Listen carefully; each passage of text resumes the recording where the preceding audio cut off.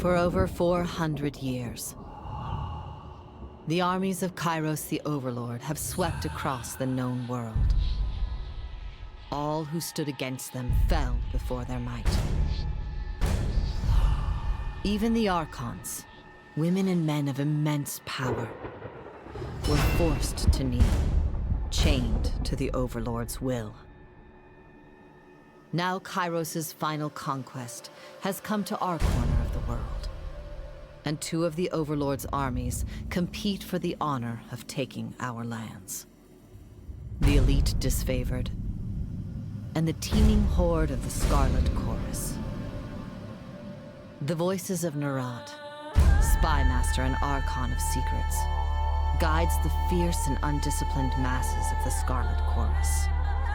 With each battle, the Scarlet Chorus grows stronger, as the defeated are given a simple choice: serve or die. Graven Ash, Archon of War and the Overlord's most loyal general, leads the disfavored. Though small in number, Kairos' ironclad legion has never met true defeat in open battle. Watching over the two generals is Tyranny, the Adjudicator, Archon of Justice, eldest of Kairos' minions. Tyranny brings Kairos' laws to newly conquered lands, aided by the Fatebinders, judges and executioners of the Overlord's laws. You were among the youngest of the court of Fatebinders when Kairos' armies came to our lands. How could we have known that the fate of thousands would rest in your hands? All the world has fallen to Kairos, and now the Overlord's eye is on the Tiers, our home. The last corner of the world free of Kairos' reign. Two armies, the disfavored and the Scarlet Chorus, march south from the Northern Empire, the last realm to fall to Kairos a century prior. In the early days of 428, Kairos' armies arrive at the Gates of Judgment, the mountainous border that we Tiersmen so long believed unassailable. Unable to agree on a unified plan of defense, the various leaders of the Tiers sit and wait for each other to deal with the conquerors, until it's too late.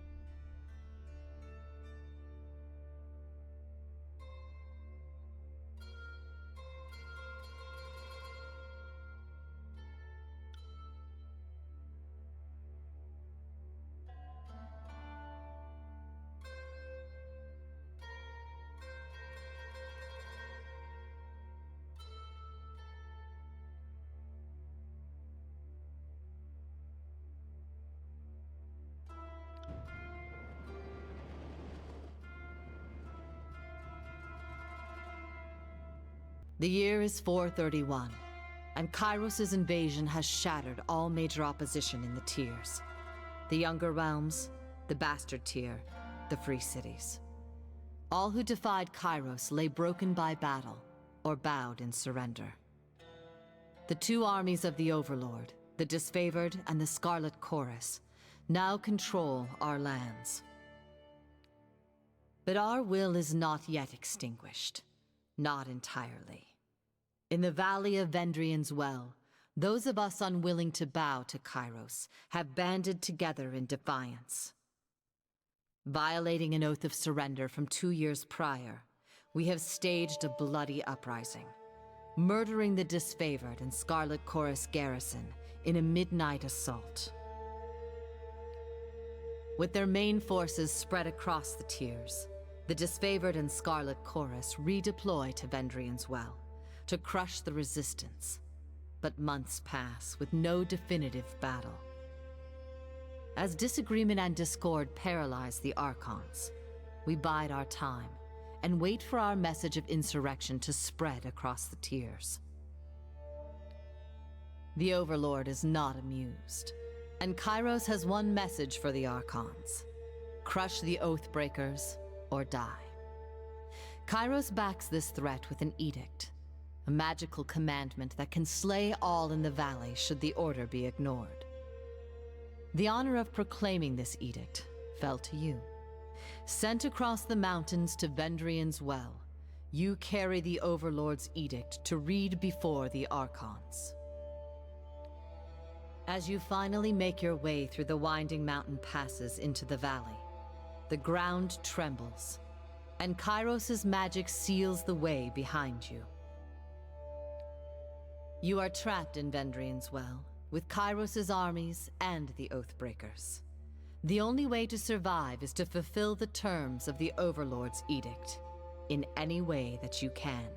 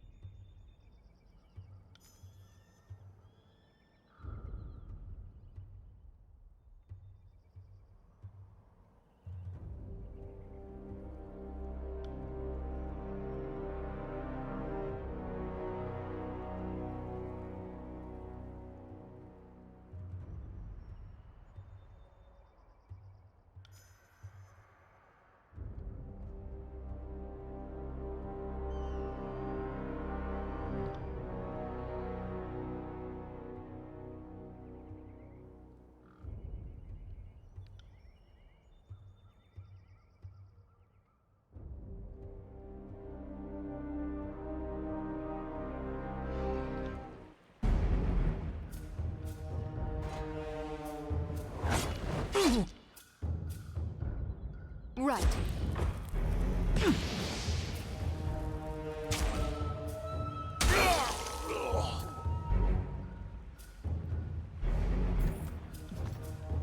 Can't do that.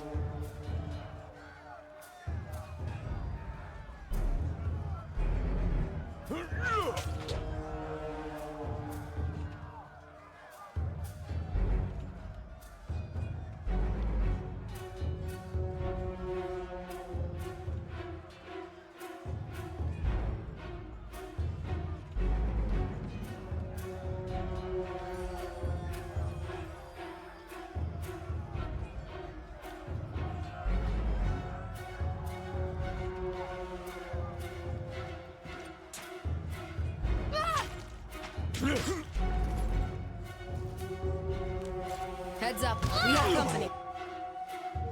Will do.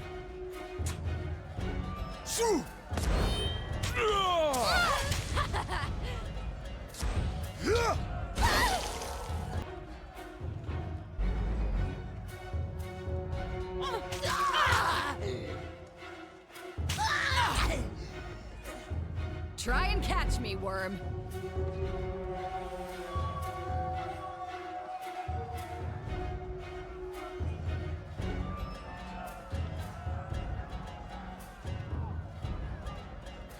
Harbinger. Still standing after 3 years of war. Come join me in battle once again. We'll show these children how it's done.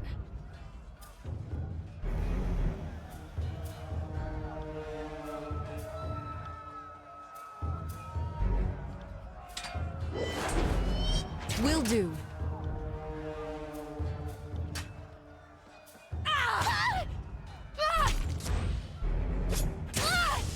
On it. Phew. I can tell you didn't spend the Conquest in a diplomat's tent. I'm versed, by the way. But there are more important things to take care of than introductions. Those Vendrian guard we killed didn't come alone. The voices of Nerat told me to intercept you at Edgering Ruins before you busied yourself solving all of the camp's problems. Guess I was too late. You're due for a meeting with the Archons, but we should handle the small matter of this ambush first. My guess?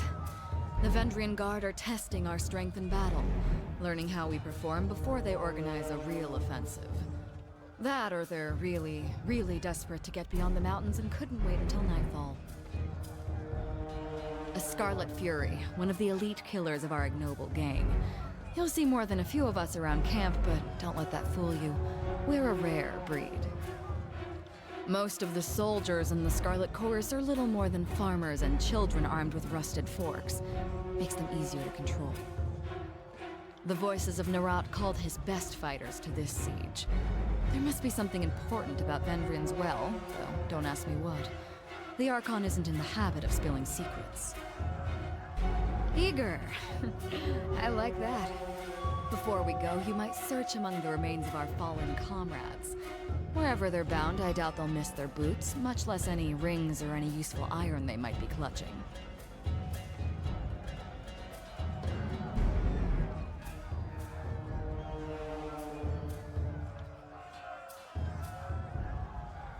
No reason to pity the fallen. Before long, we might wish we'd joined them here. But at least we'll enjoy heavy pockets and warm toes. For the voices of Nerat!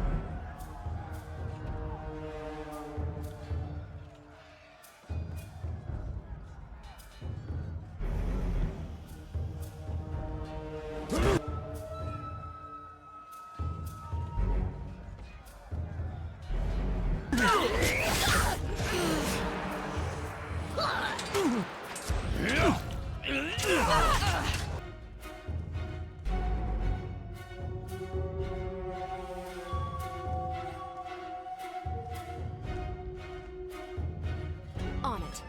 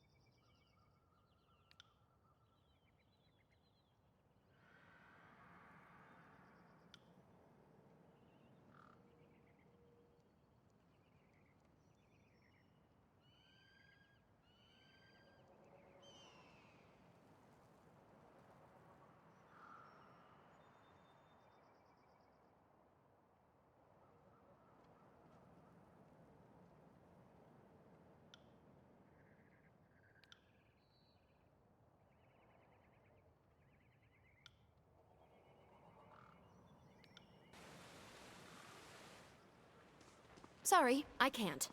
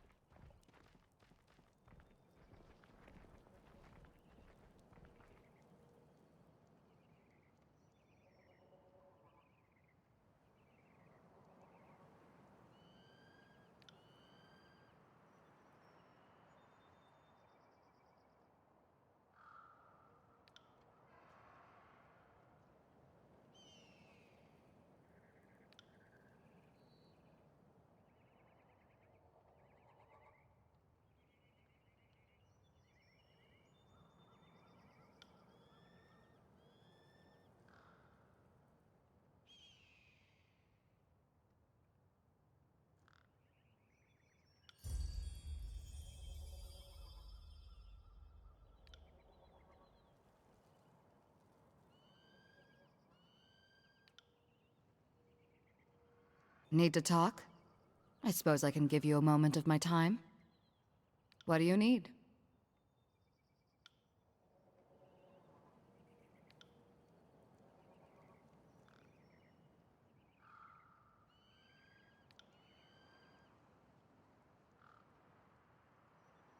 If you insist. I'm a Scarlet Fury. That should raise some flags for you. It means that I'm good at killing, and more importantly, that I enjoy it. What I won't enjoy are the pleasures of funerary rites packed with weeping mourners.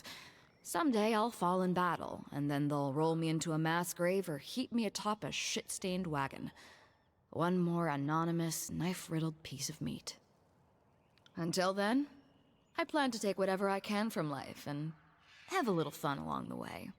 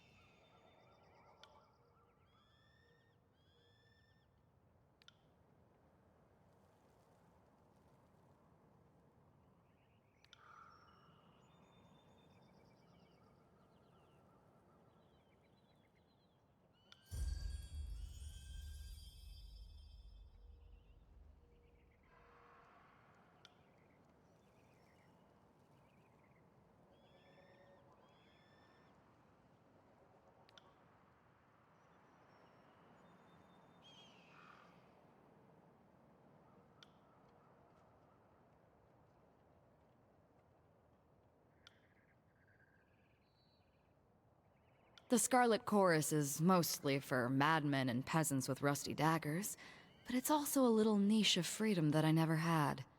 Once I survived training and met my Scarlet Fury sisters, I saw a different side of the Howling Mob.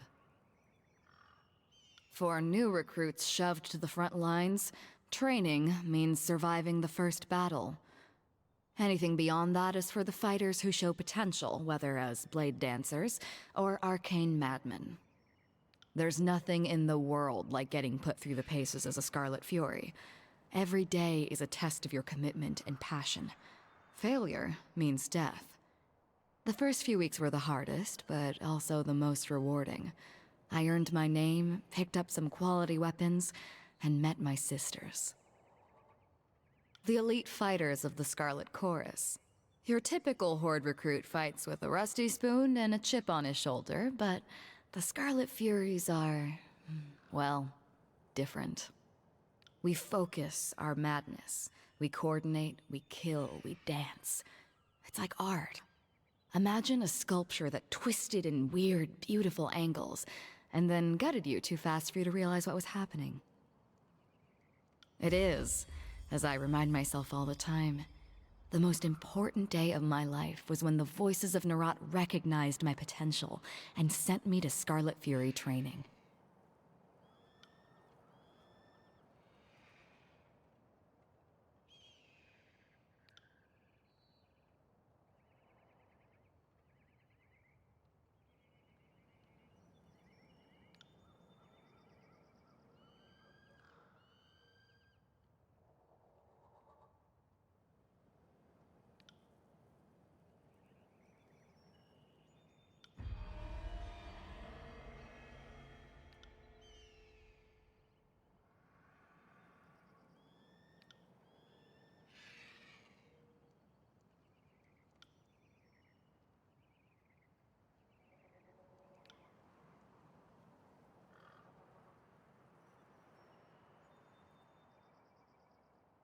What do you need to know?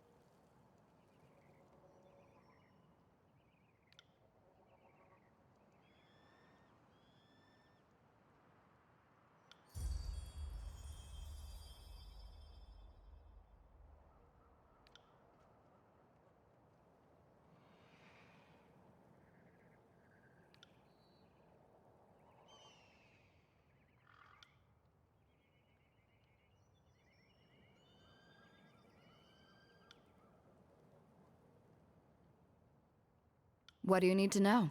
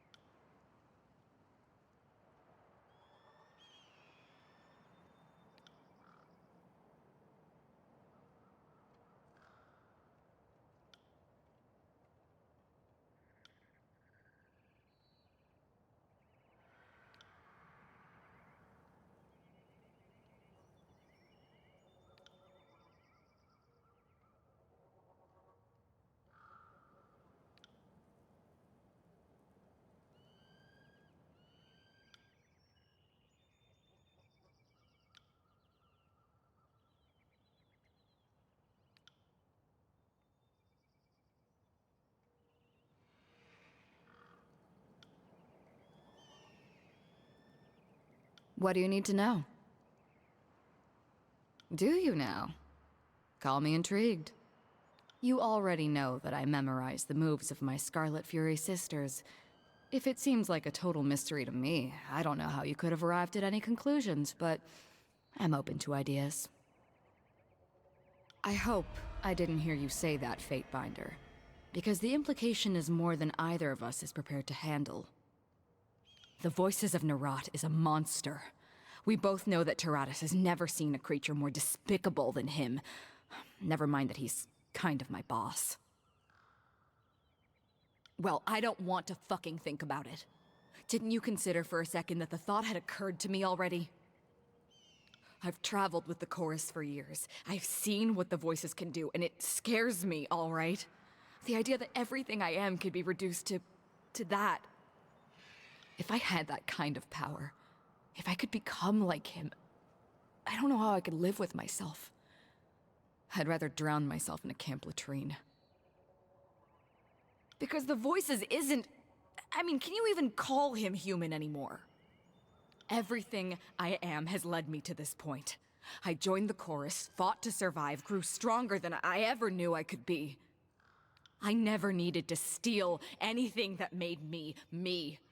I don't want to be better by being someone else. The Voices is stronger than anyone and terrifying enough to lead the chorus, but he's also an overgrown parasite. And someday he'll stuff himself so full of voices that he'll burst. I'm sure he had the same idea when he got started. But you know what they say about power? It's usually wielded by assholes. My sisters died. Oh, you should have seen us. We were amazing together. I didn't mean to take away what made them special, but I did it all the same. And let me tell you, it felt terrible. If I lived a century, I might never figure out how to make that happen again. And more importantly, I don't want to.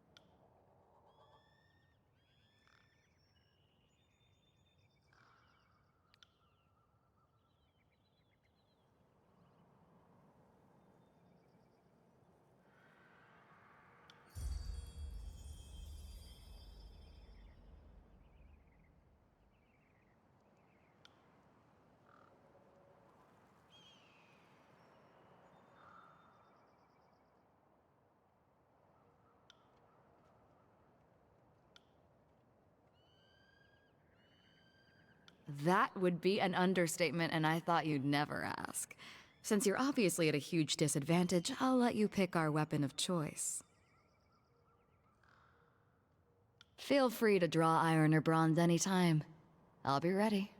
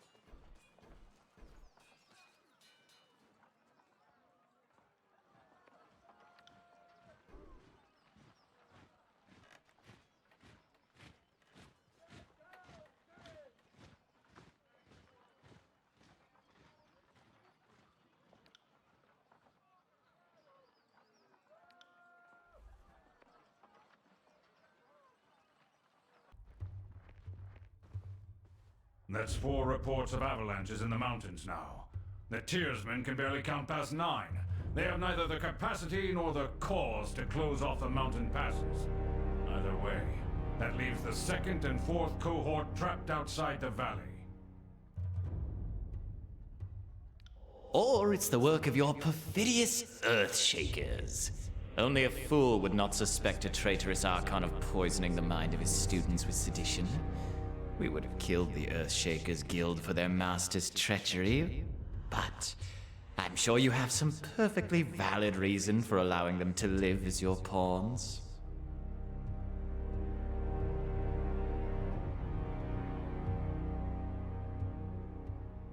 Hey, watch yourself. When these two get going, you don't want to get between them. I always know you've run out of things to say when you resort to mocking my vassals. If we are to speak of treachery, why is it that my scouts see the Scarlet Chorus warriors defecting back to the Vendrian Guard? Your fearsome reputation has gone flaccid, for it seems you cannot control your soldiers, or perhaps you simply choose not to.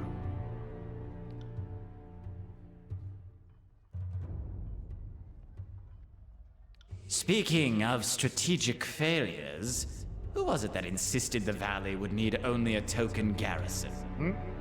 For some strange reason, we can't seem to recall which balding halfwit grossly underestimated the enemy. Thoughts?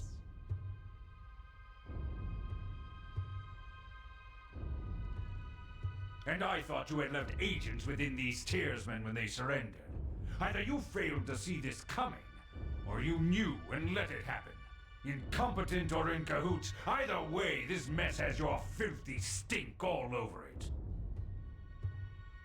We look forward to seeing you explain to Tunon why the Archon of War could not close the vice on this trivial little insurgency.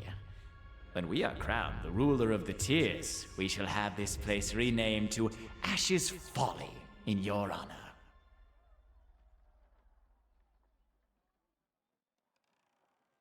If I could trust the information I get from you and your conscripted mouth breathers, perhaps I'd order my cohorts around a bit more aggressively. But last time I trusted your all-clear report, my troops failed to come home. Oh, Ash, old boy. If you're going to have a little sob every time one of your nieces or nephews dies to the Tearsmen, perhaps we should have Siren sing you some calming lullabies to help you cope with your grief.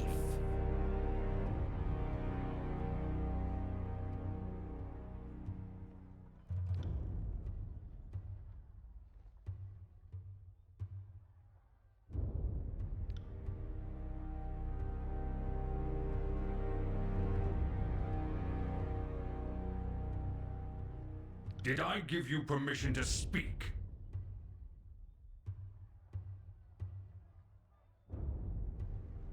Ah, the fire starter has arrived. Welcome, welcome. Our agents tell us such lovely stories of what you did at the Vellum Citadel. Have you come bearing another fragment of Kairos' wrath in tow? My soldiers tell me you helped Commander Drotus on your way through Edring. You honor the court with your selfless cooperation, for that is the sort of camaraderie that Kairos demands of us all. Modesty is your prerogative, but know that cooperation and goodwill have been rarities of late. You do your Lord Tunon a great honor by aiding your cousins in the disfavored. No, don't mind us while you trade your gushing praise.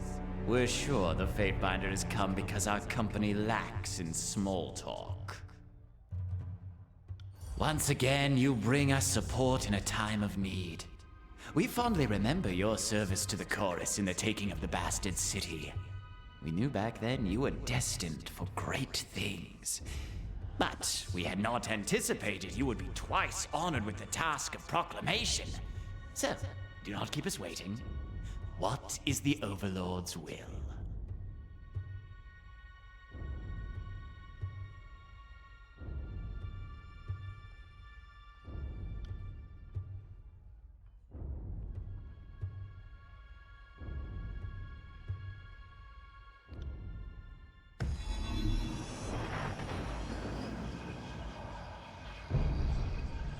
the Overlord means to compel us into action. No doubt the avalanches in the mountains are part of this ultimatum. We must conquer the Oathbreakers or die in failure. There is no room for error, and no other way out of this valley alive. We'll need to advance across the Mittani. We lose everything if we stand still. And we move to back up Plan Green.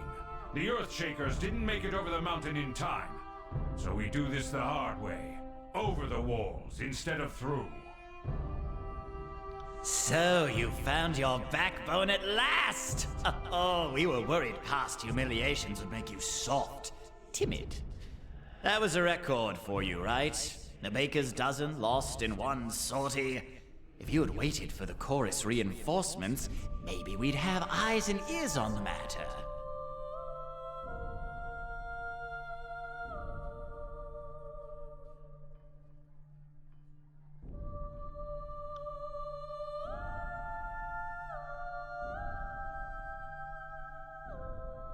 I second the Fatebinder. Thought you had the memories of one of those Oathbreakers rattling about that bronze gourd of yours. Would Kairos' mighty spy master please enlighten this gathering of allies with some scrap of strategic insight?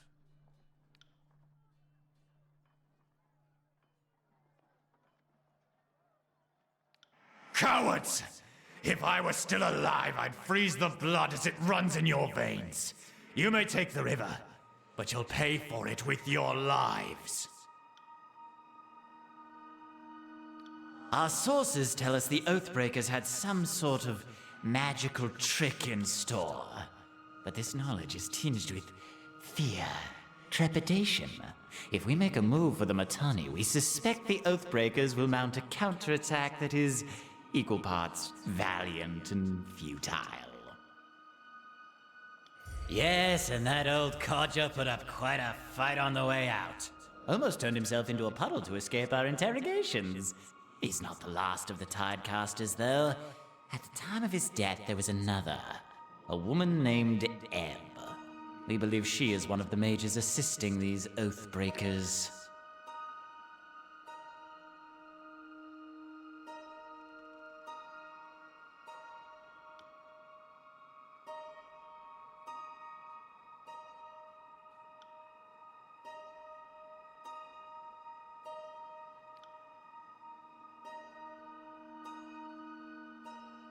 Our soldiers clamor for battle, and at last we shall have it. Verse, we command you to continue guarding the Fatebinder. Tunon's Chosen is our honored guest, and must be shown our finest hospitality. I won't let you down, boss. She'll get through the campaign in one piece, as long as she doesn't do anything too stupid.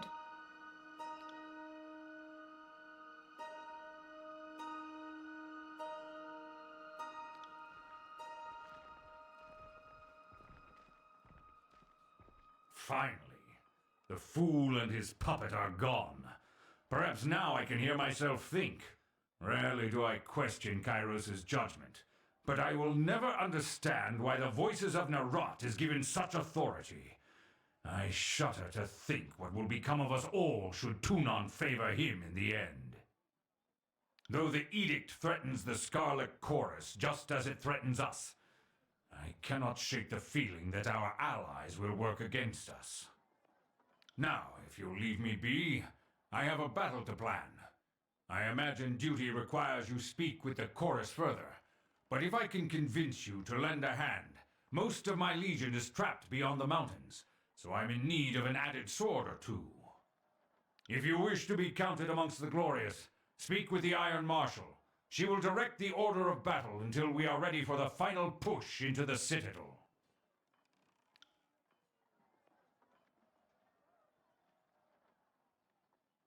I ask myself that question often. While we take the river crossing, the Scarlet Chorus should be using their sizable presence to remove the Oathbreaker patrols lurking in the outer valley.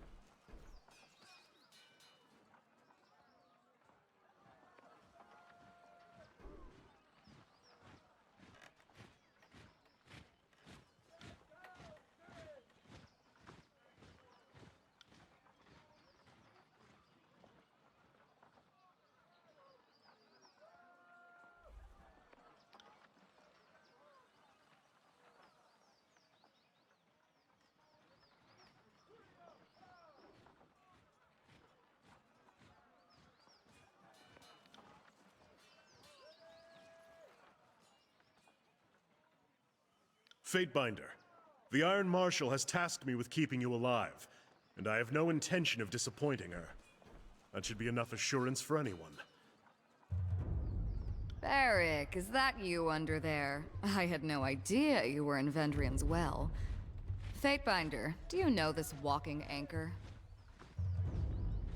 It's challenging enough to experience battle from a courtroom, much less remember the faces of your cohorts. I wouldn't expect you to know me under these accursed blades of rust.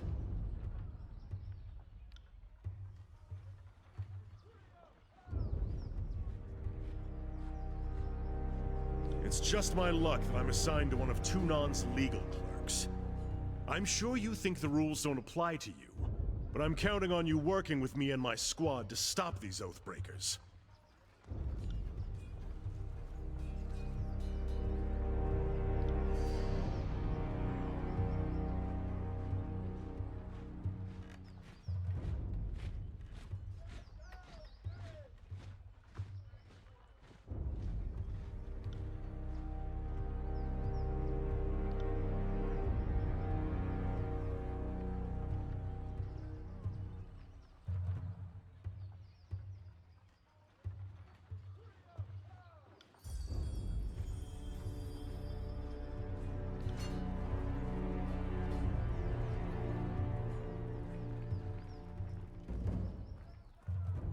Fatebinder, you look like you need to talk.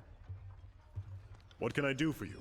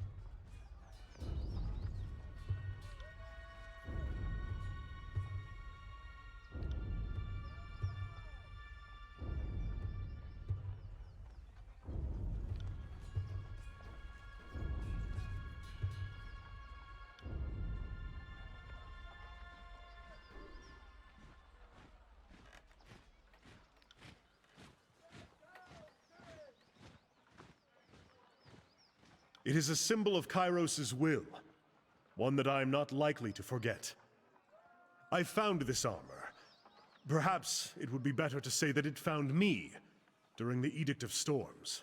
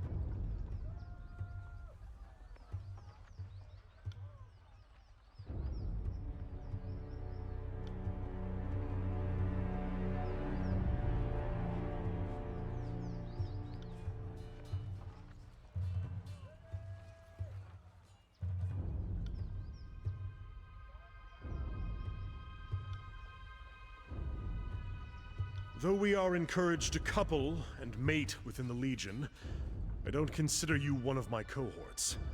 I think I'll decline. You weren't?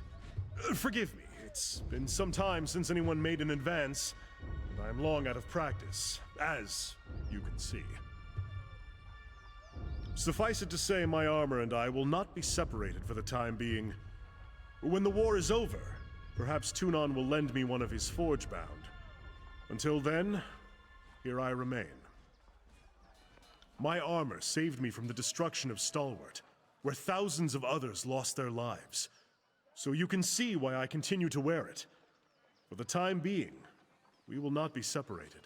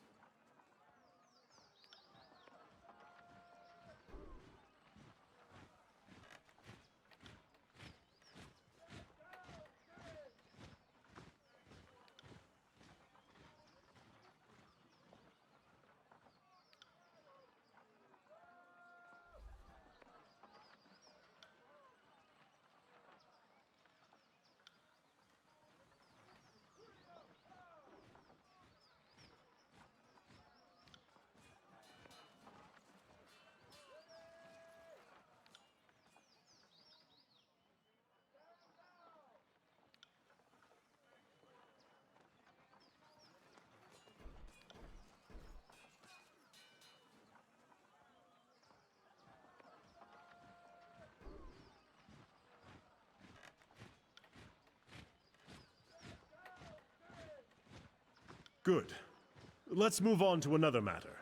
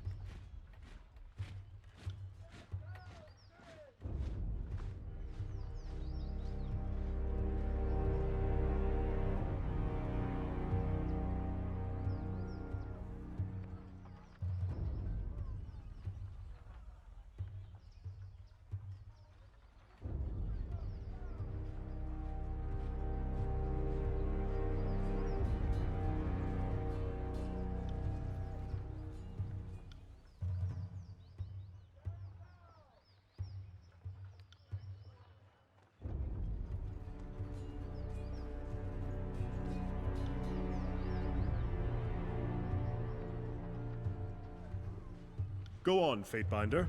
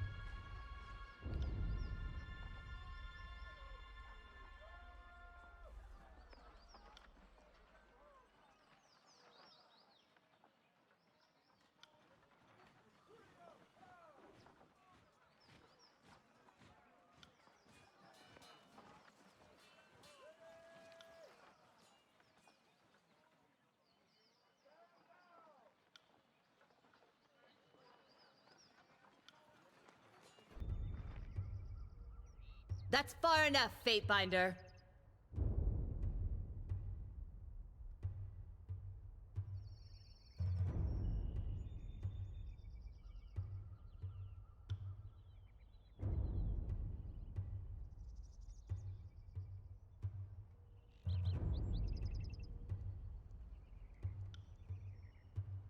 Did the voices of Neurot send you to gather my head and complete his collection?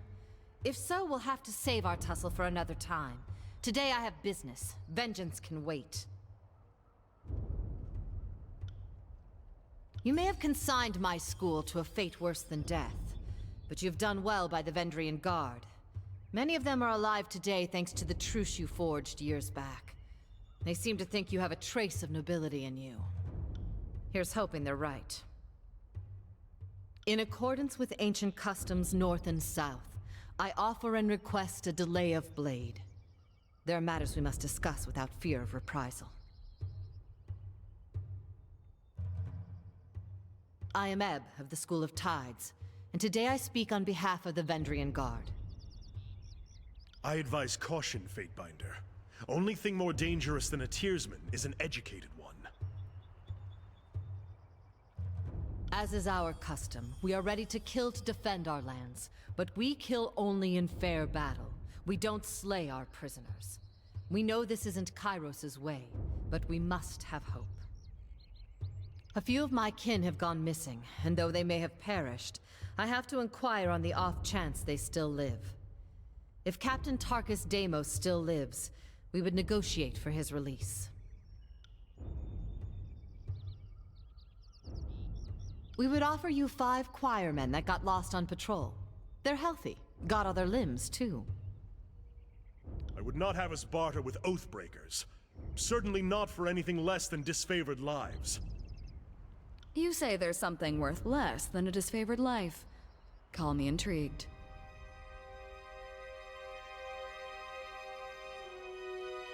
Then if we see him again, it will have to be as enemies.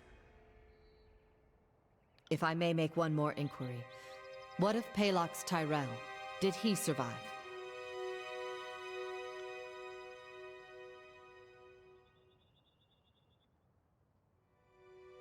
My apologies, Fatebinder. I had a terrible feeling this errand was in vain from the start. I had no expectations that our friends could be saved, as I'm sure the time for swapping prisoners is long gone. But at least I know of what became of them. That'll have to be enough. We shouldn't be socializing with Oathbreakers. I will entertain them as best I can. After all, understanding is the only hope we have. What is it you wish to know? I grew up without my knee bent to Kairos, and if I'm going to bow to someone, let it be another Tearsman. We've ruled ourselves just fine for centuries, so we'll give our lives so that our sons and daughters might rule themselves. You make conflict sound like a bad thing. Yes, the Younger Realms saw frequent battles, but it was never this wholesale slaughter like we've seen of late. No Tearsman ever cast an edict on the soil, or forced prisoners to kill each other, or butchered beastmen tribes. There's freedom, then there's trusting idiots with power. Give a man 1,000,000 marauders, he'll lose sleep worrying over his neighbor's 1,000. I prefer my realms ruled by the braver sex. For centuries we've left the lands to the women, and the seas to the men. And we did plenty fine until Kairos came around. Oh, we don't. Those who believed Kairos could be stopped all died years ago, in the first wave of fighting. It's not about the hope of victory. It's about the hope of inspiring others. It is very likely we will fall here in Vendrian's Well. But perhaps others will arise elsewhere. I doubt life is any better sworn to some mad Archon. I'd rather stand with my fellow Tearsmen. Or, I suppose, stand immediately behind them in the event of an attack. Yeah, you heard me. Way things were years back, you'd all be calling me a water witch and conspiring to sell me out to the nearest sage. Just because I'm helping you stop Kairos doesn't mean I've forgotten the hospitality of ages past.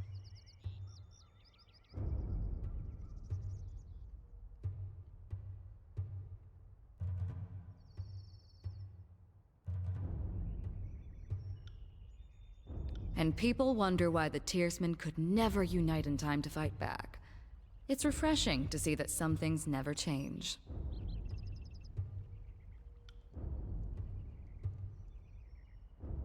I would joke that the voices of Nerat left the gate unlatched, but dozens of warriors lost their lives taking the Citadel. There is no secret to it. We simply attacked with speed and certainty at a time when the Archons were elsewhere in the tiers. The Scarlet Chorus had a rout, and what few disfavored soldiers were present made an impressive showing. But they were surrounded and overwhelmed once the chorus fled. Listen to you, thinking just like the Overlord wants you to think. There always has to be a person in charge, or things don't make sense. Well, we don't answer to anyone. We are each of us sons and daughters of the Tiers, and take this task upon ourselves freely. But Captain Tarkus Ari, former Falksman of Queen Vendrian Alanta, is the voice we trust when we seek unanimity. Yes, Deimos was Ari's brother. We were certain he was dead, but the captain takes family seriously, so I volunteered to find some answers. And now here we are. That is our way, Binder. Here in the South, only thugs and bandits kill prisoners. The Younger Realms may be guilty of constant fighting, but we never slay each other when the battle's long over. We're not about to change that now. As a rule, Kairos' forces haven't been keen on swapping prisoners. But I know our disfavored prisoners aren't prisoners anymore. I just assumed they were swapped for some of our own. Fair enough. But now a question for you. The Edict. I can feel its magic coursing through the air. Everyone can. But those of us enlightened to the currents of magic feel it most. The wording of the Edict. What was it? In the name of the vaunted North, the will of Kairos should be delivered with blade and hammer, not to the ears of oathbreakers and compromisers. Curious. You did say all in the valley. So the Edict will affect Kairos' forces? This is most unexpected. That is most troubling. So either the soldiers come to destroy and kill us, or the Edict does the work. I suppose we should be so honored the Overlord is taking no chances on us. I've another question for you, if you will entertain it. Are we really standing here and chatting with Oathbreakers? It's hard to watch, like cuddling a goat you're going to kill for dinner. When I was young, my parents told me the Tears were special, and the Overlord's edicts and armies could never touch us. Seems I've been told a hefty sum of lies. So answer this honestly for me, please. Is it true that Tunon's Fatebinders can smell truth from falsehood?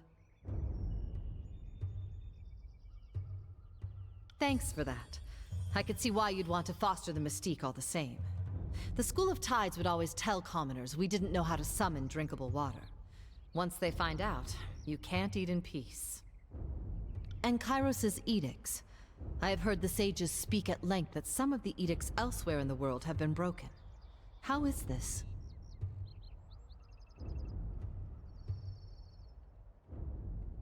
Ah, so some edicts are forever.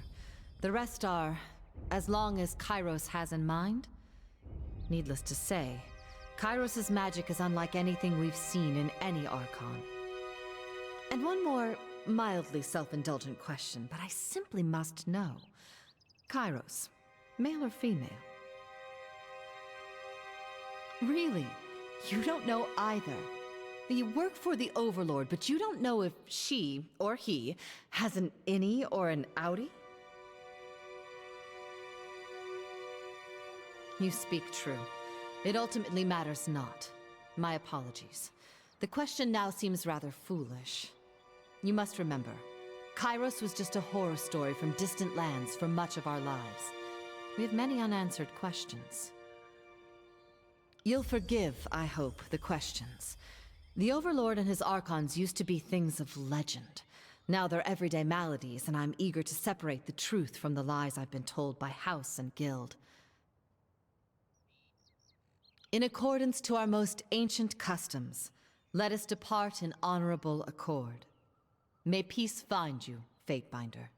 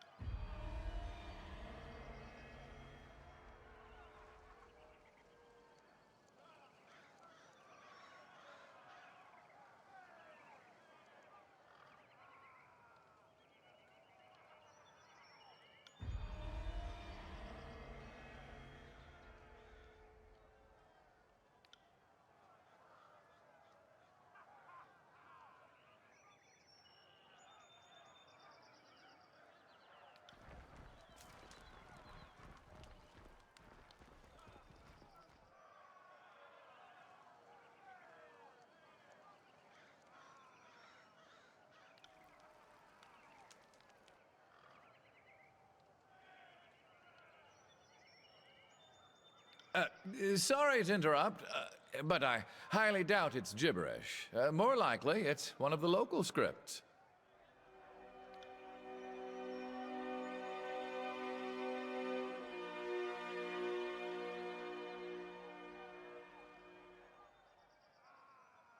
I'm Sage Lantry, one of the hired quills that was coordinating missives between the Vendrian Guard captains.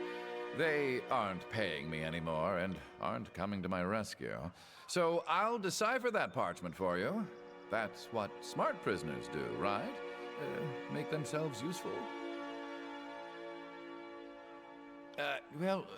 Let me see. I can't.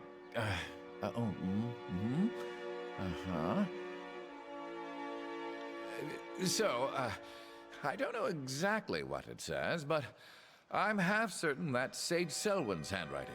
I'm sure I could decipher that in a few hours' time.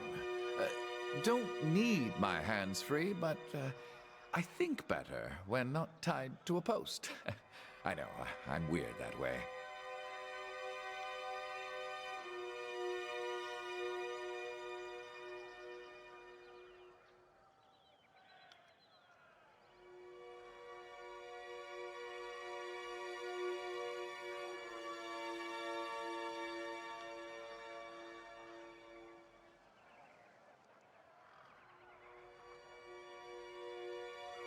Fatebinder, I beseech you, be my advocate for this trial.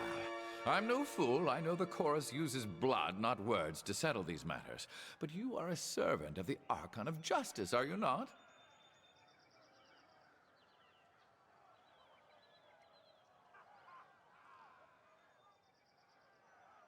Clearly you need an education in Scarlet Chorus justice. Anything that satisfies their sick amusement is fair play. If the Conquest is any judge, there are no limits to their depravity. Did Graven Ash castrate you during recruitment, or do you just not know the meaning of the word fun? I'm actually curious.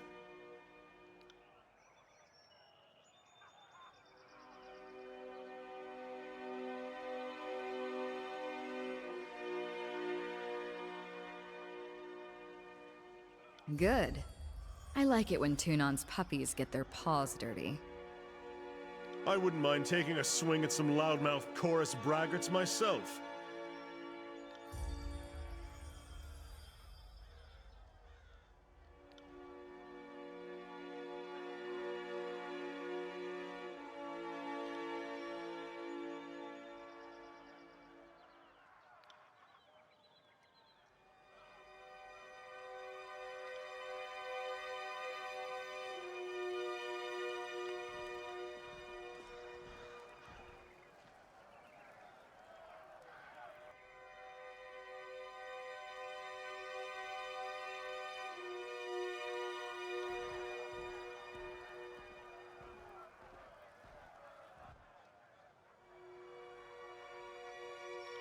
I'm not here to make friends.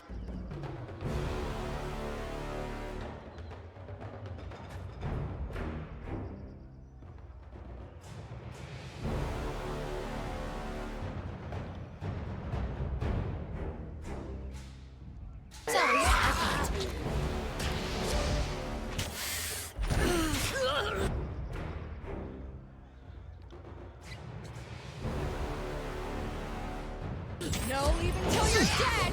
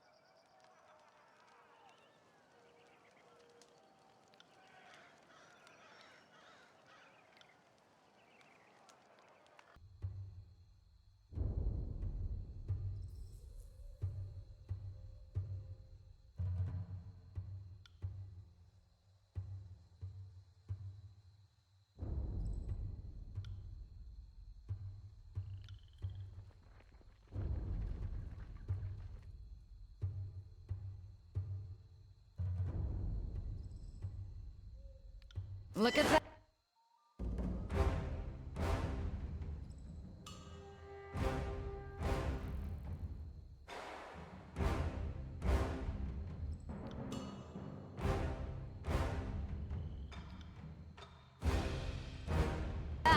Your corpse.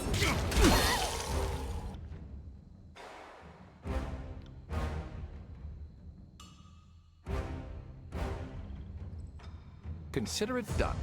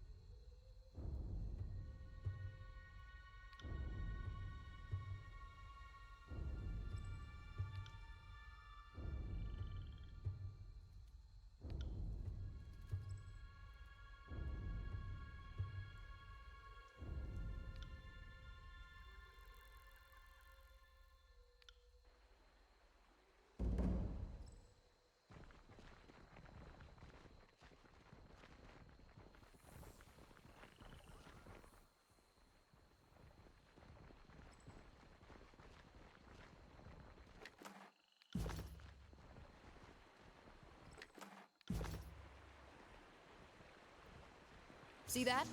See that?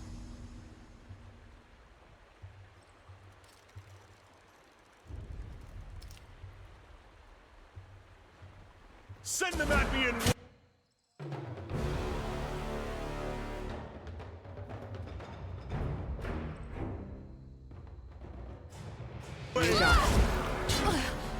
Not feeling so great.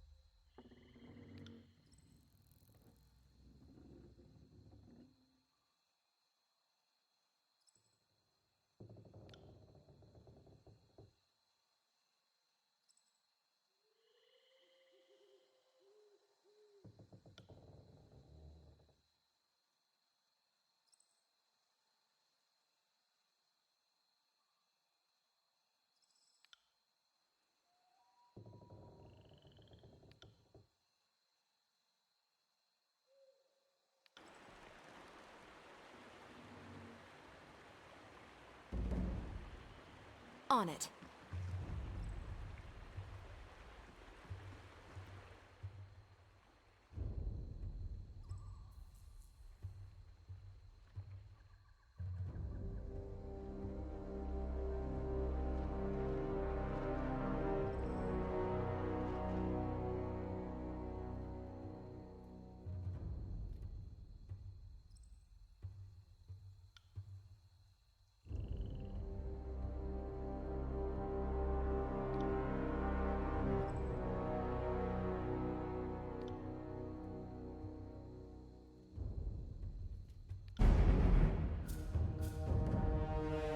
Can't do that.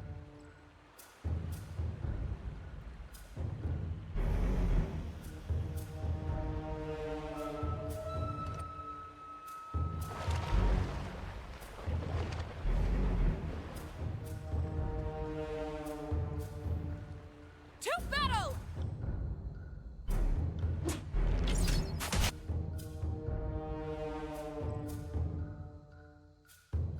You will fall before us! Ah!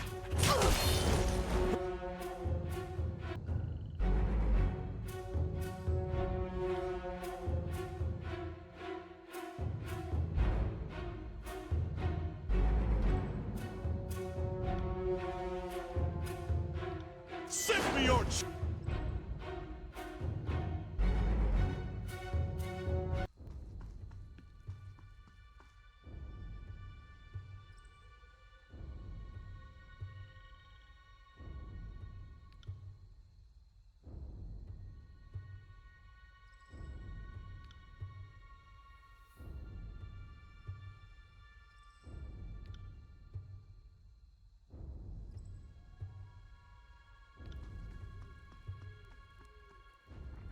Look at that!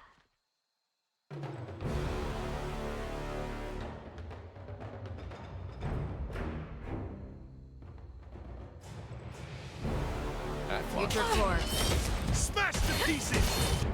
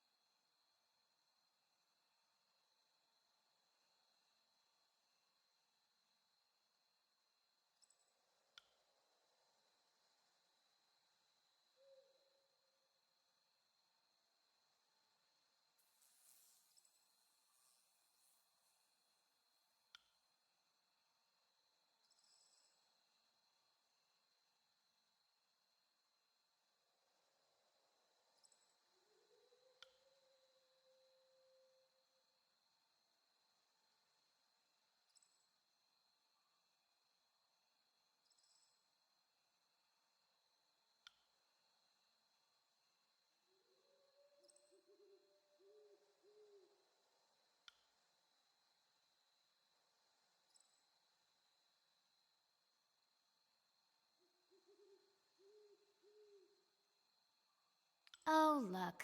Mother has returned. Have I gotten out of line? Have you come to punish me? Am I a bad girl? Or do you just want to use my power? Do you remember me, Fatebinder? Now don't disappoint me. We worked together at the Vellum Citadel. You used my voice to subdue those naughty sages who tried to escape your edict.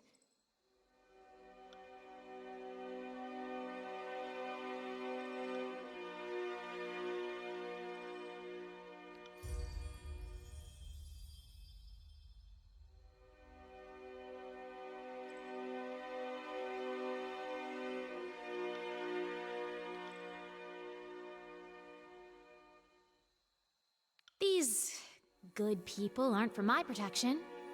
Apparently, I'm dangerous. But I guess you already knew that. Look at me! Do you think I seem dangerous? What harm can a 15-year-old girl cause? I'm only a child.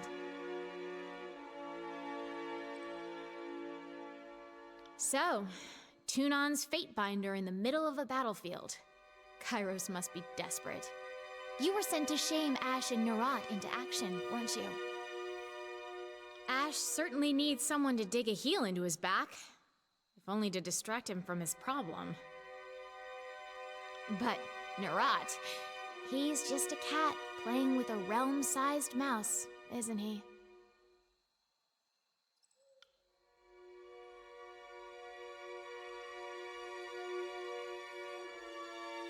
I can't be expected to keep track of all his comings and goings, his plans and secret meetings, his betrayals.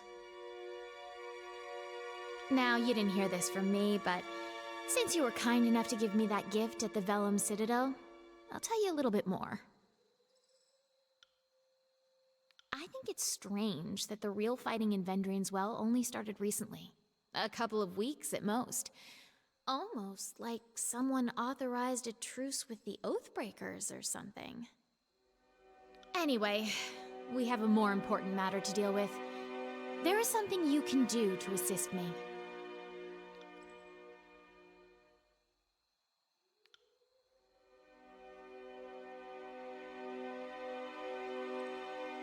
Remove my helmet. Really? That's it? How disappointing. It was worth a try, I suppose, though it appears to have been a colossal waste of effort. I hoped you would assist me in a delicate matter, but it appears you're more nuisance than help. I have no further use for you, perhaps later. You're dismissed, Fatebinder. I said dismissed until I have further need of you. Your presence displeases me. For the love of Kairos! That was the Archon of Song in the flesh! You know the Archon? I dare say, traveling with you will prove most illuminating.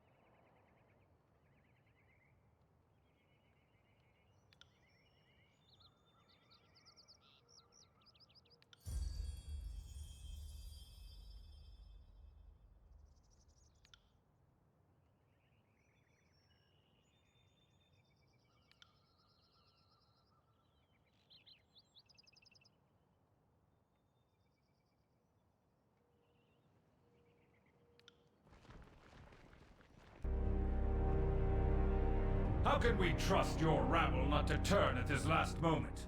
How many of your conscripts have family bonds to the Vendrian Guard?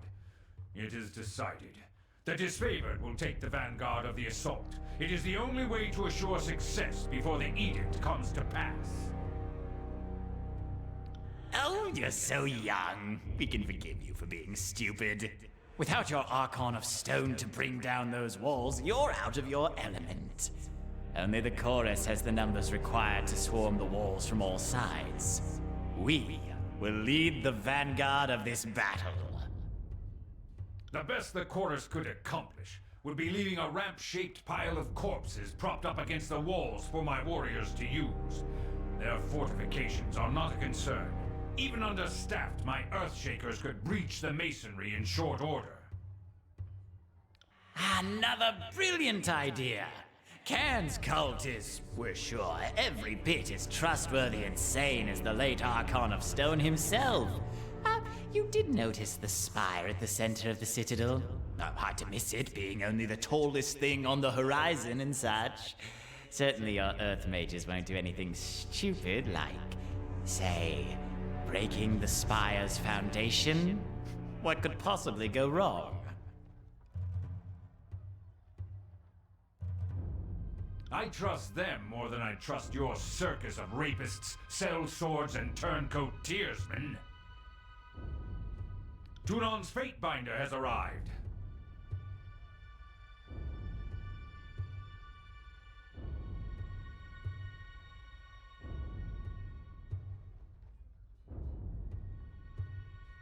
Why is it my so-called allies are more willing to belittle than to assist?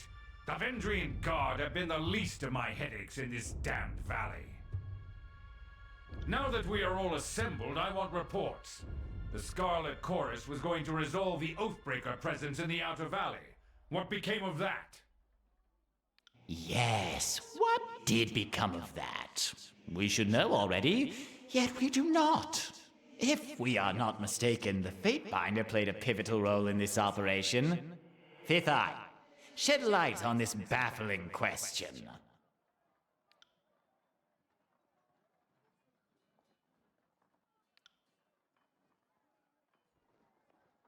Nothing. Curse you, motherless fucks! What have you brought but fire and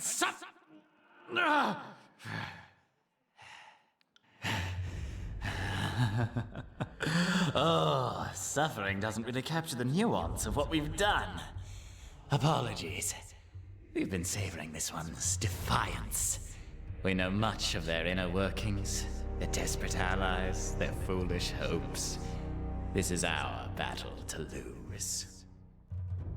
Why I am on equal footing with Kairos' clown, I will never understand. So, Fatebinder, you would deem this mission successful?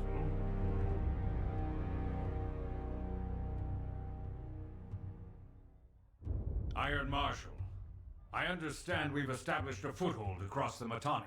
Report.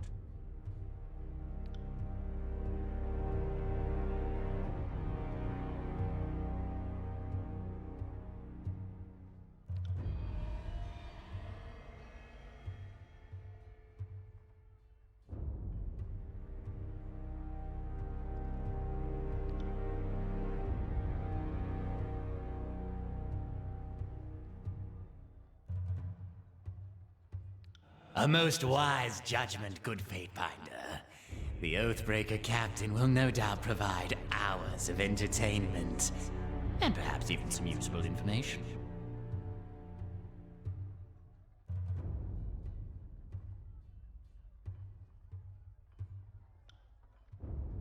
This will be just like Stalwart, when your own conscripts chose suicide over service to the chorus. She'll be no different than the others, petulant, uncooperative, and motivated to feed you false information.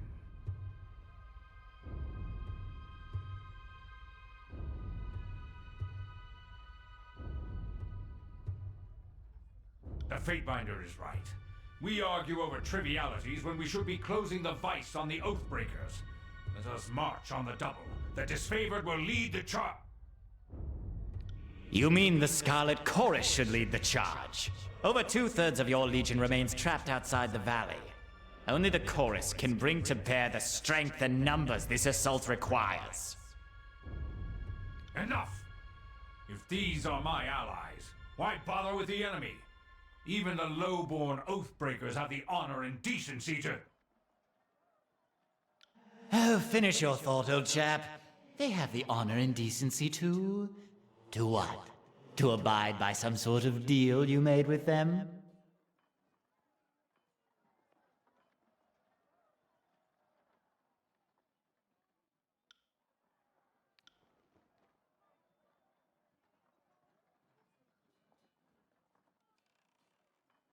It's immaterial is what it is. The edict is all that matters now, and we will march on Ascension Hall and avenge our fallen brethren. Fatebinder is right. Our survival is at stake. All that matters is taking Ascension Hall. Iron Marshal, ready our troops. Fifth Eye, tell your gangs to cover our flanks. You will do as we order. You are not to take orders from this addled ponce. Then the impasse is clear. We both wish for the honor of leading this final assault on the Vendrian Guard. Since Tunon is not here to select the rightful bearer of this honor, we must turn to the Archon's proxy. With whom do you stand?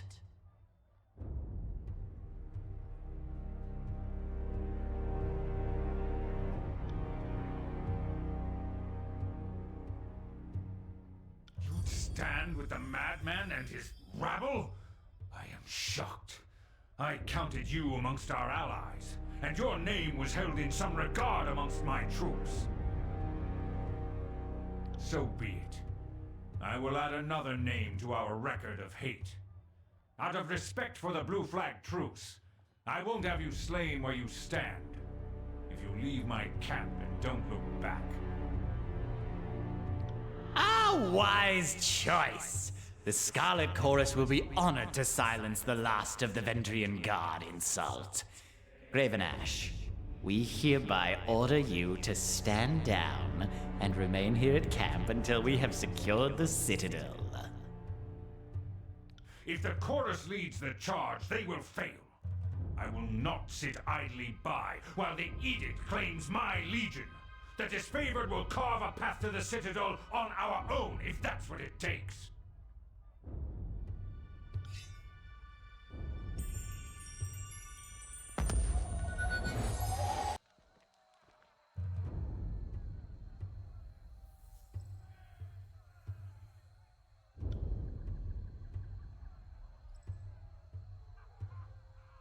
I wasn't trying to save you. I was trying to save her. I picked her up and she stabbed me. Put a dent in my side that I won't forget. So I put her down and dragged you out here to recuperate.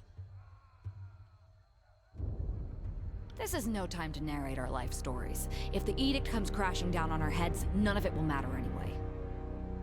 On that note, better to leave now while we're well parted. You've made your allegiances clear. I hope you serve a good long term with the Scarlet Chorus, and that we never meet on the wrong side of the battlefield.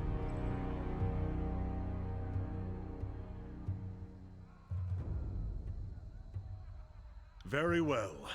I'll remain at your side at least until this edict is resolved. It beats sitting in a corner and waiting for Kairos' magic to kill us all. Don't take it too personally. That's as tall a compliment as he's ever expressed. As for you, you old sack of wine, this is war. Try to enjoy yourself.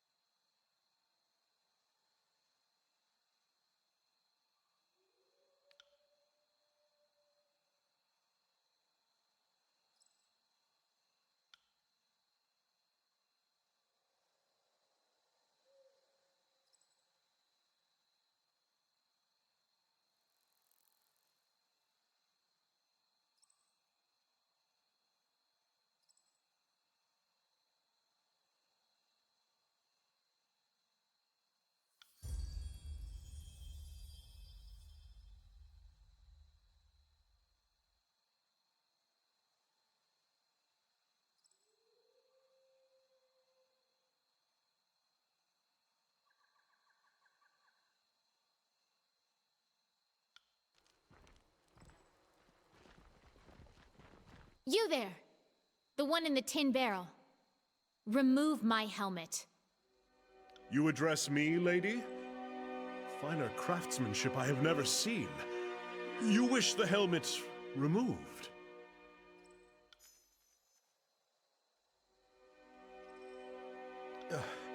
Thank you.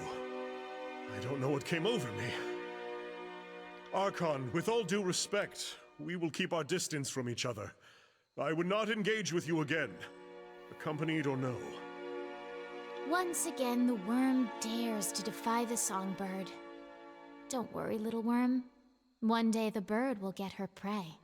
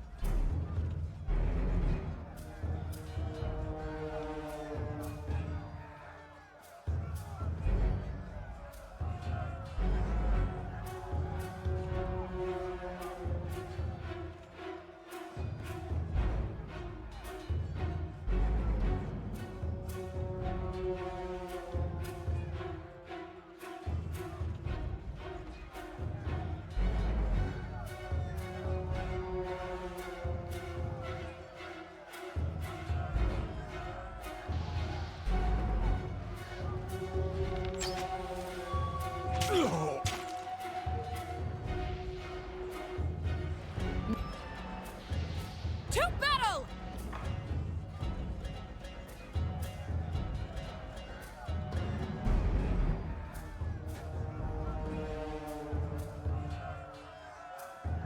I'll do it for the North.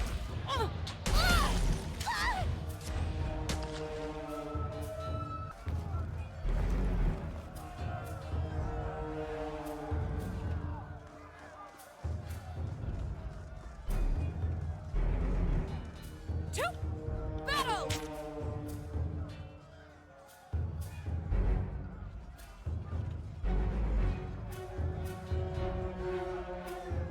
You got it.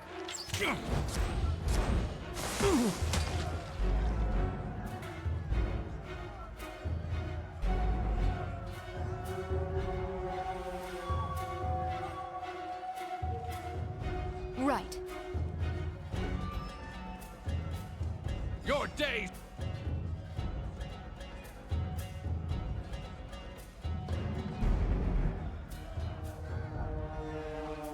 Right. Here!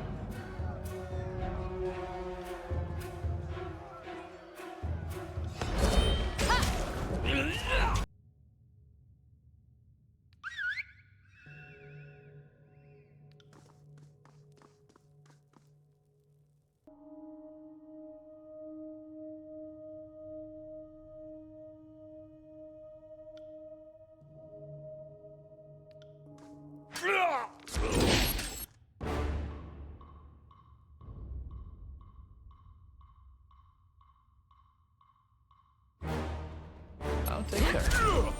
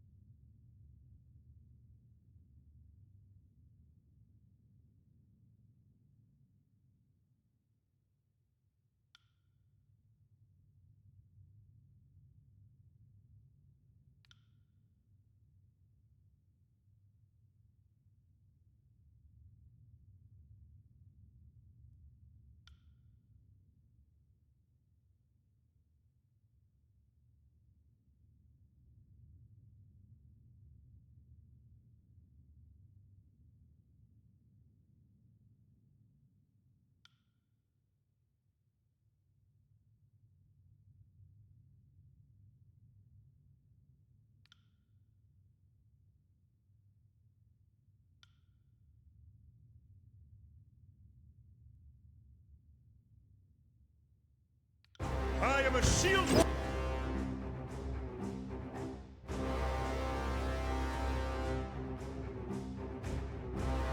I will aid you. It's a hit!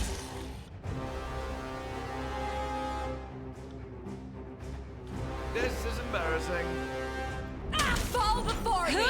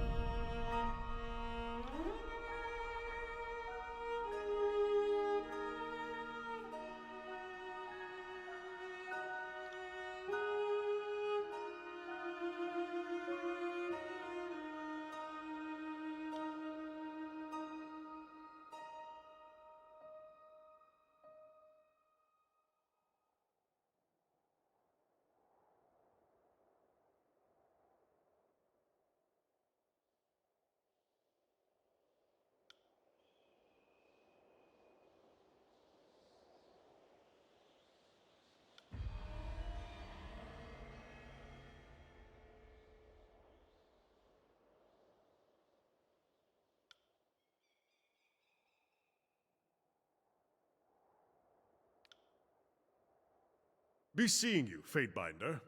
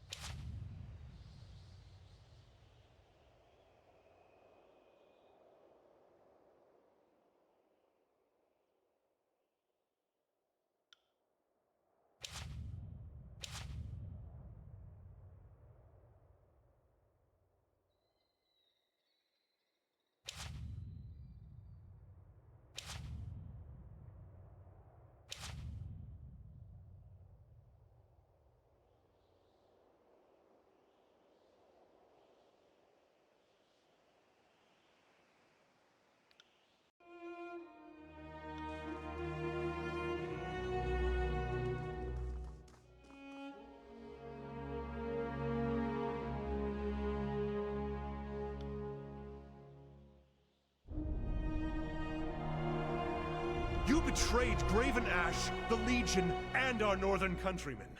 As far as I'm concerned, you are a traitor to this campaign. And your office compelled you to support the cause of a raving madman? If you have no better excuse than that, then I have nothing further to say to you. Let us be clear on one point. You have my blade, but my heart belongs to Ash and the North. I am a weapon bound to you only by duty, nothing more.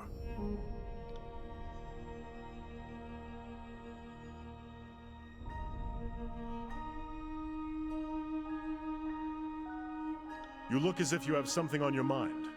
By all means. What can I do for you?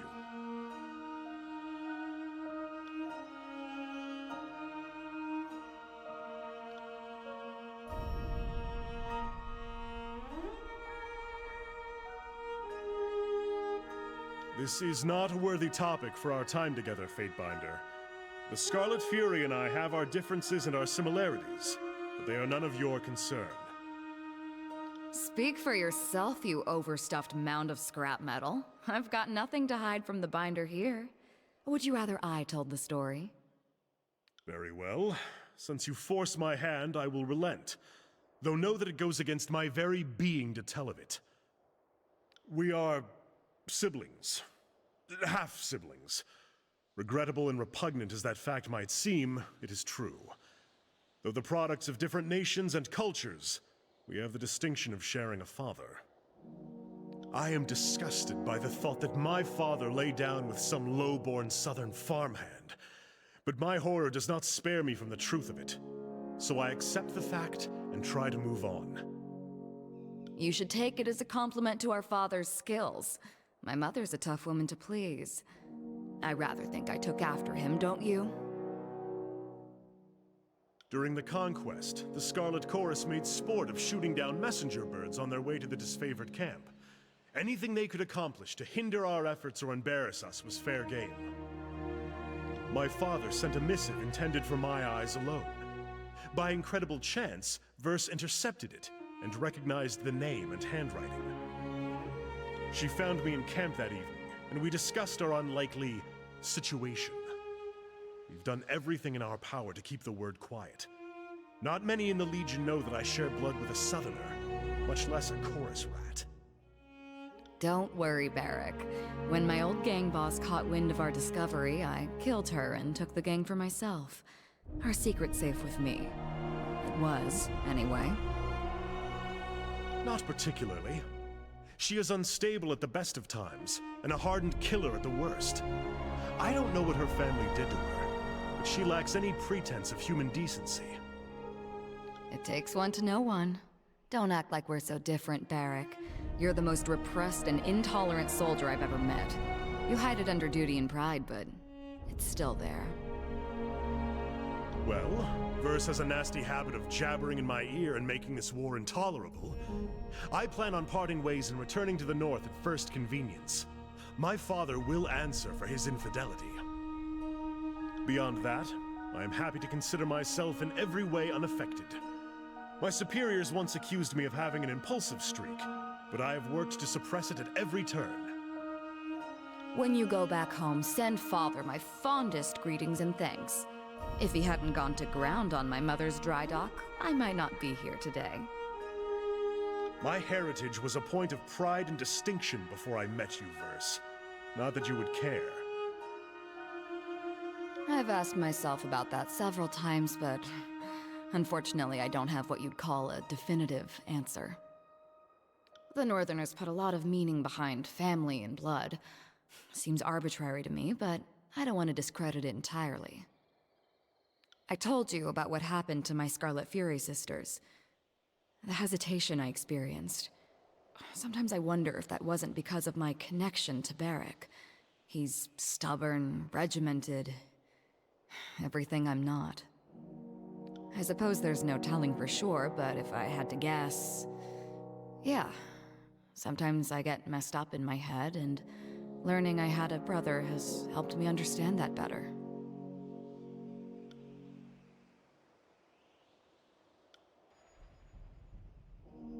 So, the Scarlet Chorus and Disfavored are at each other's throats. Can't say I didn't see that coming, but the Archons might have waited until one war was over before they started another. Fighting with the Scarlet Chorus? Oh, never doubt yourself for backing the winning team. The Chorus has the best chance of succeeding in the tiers. For all their skill, the Disfavored are too stubborn by far. Who can say? War is all about compromising your morals, deciding who lives and dies. What seems like a mistake turns into your greatest call down the road. I'll say this much, our time together is anything but dull. My blades are yours for as long as you'll have me. What do you need? What did you have in mind?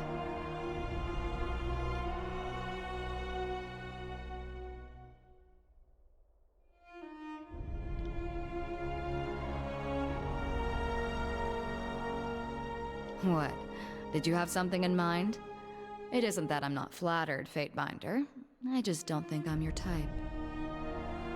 I don't have a gang anymore, and I wouldn't throw in my lot with any of the killers floating around the Scarlet Chorus ranks. The fact of the matter is you're doing important work, even if you stumble and flail along the way.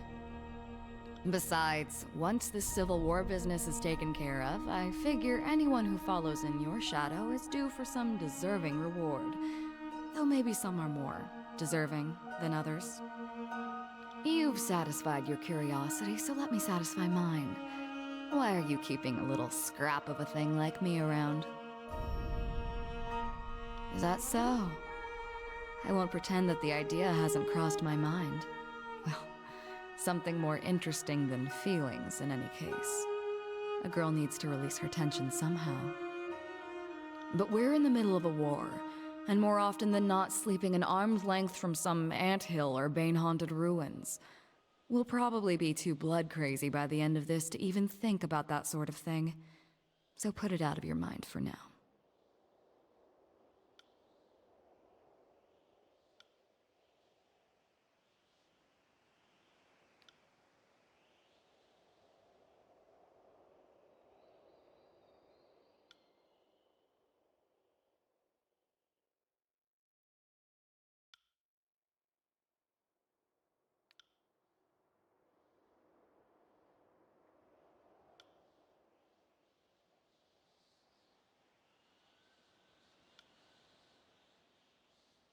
Go ahead, Fatebinder. At least in theory, I'm supposed to be observing history and not getting myself wrapped into it. All the same, this is the thrill of a lifetime. Rarely does one stand so close to monumental moments in the making.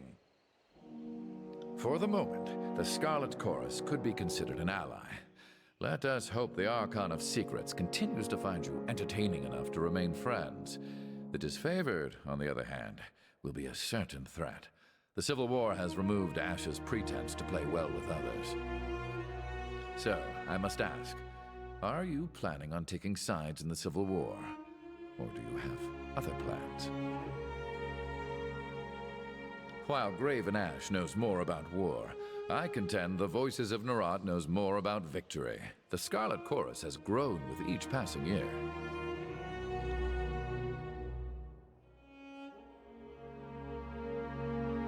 Your fatalism does you credit, Scholar. Doesn't it feel good to be on the winning side for a change? Whatever you do next, consider that many eyes will be upon you. For you have both delivered and taken away the Overlord's edicts, and few will know how to make sense of the latter. You are an exception the Archons cannot afford to ignore. They will likely aim to control or destroy you. Most of Kairos' edicts were either worded to end in a manner of the Overlord's choosing, or the edicts have simply continued in perpetuity. That's not to say there haven't been stories of broken edicts. They're just uncommon. The oldest is, I think, Golbraith and the Edict of Sorrows, and that tale dates back to around the year 110. Aside from you, the most recent was the Edict of Twisting Grasses, back in 380. In all these stories, Kairos' edict very clearly gives its victim a single way to escape, and someone manages it. What's never happened is the pure abatement of an edict, like using a spell of warding or cancellation.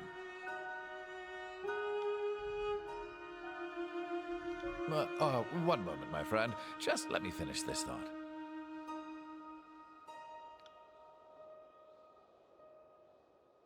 Of course. How can I help? The Spires predate us all. As far as I know, we're the only ones who've been up here since... ever? I think this might be a first. Perhaps the real Trailblazer had trouble getting down and was lost to history. Of course. How can I help? Are you asking for an objective assessment? Or is this your way of saying you want to gossip? You must have some leverage over him, as I would have thought he'd lead us into a disfavored trap long ago. Or maybe the Legion is just that polite? I must admit, I am completely fascinated by his predicament.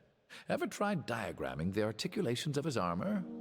Don't. It'll only lead to madness and ruination. I know little of swordplay, and couldn't work a curve and arrow to save my life. I can't really comment on the lady. Lady? You're just afraid to talk in front of me, clear as day. Your sweat is easier to read than your ink scribbles.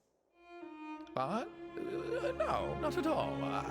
I just don't know how to comment on a warrior's worth, that's all. Spare me your blather. Huh. Think that, do you? Didn't know you had such swollen hope for me. Just calling it as I see it? And I see he's holding back. Nothing serious, just a bit insulting. A most fascinating specimen. I think she has great potential. Dangerous amount of potential, to be blunt. The Scarlet Furies are the fighting elite of the Scarlet Chorus, and that means floating to the top of a sea of blood and chum. We should consider ourselves lucky to have her on our side, with her weapons usually pointed away from us. Good tidecasters stay underwater. Kairos did the Tears a favor by erasing those moon howlers from history. A shame one of them escaped justice.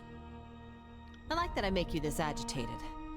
Considering all the things that don't seem to bother you in the slightest. I'm not gonna lie. I'm kind of getting off on how much power you're giving me here. And then there's your coquettish act whenever someone calls you on your teeth. I'll be the one ready to tangle when, not if, you decide to pounce. I am nothing if not a semi-reliable font of knowledge. What did you want to discuss?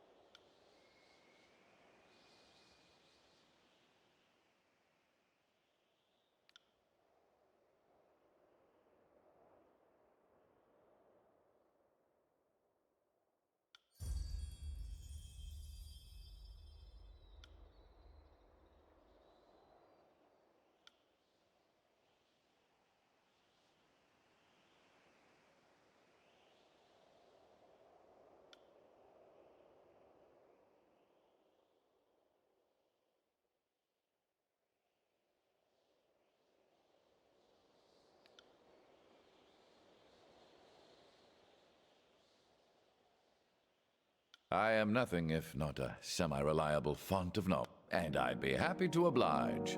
Ever since the fall of the Vellum Citadel, it is hard to find someone with whom I can discuss such things.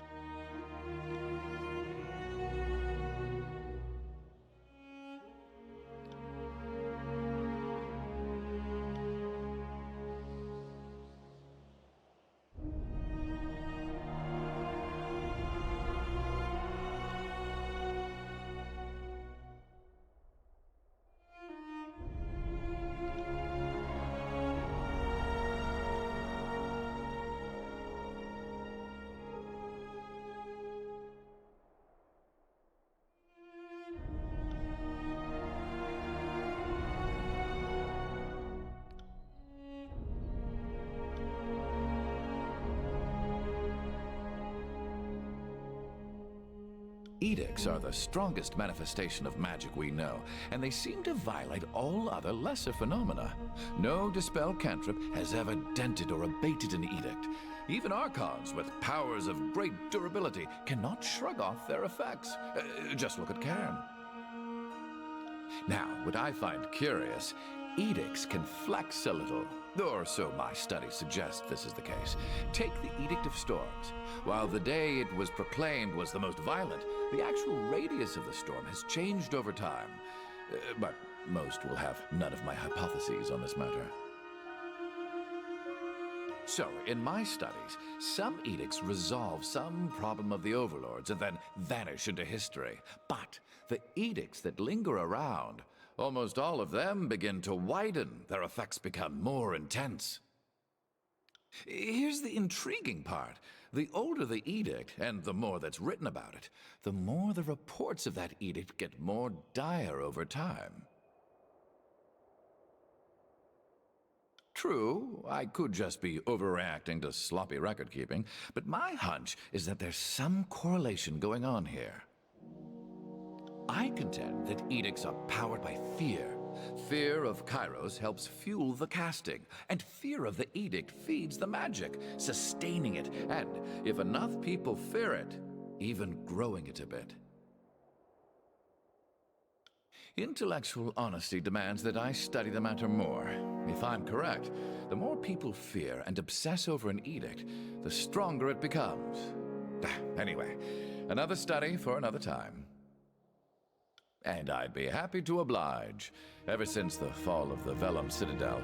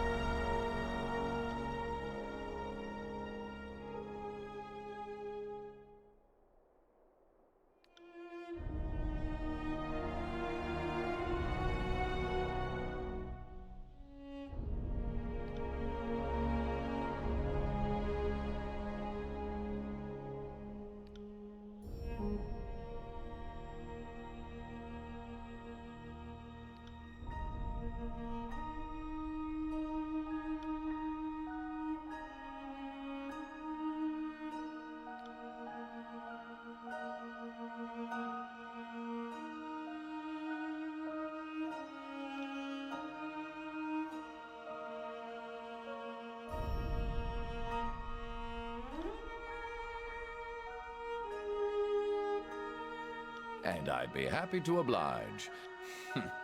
I've forgotten more than most bloodchanters have ever learned. What do you want to know? I think you know all I can teach you.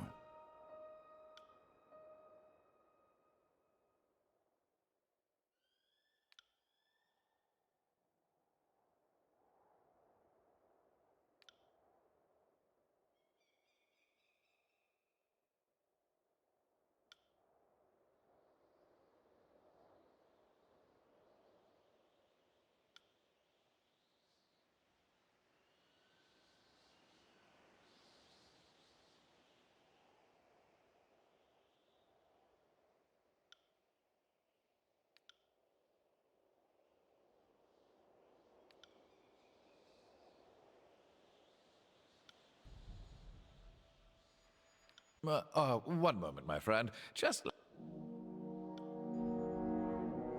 Salutations, Fatebinder. Or should I now call you Lady of Vendrian's Well? The Spire Queen? Princess of the suggestive vertical slab? That is how I met you, so that's how it's gonna stick in my mind.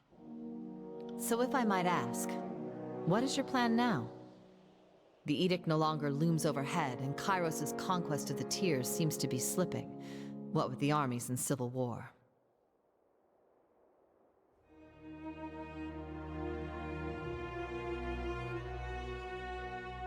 I would counsel you to do just that. I'm sure the events of Vendrian's Well are best explained from your mouth to Tunon's ears. Furthermore, I'd guess the Archon of Justice would want to know your take on the Archons and their divide. My first suggestion would be to build a boat. Something durable, and take our chances on the high seas far from Kairos. I have a second and more practical suggestion. Look to the horizon and slightly up. By that I mean the other spires. We should see what's atop the others. Otherwise someone else might look first. Not nearly enough, apparently. To me, they've always been axioms of navigation. You can triangulate a lot of things with the sextant and a clear view to a spire or two. We've long known the spires radiate strong magical fields, and all save the mountain spire connect to the old walls. So it's the sort of thing common folk know from afar, but avoid day to day. I see. I'm sure there's little I can do to persuade you otherwise. Just consider that the people of the Tiers will someday bow to Kairos. Why not have them bow to you instead? Aren't you a feisty one? Where was this hate for Kairos' lackeys a few years ago? You seem so very eager to turn on your old allies. But I'm not one to criticize. I think it's wise to lean into the winds of change. Well, short of Tunon giving you orders on pain of death, you have the luxury of acting on your own volition. Though the disfavored are likely to come for you. Whatever you decide, I'm at your disposal. And I am thankful to not be a bloody pile of offal in Vendrian's Well. Life under your banner will, I'm sure, prove most interesting. What is it you need? I have a great deal of ambivalence regarding the Scarlet Chorus. Nerat is worse than Kairos, yet many in the Chorus were my countrymen. Most of them fighting because they will suffer worse indignities if they do not. So I must ask, what is your goal behind working with the voices of Nerat? The disfavored have made a mockery of every army in the Tiers. Even the Unbroken could not best them. Against such a foe, the wise move is to place others in harm's way, and the Scarlet Chorus is in no shortage of fodder. Ask away. You know, I normally charge for this, but for you... Now, you know that's a very personal question. The knowledge I have is a centuries-old gift from the Archon of Tides. I would sooner discard my life than the sanctity of that gift. I will speak in generalities only.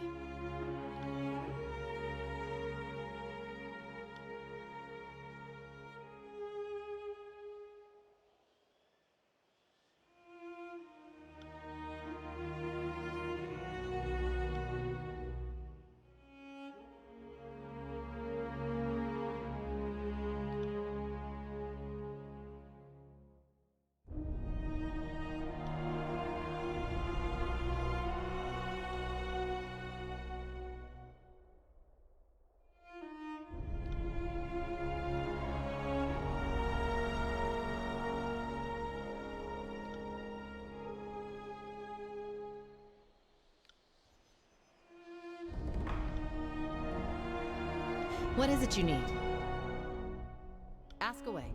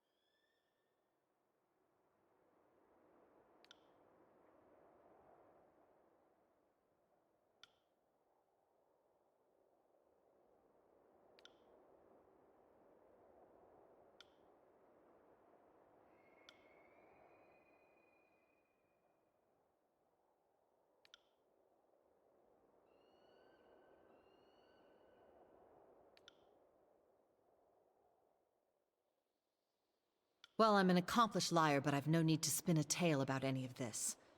My husband, most of my kids, my parents. Kairos' thugs took them all. If I don't seem broken up, it's because I'm not. I don't feel such things anymore. I like to think of it more as well-refined rage, but amusing you noticed it all the same. Hate is akin to an acid, a poison of the heart that consumes most from within. And like any fluid, if you know how to hold it, you can apply it. It's a trick of the trade, I suppose. One's surges and dry spells of emotion are no different than the rhythms of the waves. There's a shared logic to taming both. Sadness, mania, rage. I suppose I have these things, but they're just humors in the blood to be pushed, needed, and restrained as the situation demands.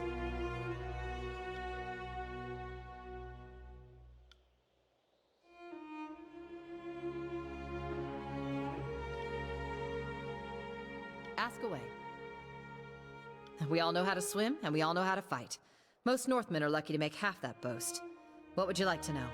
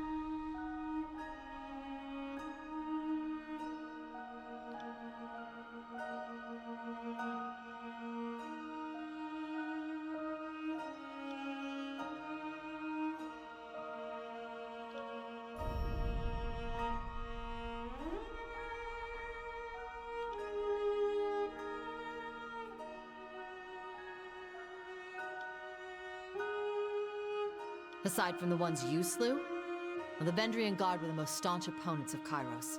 With their passing, the Overlord's rule is absolute. Well, aside from the local Archons being in a state of civil war. Was there a particular group you wish to discuss? The Unbroken is the name of the military of the now fallen realm of Stalwart. Every citizen of Stalwart was trained to fight, and all were expected to answer the rallying cry of the Regents, the ruling small council of the realm. A decade ago, Stalwart was the ass end of jokes Tearsmen would tell each other. The people of Stalwart are obnoxiously proud of a long history of being invaded, but never losing. The disfavored put an end to their vaunted record of victory. The Unbroken still persist, albeit marginally so. The disfavored withdrew after the Edict of Storms began shredding the landscape. Their holdfast of Sentinel Stand Keep was never taken, and the citizen army, though scattered, could still be rallied.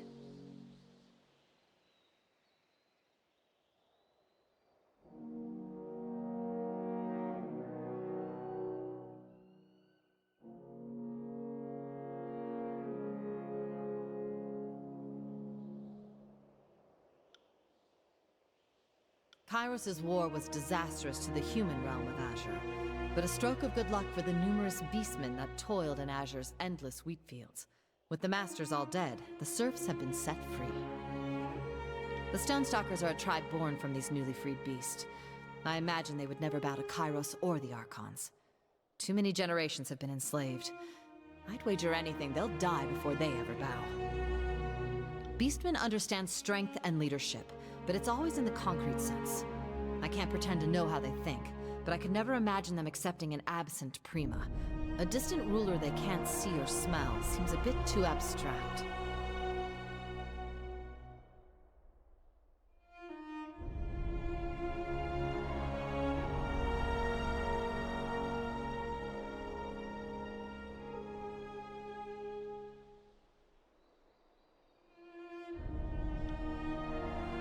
The Bronze Brotherhood is one of the most feared and famous of the Free City mercenary companies.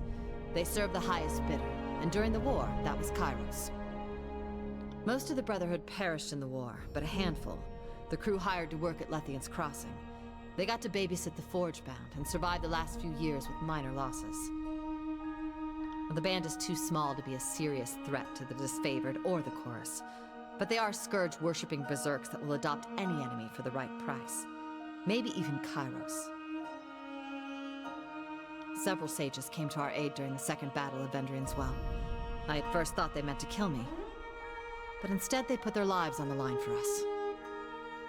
They spoke of others in their guild braving the Edict of Fire to salvage lore from the burning library.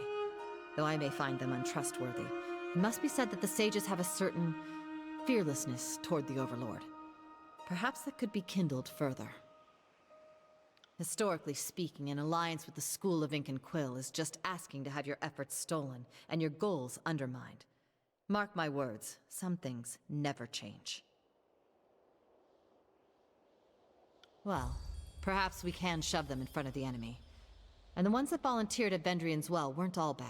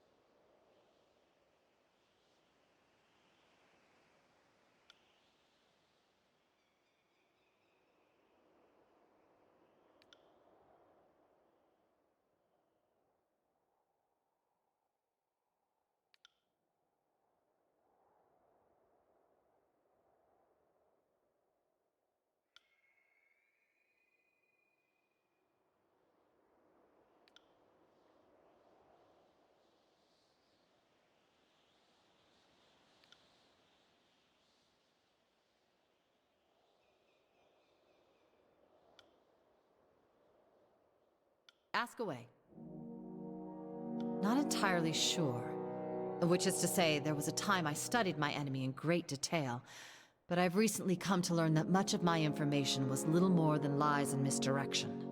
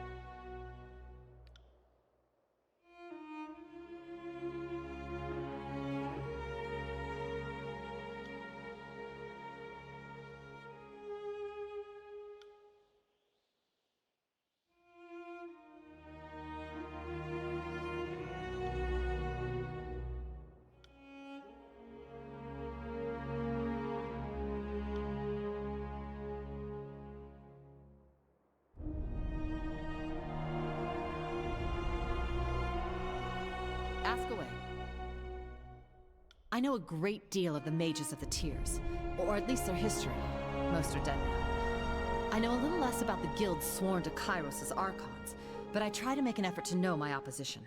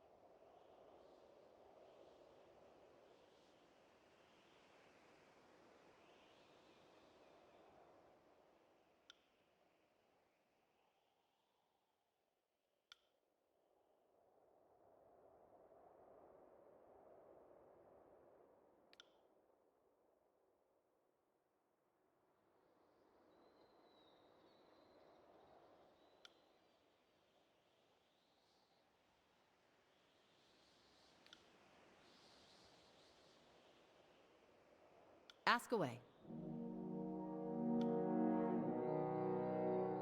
My one concern with Barrick is that he's still loyal to Graven Ash and not to you.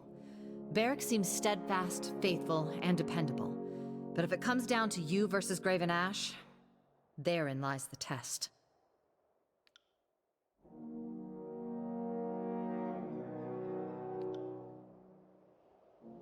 We should consider ourselves fortunate that one of the most deadly members of the Scarlet Furies considers you a suitable gang leader. That said, I think her involvement with you is entirely suspect. I would wager good money the voices of Neratis listening through her, or perhaps seeing what she sees. Probably the only word thief I haven't wanted to dismember. Him, I'd merely flay with an ice knife.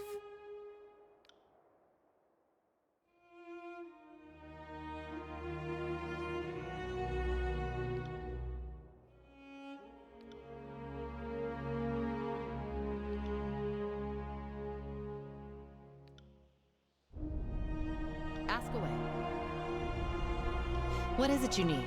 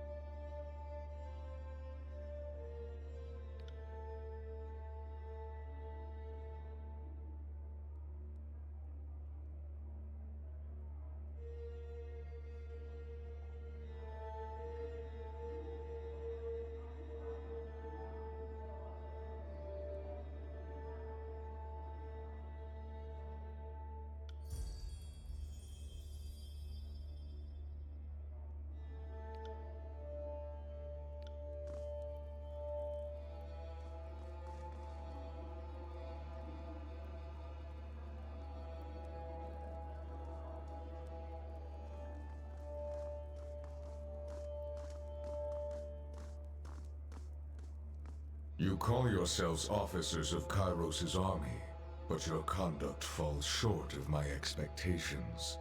The court finds your accounts of Vendrian's well lacking, rife with misdirection and fallacy, fouled with baseless accusation.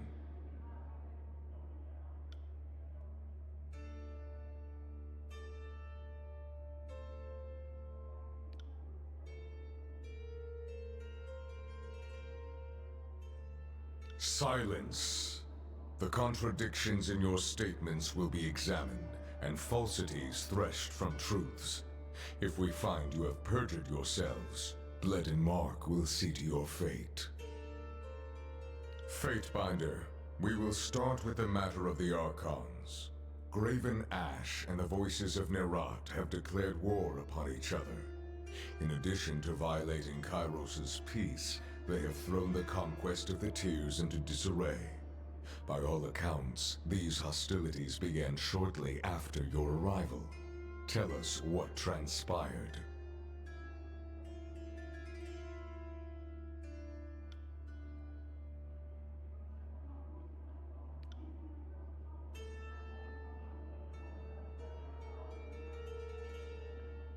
The Fatebinder presents testimony.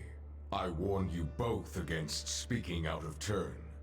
Something more than a mere disagreement unraveled this campaign, but I will return to that in time. Let us speak of Ascension Hall. From all accounts, it would seem you were instrumental in its capture, or so the petitioner of the Scarlet Chorus testifies. The disfavored commander has a dimmer view of the matter. Lend me your perspective. The edict meant certain doom if the siege failed.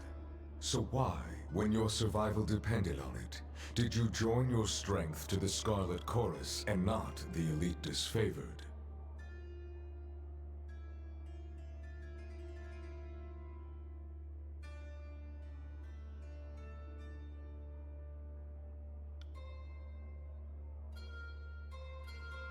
I will consider this testimony at length.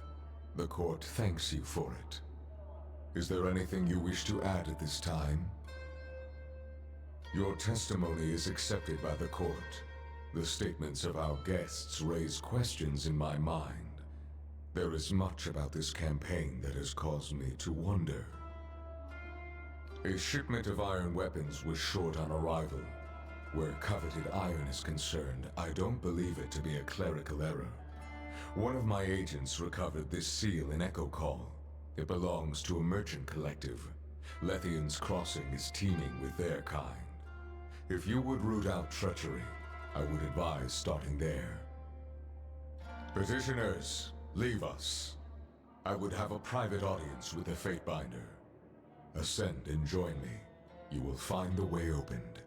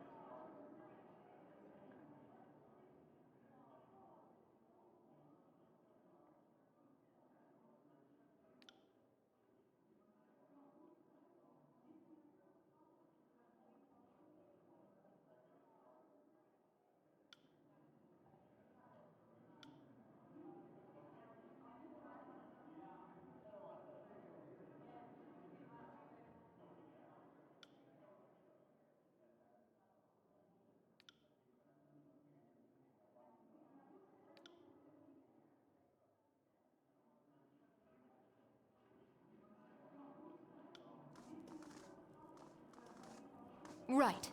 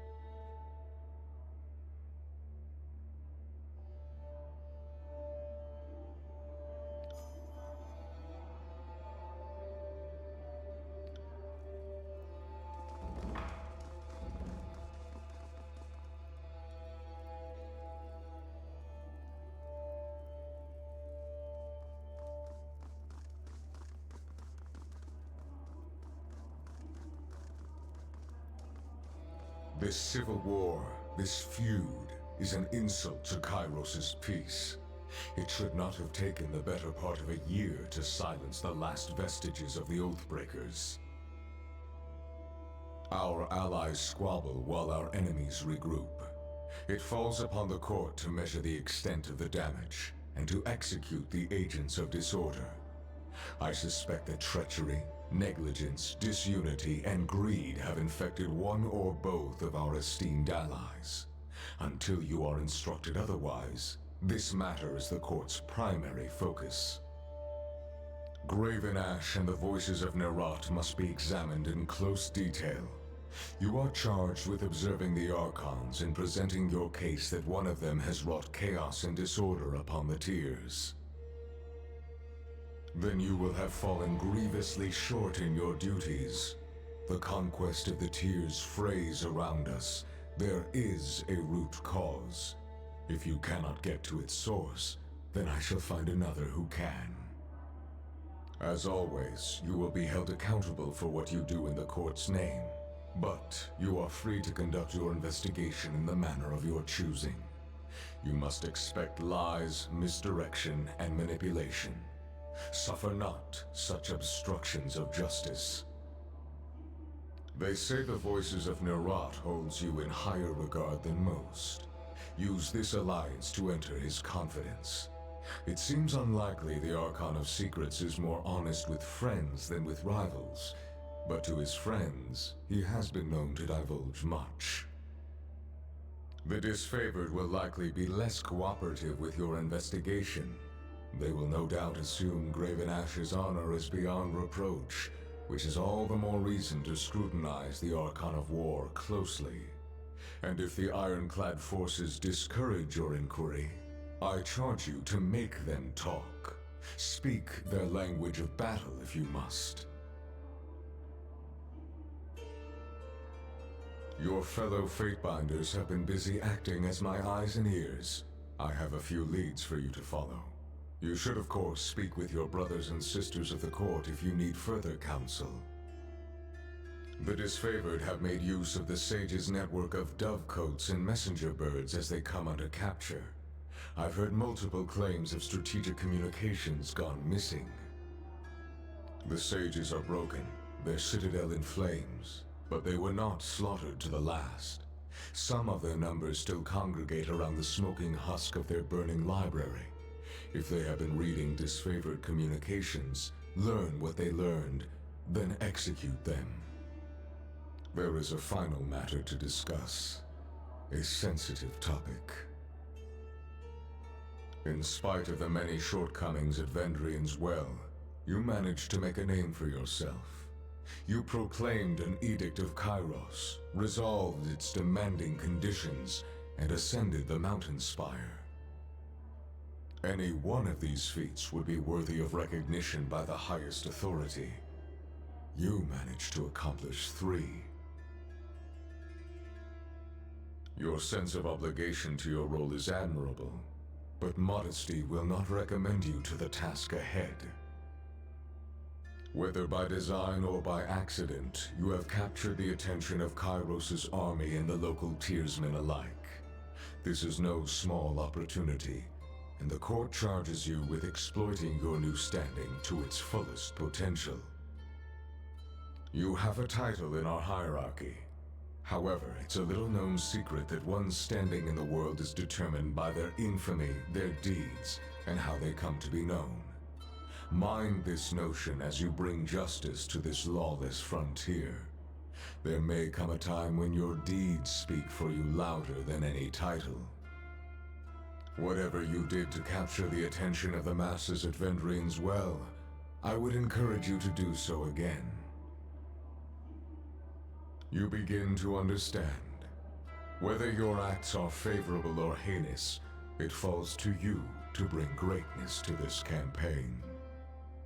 You are dismissed. Should the court have need of your presence, you will receive word. Go forth and do my bidding, and bring glory and honor to the tiers in Kairos' name.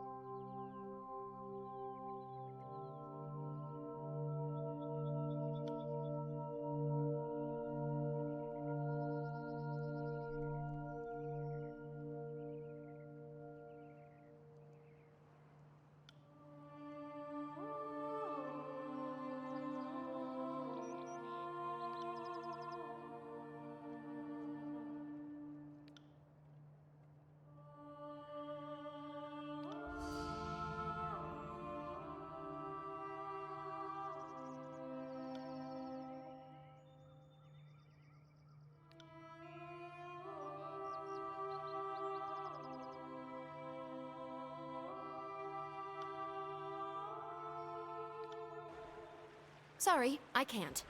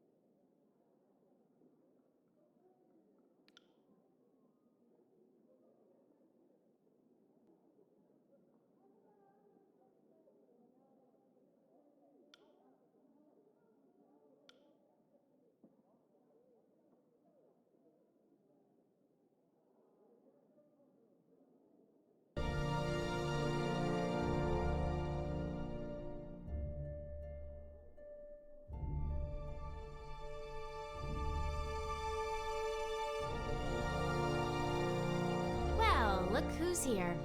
And what brings you to Lethian's Crossing? I can't imagine it's the scenery or the quaint locals. Have you come to spoil my fun? Tunon probably insisted you find me, didn't he? Because we can't let Siren have any fun, can we? Let's control her. Let's tell her what she can and can't do. Let's use her to destroy nations. But enough of that talk. What do you think of my followers? Don't worry, Fatebinder. I'm just practicing. Besides, who doesn't love having a legion of adoring lackeys? Are you going to disband this group too? Why does everyone keep harping on that? Just because I have the power to destroy armies doesn't mean I'm gonna use it. I can't. Not with this stupid helmet on. That was a joke.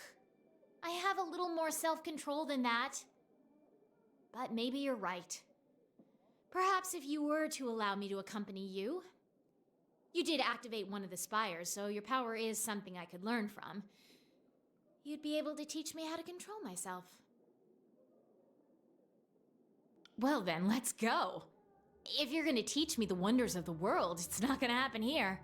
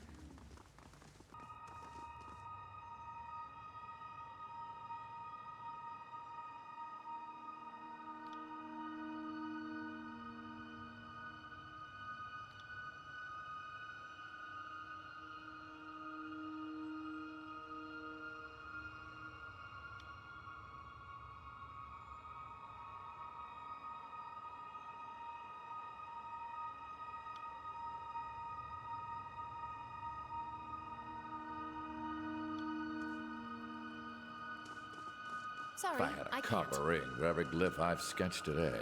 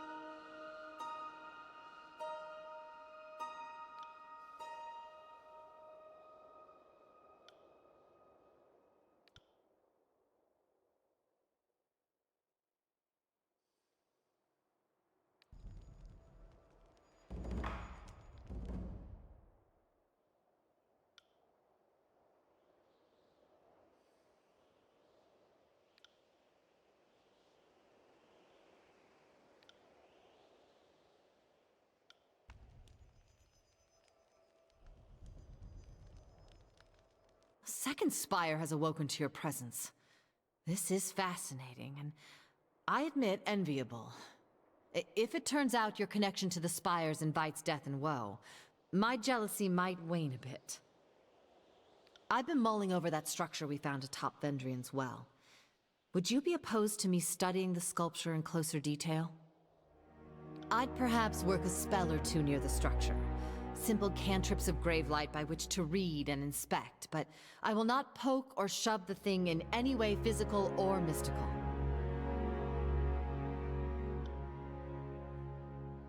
Thank you. Next time we have a good moonlit night, I'd best settle in and see what sort of magic perturbations I can sense from the sculpture. What is it you need?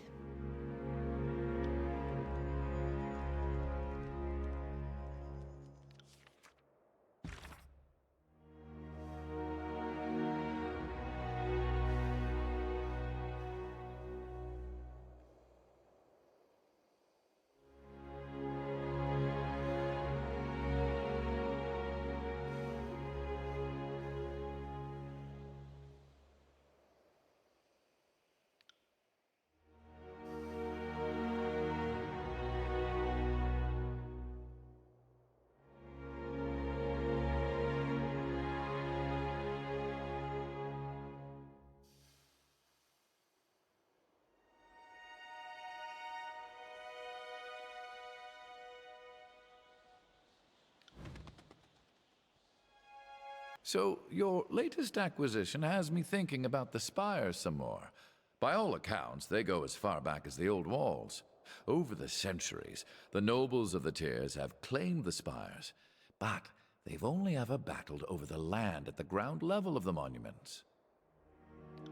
I've never seen the glyphs of a spire light up in all my years. Not until you show up. If this were an isolated incident, I'd be confused. But it seems the spires, plural, are somehow connected to you. What's your secret?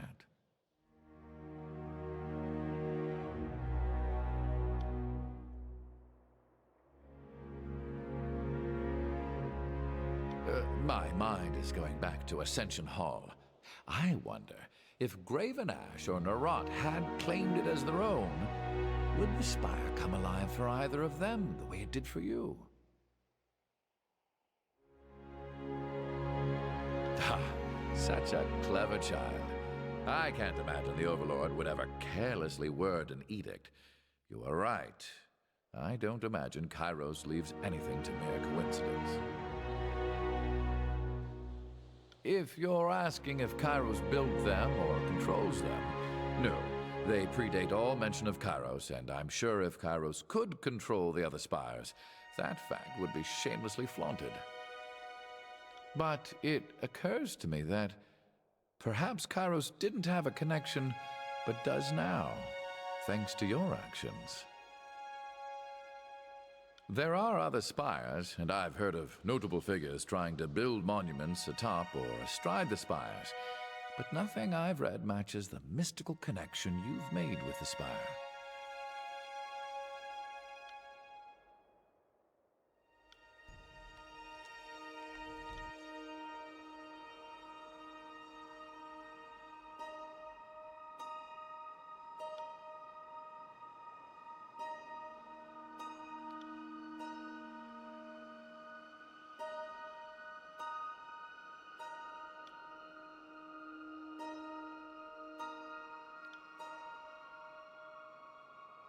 What do you need?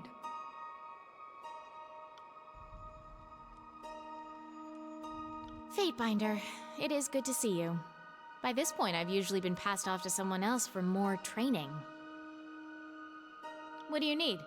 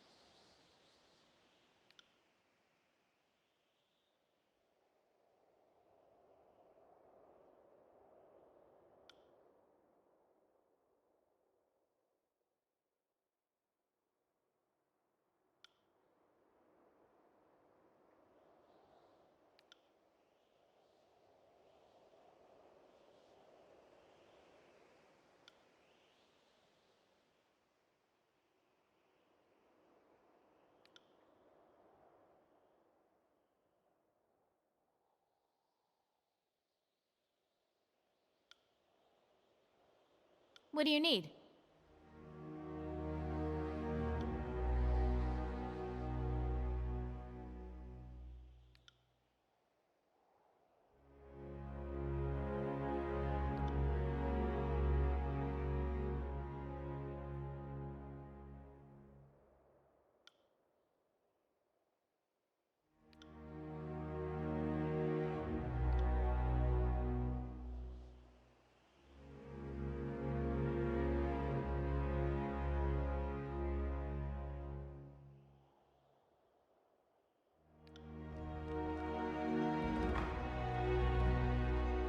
Good day, Fatebinder.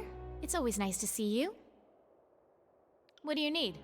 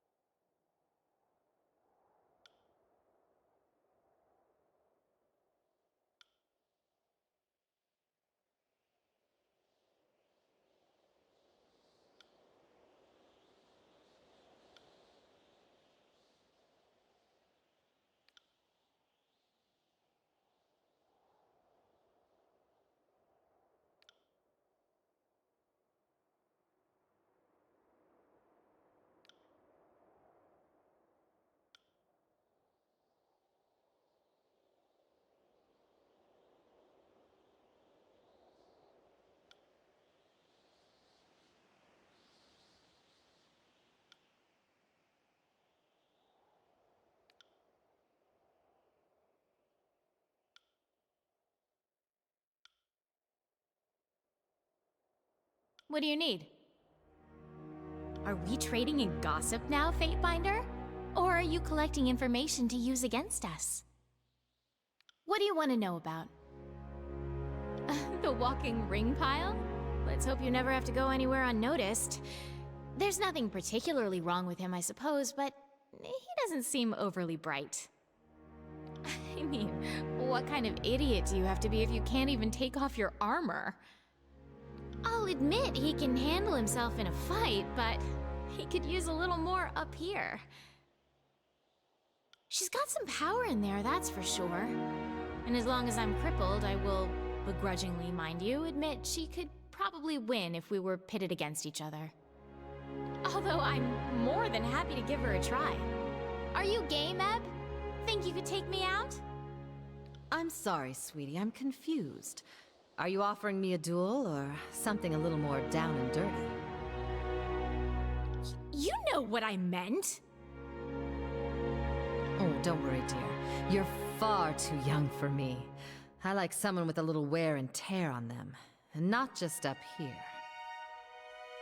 Though I suppose I should watch myself around her. You never know how people will react to a challenge. I'm jealous of him. I've heard so much about the Vellum Citadel, and he actually got to see it before all the unpleasantness. The sheer amount of power lost that day is only dwarfed by the amount of power required to cause the destruction, and the power to stop it. The sages have my respect. And, by extension, Lantry. Although, I'm not overly happy it was sage magic they used to bind my tongue when I was a child. I can hardly hold him responsible for that. How kind of you, my lady. It's heartening to hear that someone of your immense station considers a lowly sage like me to be worthy of your attention. Although not all sages are necessarily worthy of praise. Some are a little overly fond of excesses, of one kind or another. That bitch? I'd walk her off the spire if I knew I could get away with it. I don't know why you even waste your time with her. Oh, don't give me that look, Verse. I'm not gonna pretend to like someone I don't. At least you know where I stand. Subterfuge is so low class.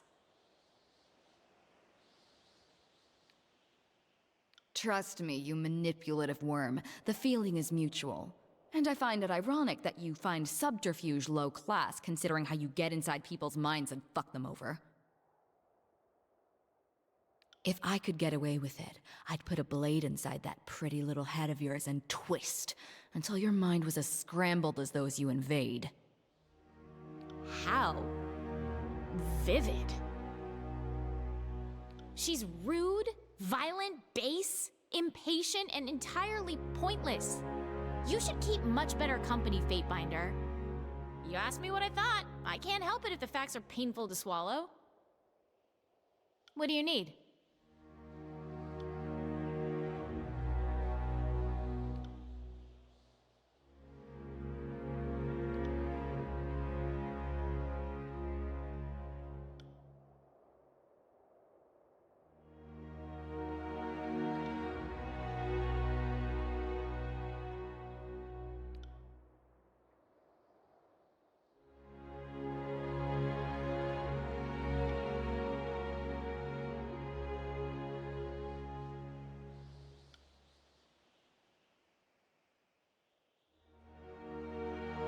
What do you need?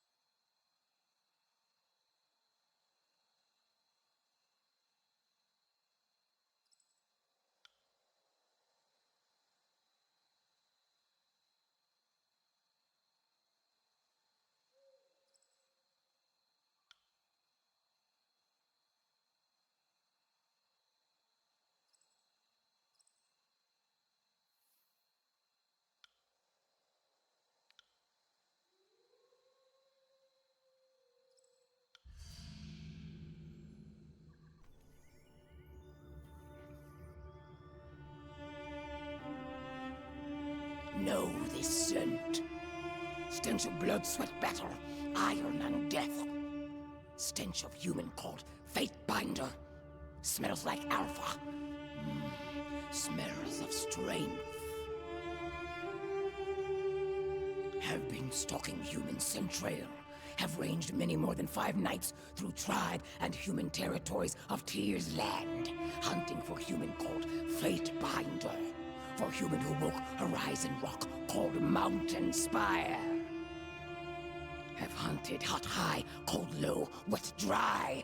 Traipsed far until paws bled, but always human who smelled of alpha evaded beast woman. Had to slink through shadows, fast, fast, quick, without rest to catch delicious prey at last.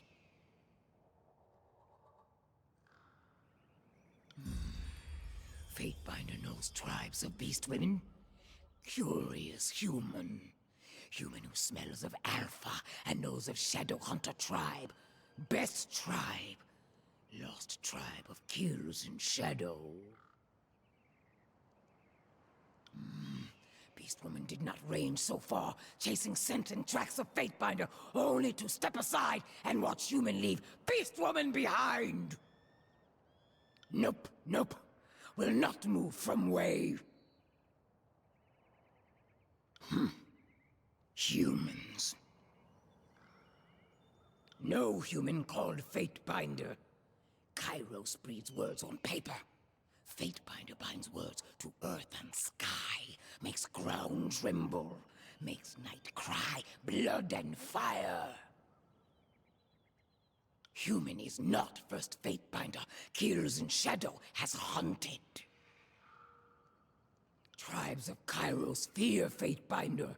Human Alpha claimed Horizon Rock called Spire, and Archons did not kill Fatebinder. Archons rolled over and whined, covetous. Kairos hunts human realms to extinction. Rules tribe of blood and ruin, starvation and death. Seeks to slaughter beast women like prey. But beast women are not prey. Are not flighty, feeble-minded humans. Beast women are savage hunters. Bred to fight kill rot, like Fatebinder who smells of alpha. Strong always kill weak, then grow weak. And are killed is migration of life. But kills in shadow is not weak now. Will not be weak for many long seasons. Will join Fatebinder and survive Kairos' tribe. Enemy? No enemy. Only competition. Only strong tribes and weak tribes. Only win or die, adapt to survive. Kills in shadow is not beta. But even alphas submit to stronger-willed primas. Many packs make a tribe. Is this not a thought humans also understand? Beast woman will follow Fatebinder. Will not dominate. Unless Fatebinder begins to smell weak.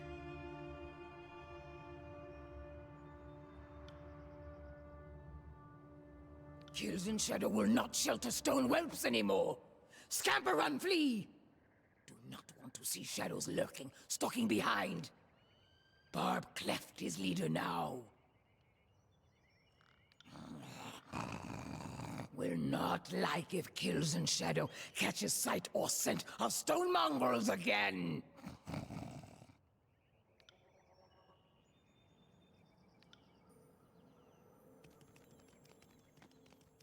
Right.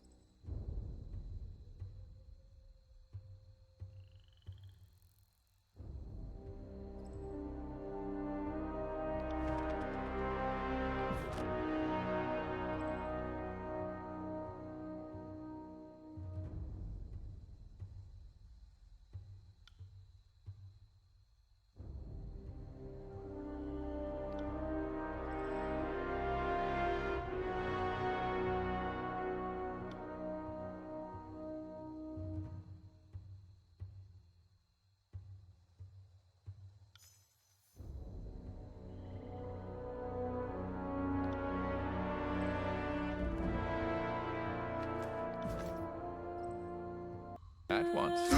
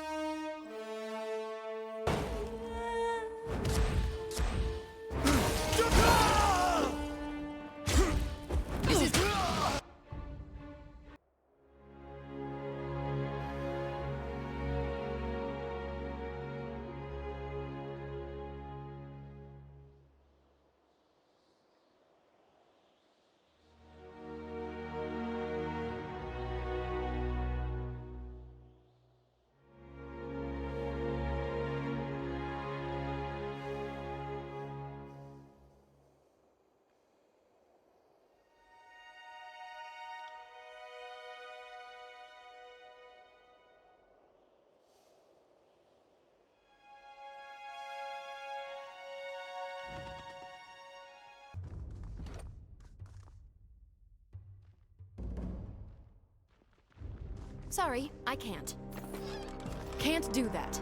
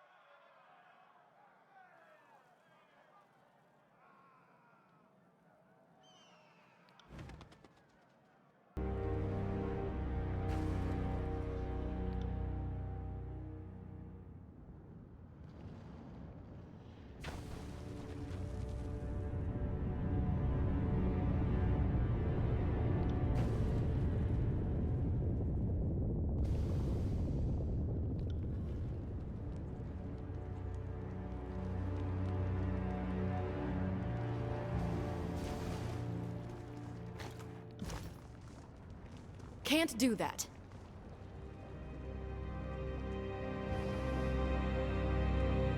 Can't do that. Can't do that.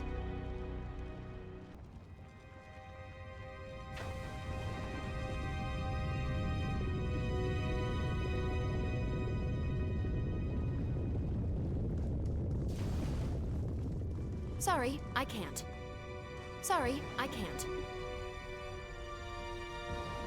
Can't do that.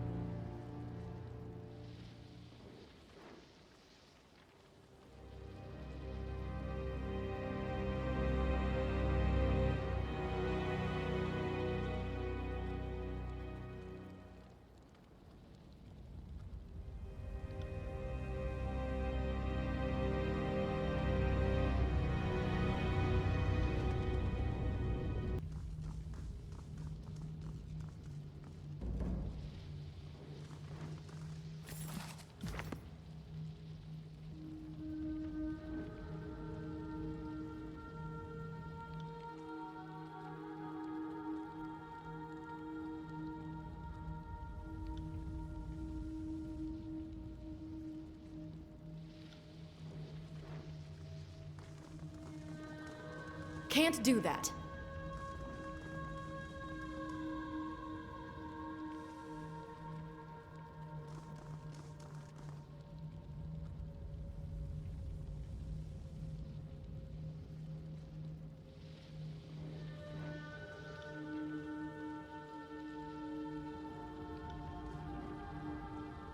Sorry, I can't.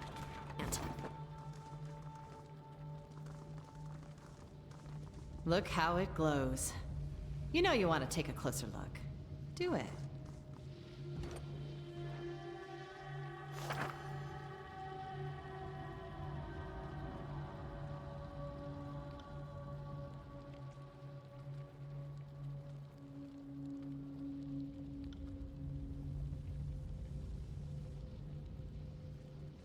Can't do that.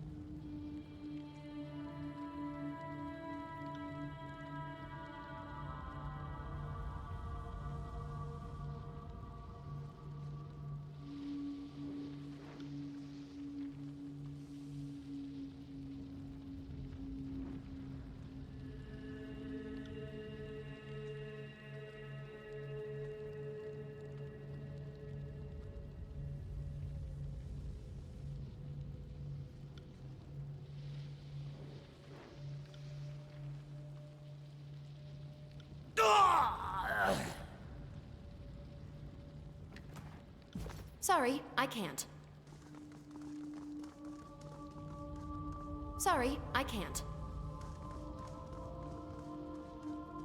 Can't do that. Can't do that.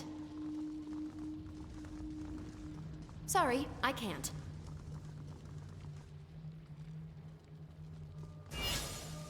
See? Every once in a great while, things are easier than I expect. Though I doubt any other barriers are going to be this easy to bypass. Keep that phrase. This is a good sign. If they had not secured the Silent Archive, they wouldn't have bothered to leave passcodes for any returning sages.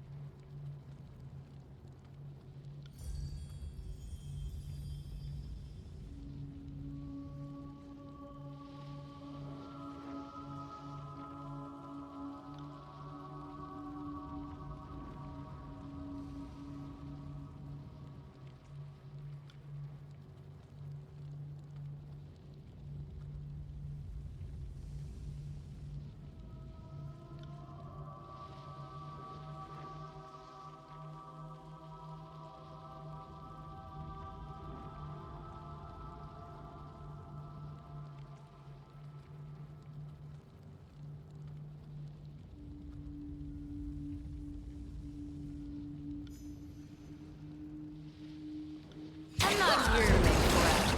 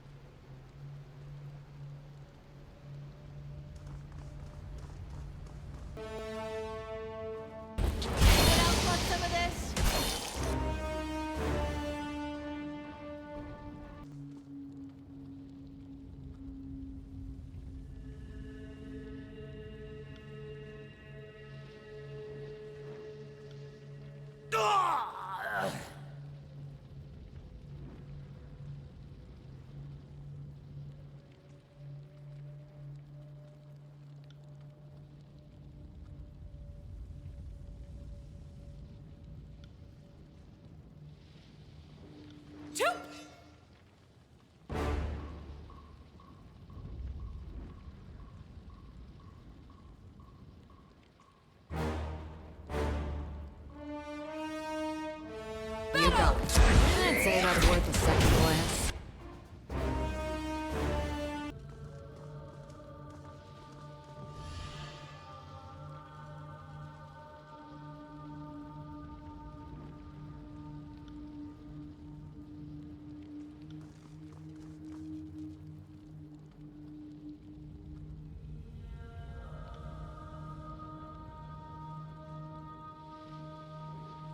Another demonstration.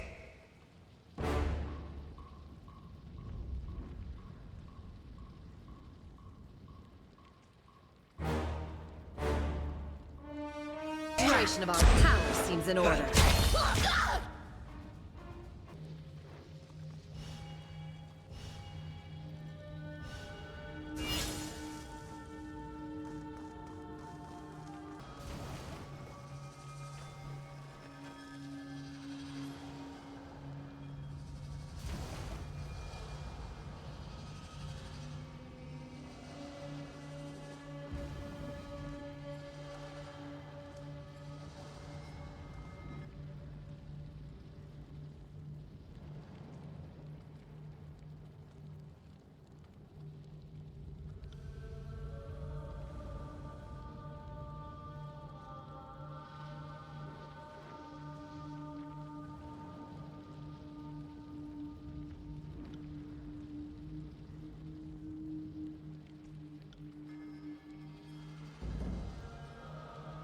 Can't do that.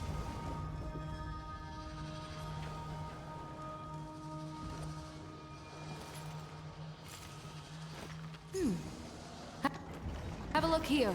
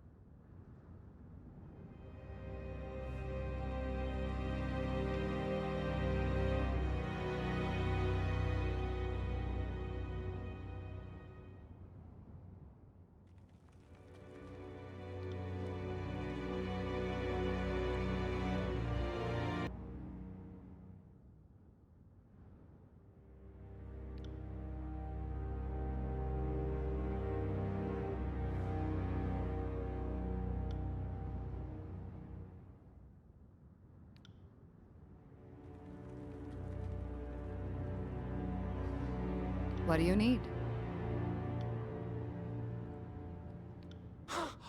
That's twice now. By Kyros's icy nevers, twice! Edicts have been broken before, but never in all my many years have I heard of one person doing it twice. I think that's a jest, but others will see your actions and assume you're capable of just about anything, especially slaying an Archon.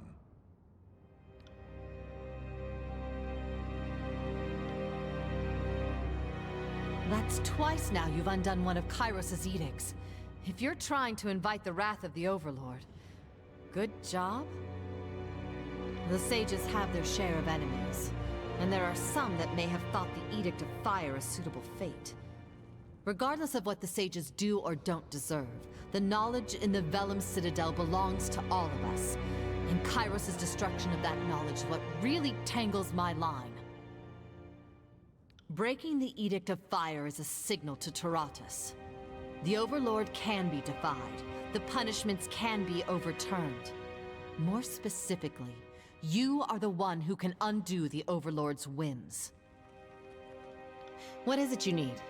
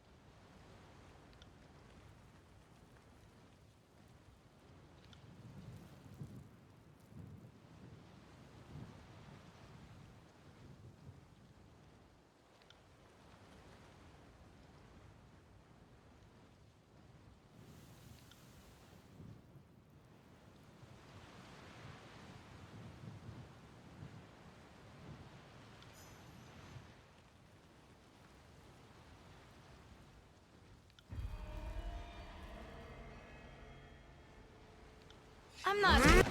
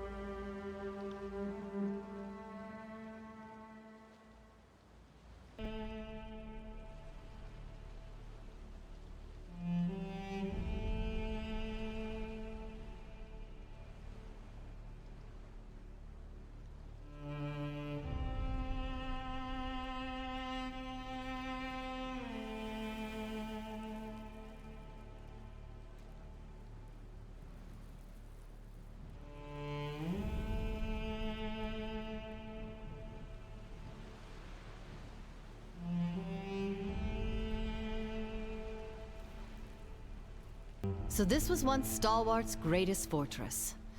Kairos does enjoy sending a message.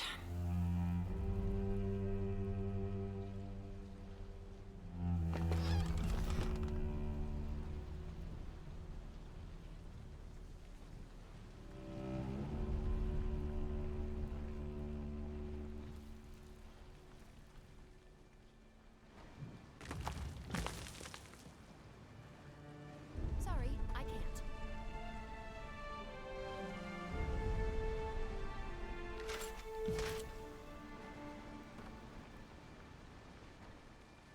Can't do that. Can't do that. Can't do that.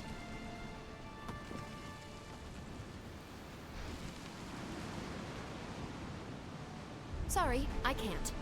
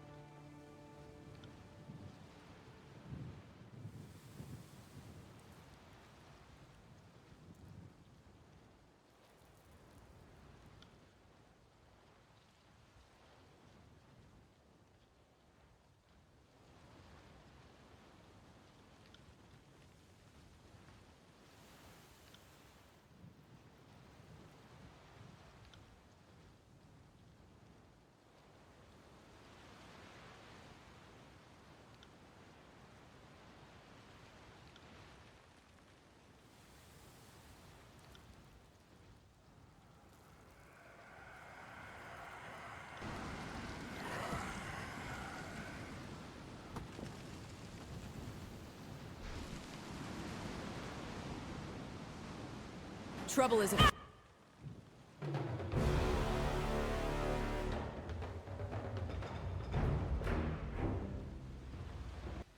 That was finally catching up to my egg.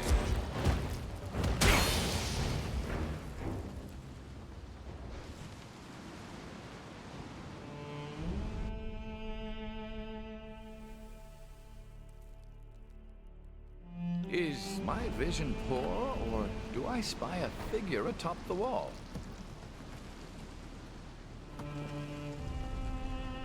Will do.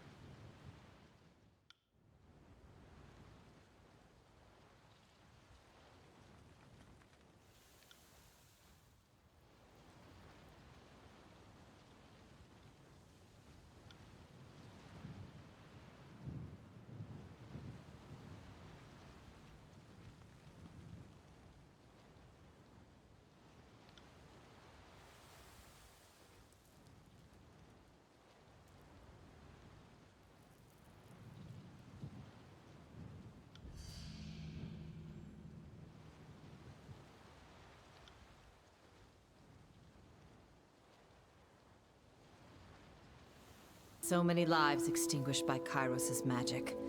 What hope have we against power such as this?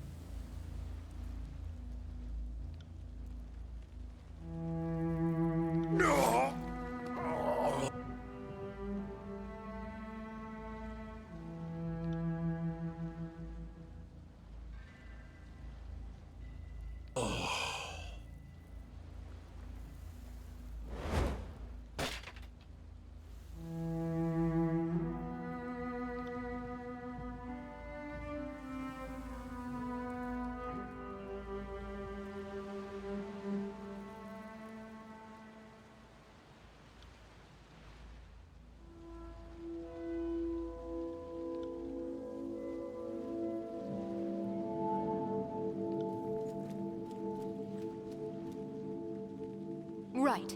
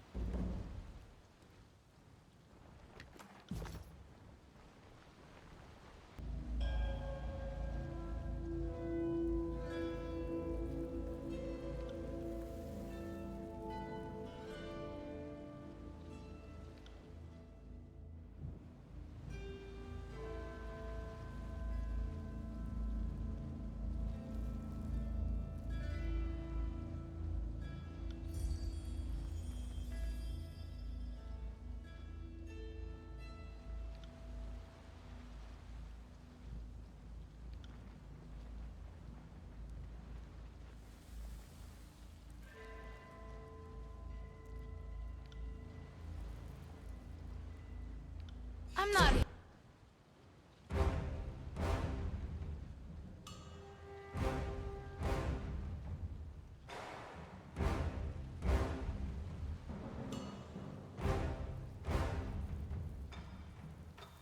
Here, No. drive yourself onto my blade.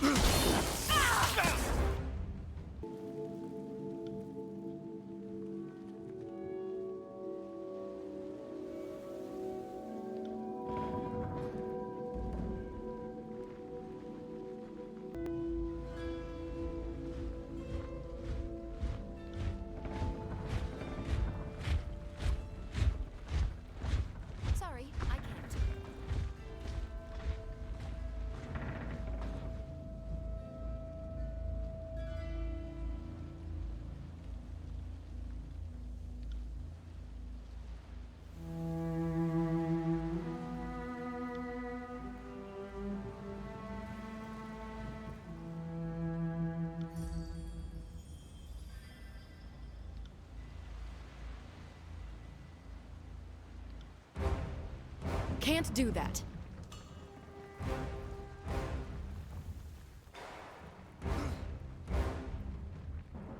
More bodies to...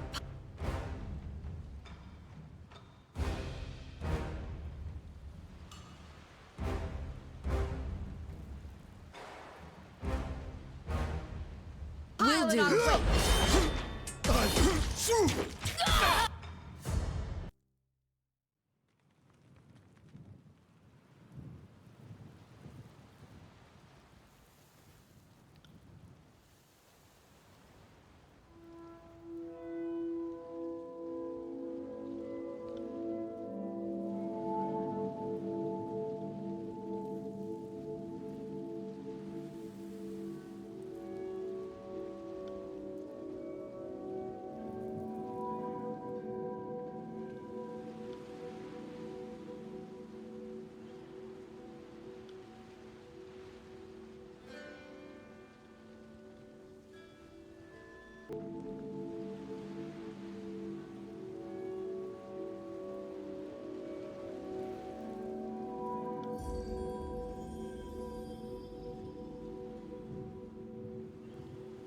Who says you can't teach an old dog new tricks?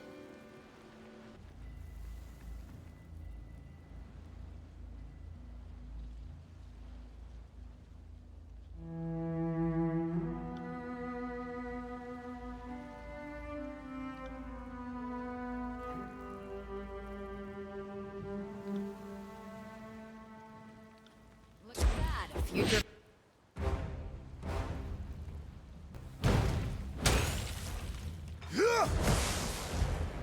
This is useless.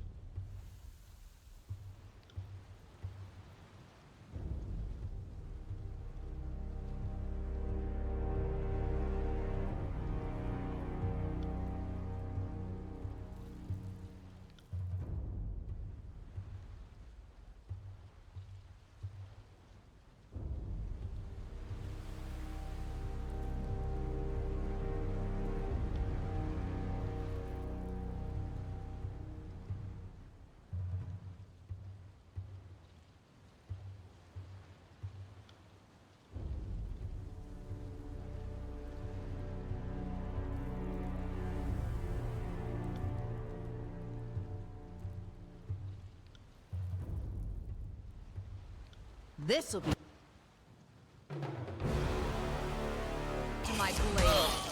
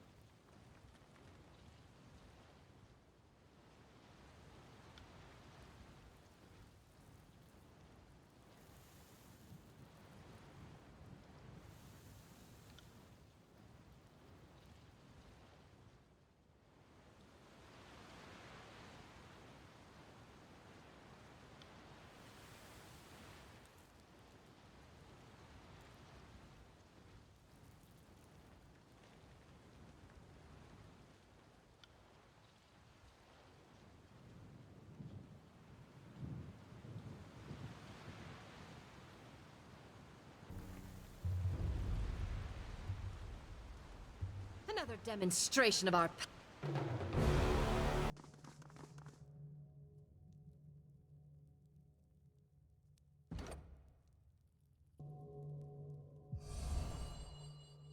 There's an arcane glow from those wall sconces. We should investigate, cautiously.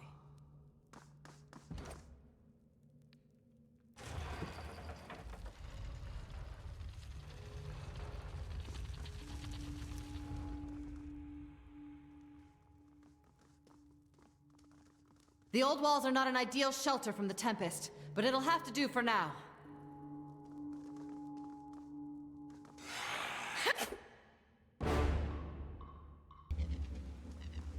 No doubt this is a particularly fierce specimen.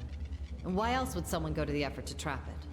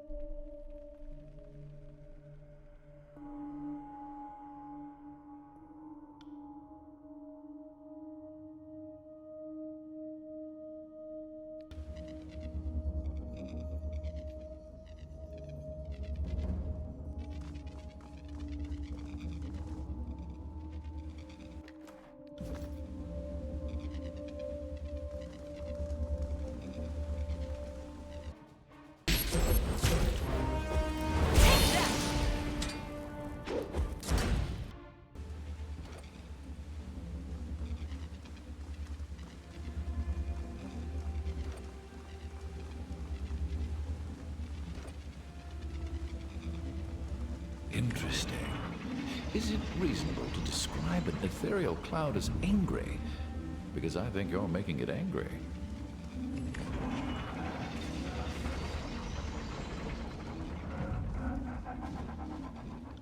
You got it.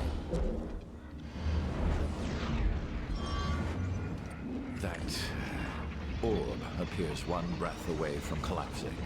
Since being sensible and abandoning the scars aren't options, might I suggest drawing our blades?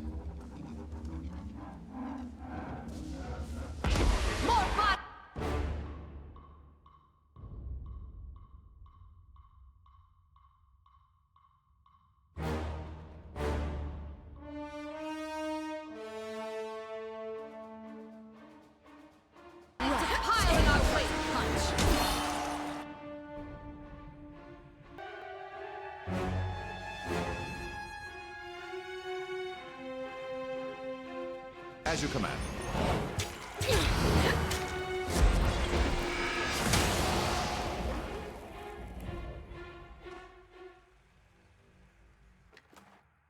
I got it.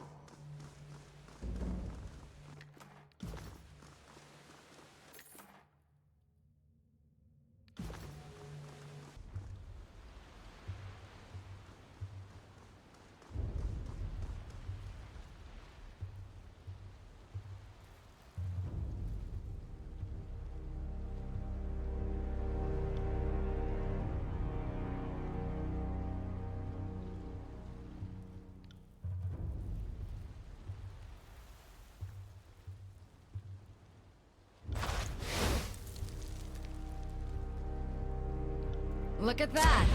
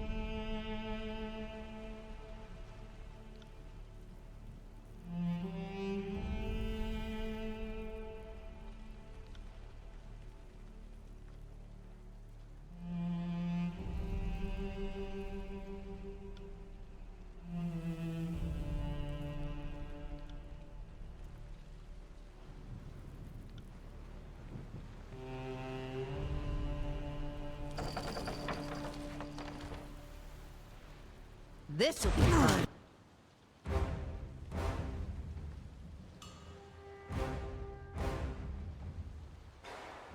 As you command. Drive yourself onto my blade.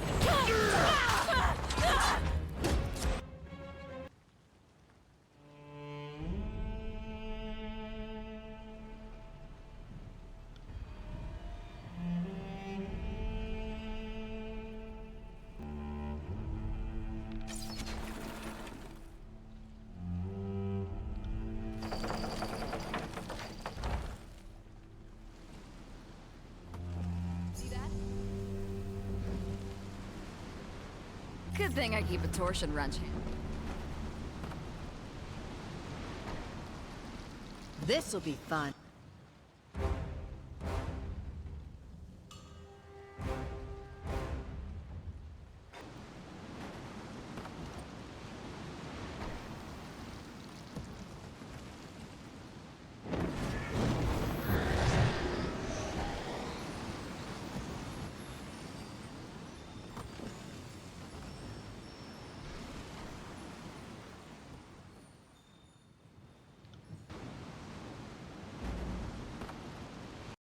Curious how that artifact left the path open behind us. Others are likely to follow in our footprints.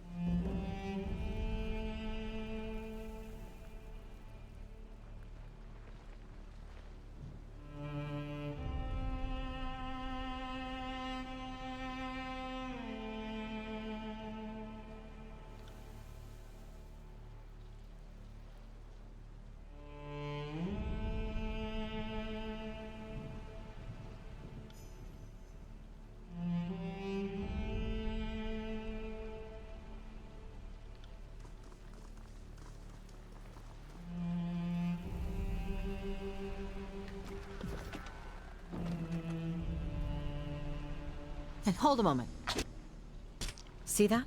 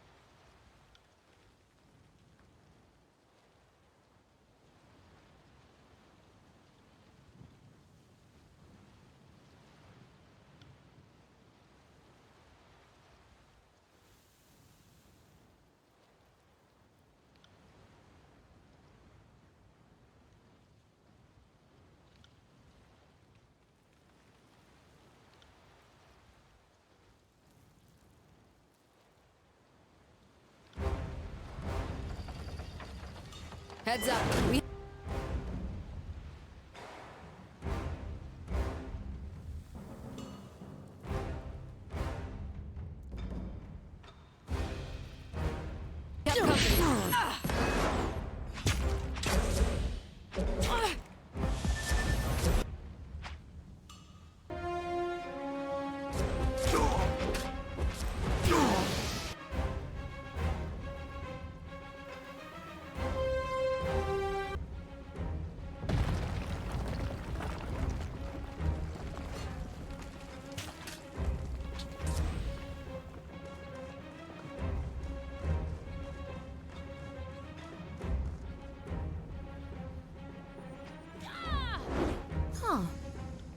More tallies to the front.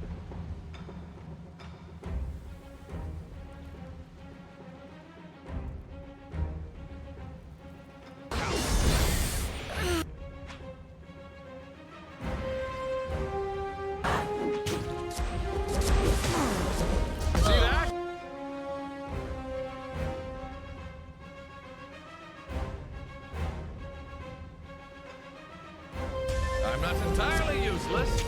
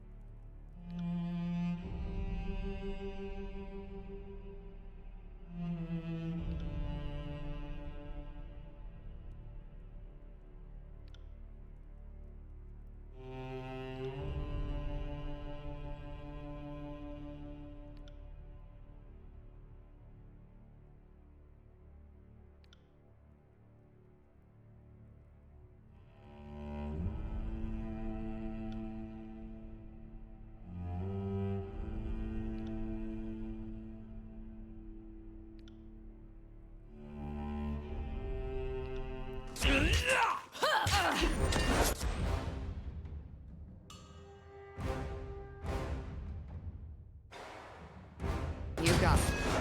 Weapon.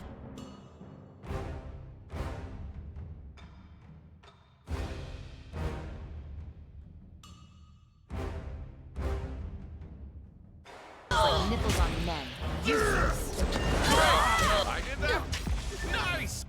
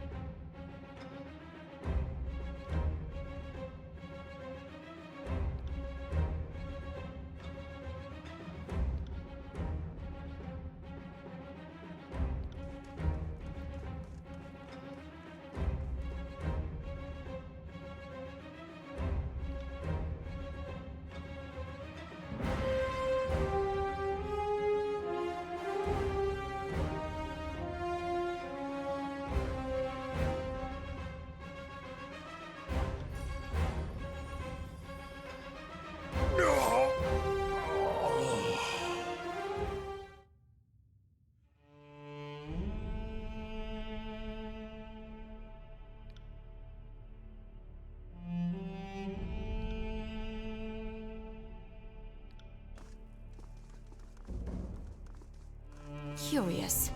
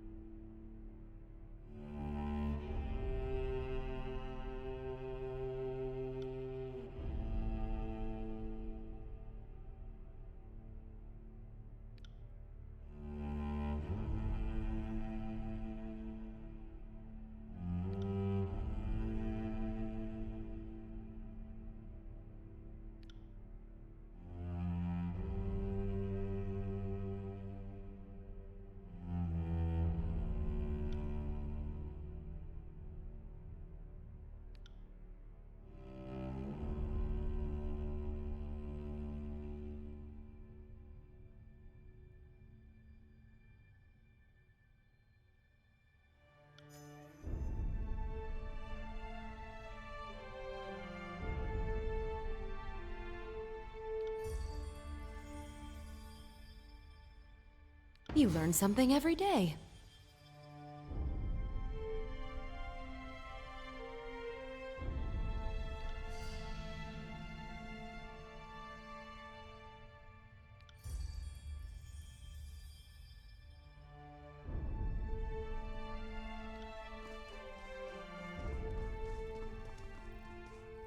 On it.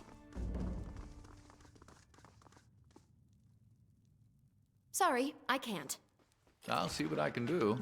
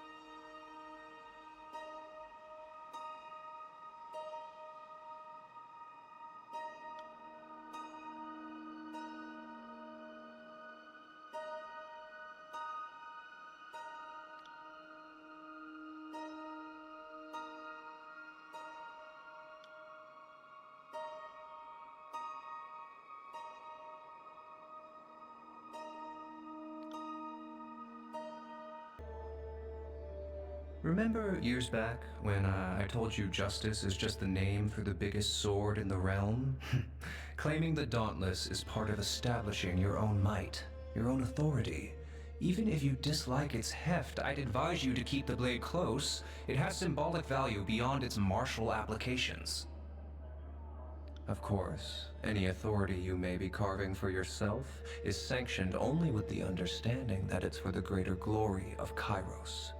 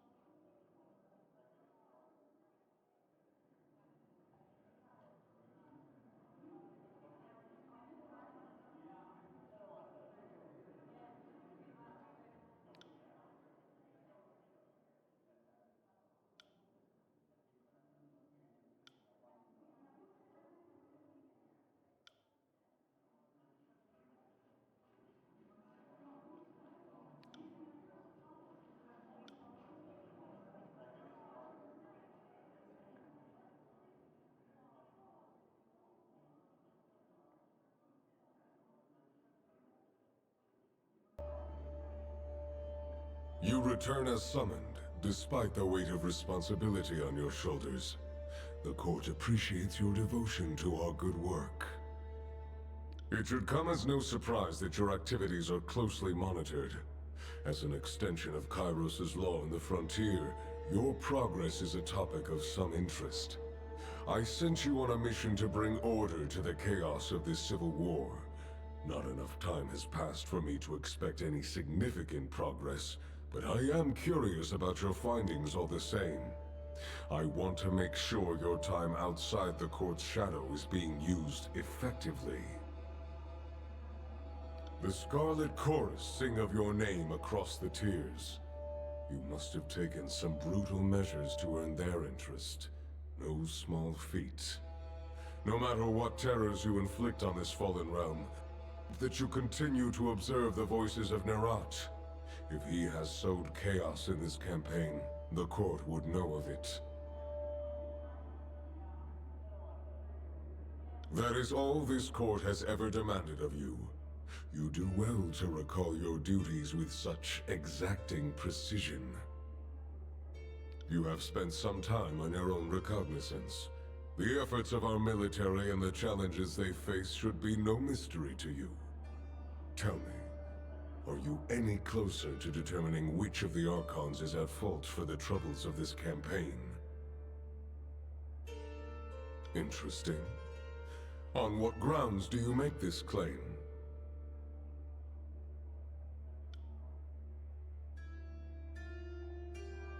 Material evidence is hallowed to the court. I respect your diligence in collecting it, Fatebinder. You bring hope to my ambitions of bringing order to this divisive campaign.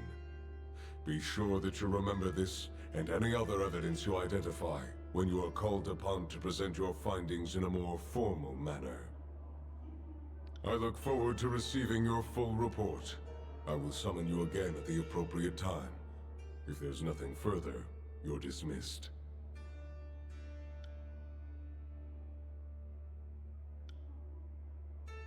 So this is what Kairos' edict looks like. Remind me not to look down. I wonder how effortless all this destruction is for Kairos. With a single spell, the Overlord destroys the most fertile lands in the tiers. Such a waste.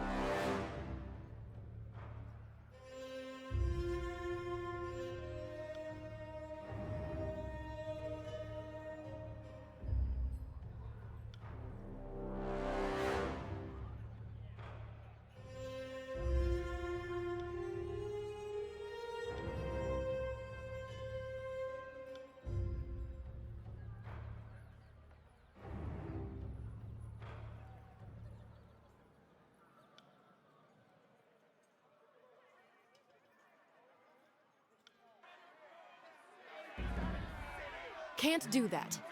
Sorry, I can't. Can't do that.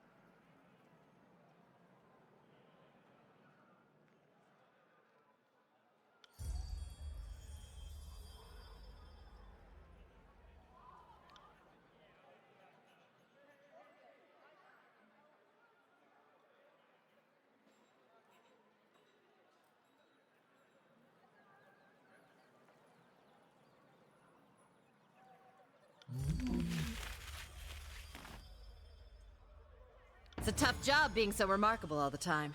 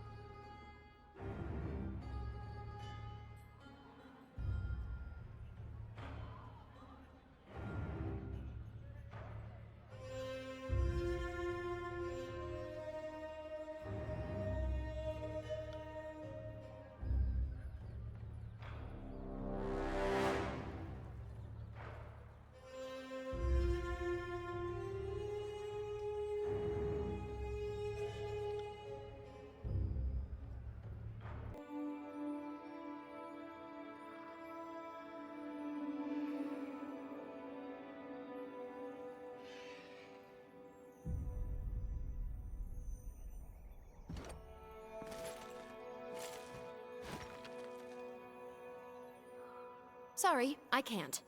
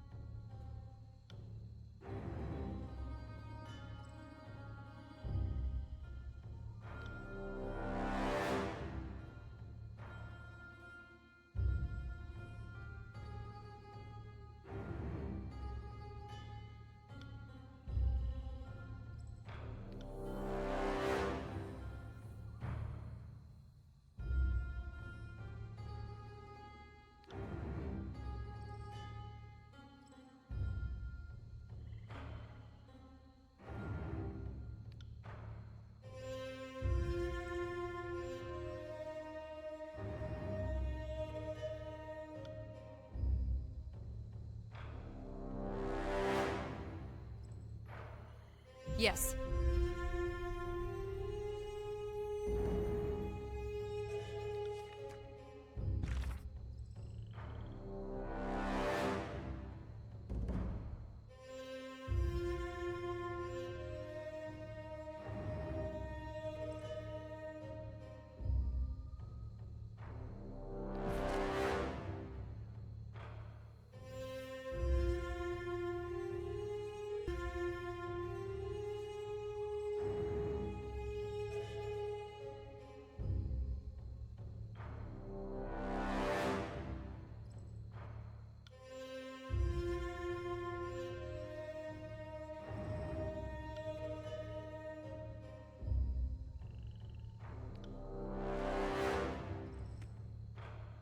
Sorry, I can't.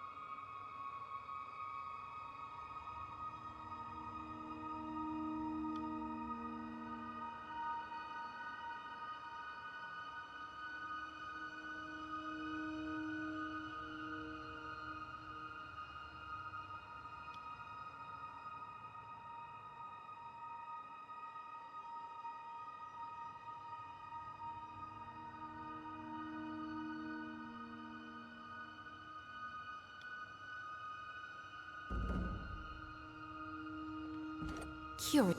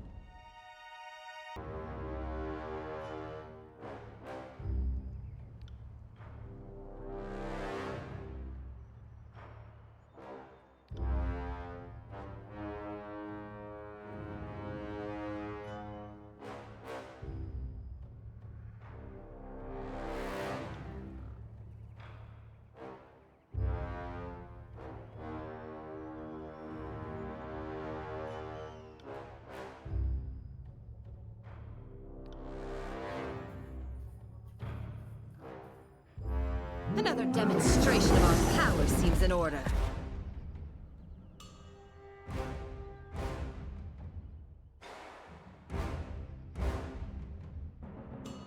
I'll tear your skeleton out by your ass!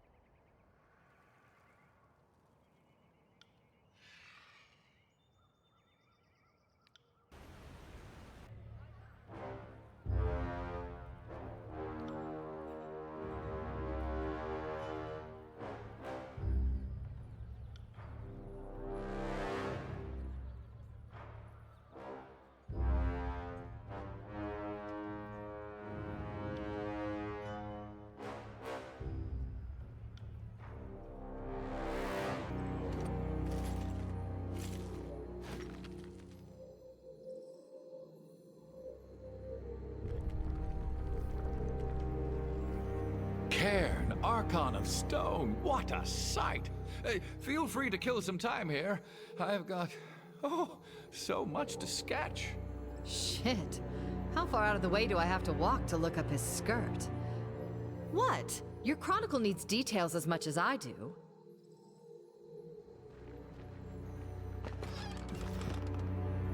Good thing I keep a torsion wrench handy.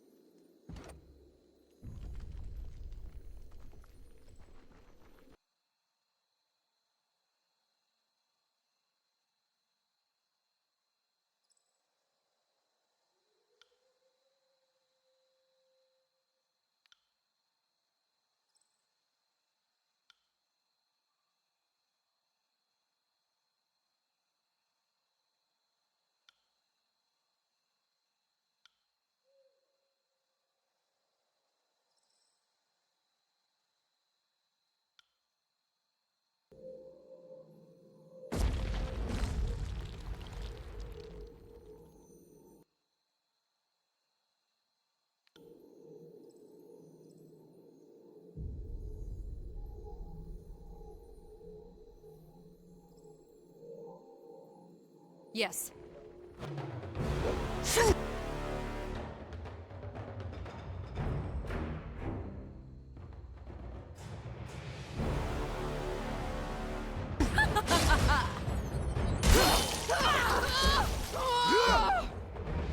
This is embarrassing.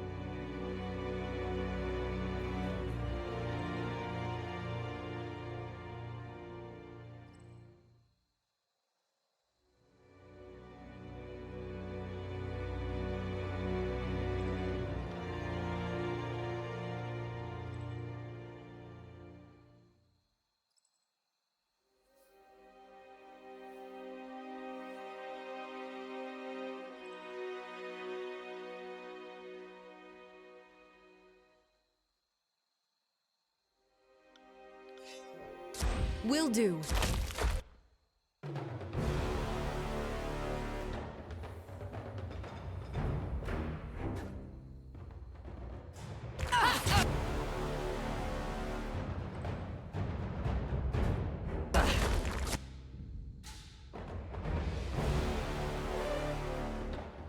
You got it.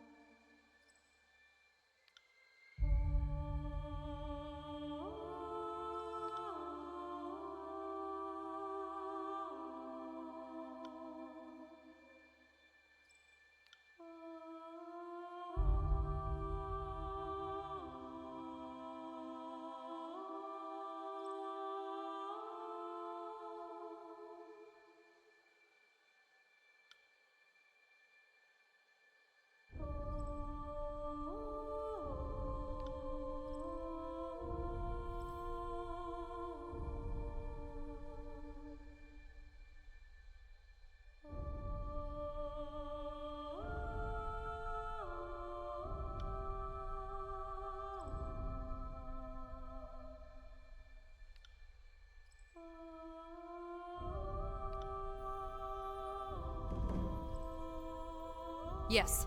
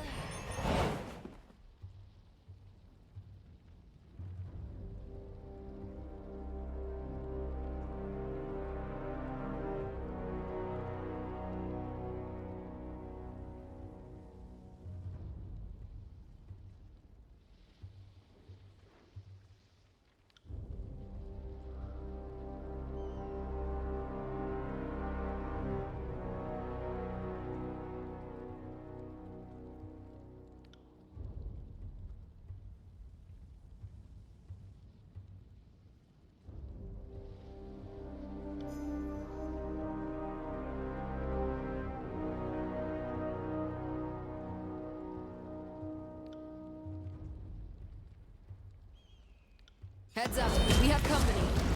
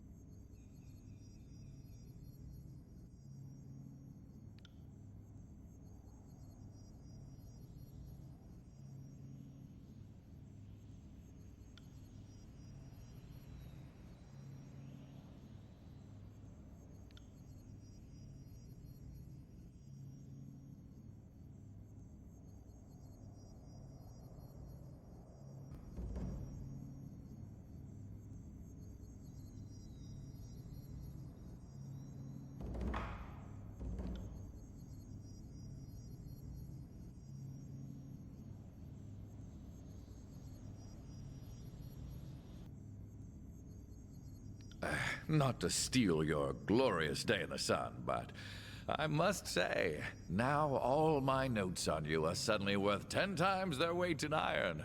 My journals will melt the linens off the ladies, I tell you. What's that you say? Buxom, nubile lasses with an interest in old men who know history. You need a definitive tractatus on the trials and tribulations of the Archon of the Tears? Ha! Well, you're in luck. I think one can safely conclude that you have the Overlord's attention, and that of the Tears. Soon, all of Tyranny. You realize, I trust, I hope, that nobody other than Kairos has ever cast an edict until you.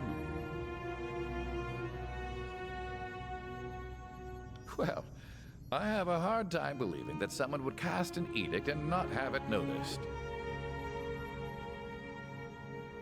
Well, as of now, I've seen with my own eyes that the Overlord is not unique in this regard. And I suppose you're all the evidence I need to throw suspicion on the record. Now, if you are right, that implies the Overlord has no qualms silencing and murdering those who pose a threat. In your case, at least my written record of you might survive. See? I'm being optimistic. At the same time, if you really were a meaningful threat, you'd have already been the victim of an edict, or bled in Mark's daggers.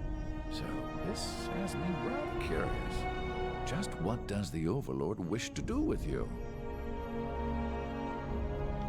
Good question. In parts north, it's commonly held that Kairos' Edict of Dust was the first, but it was cast in the year 11. It was just the first edict to ripple across the whole of Tyranny. If you lived somewhere that used to have antelope, you probably think that's the first edict of the Overlord. But here, the answer is given to us by the Overlord's own sense of posterity.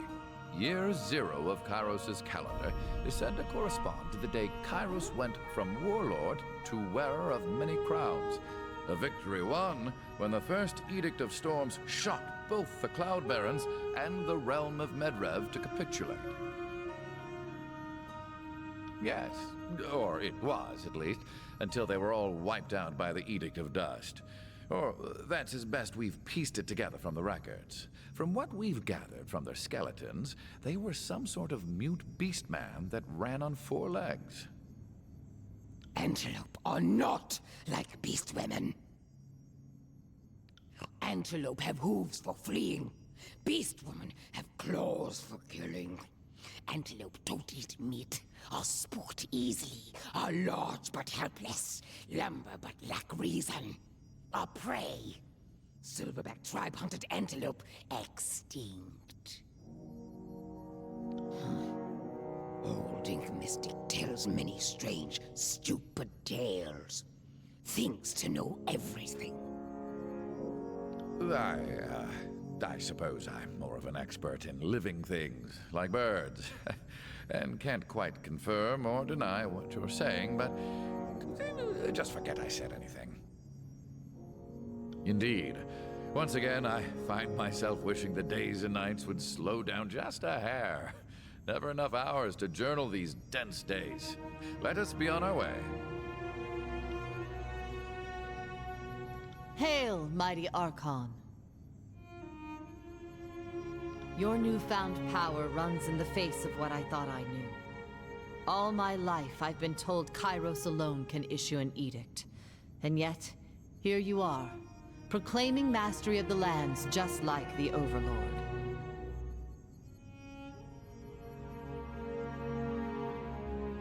You mean his powers? You say that now. Let's see if you still feel this way when the reality sinks in, and your mastery of this newfound power solidifies. The world now bows to your mere utterance. Each day you will grow stronger, while the world becomes weaker in comparison. Put another way, if I could do what you do, the world would be at the mercy of my depravity. Cursing the name of Ebb, Archon of Fecund Fluids.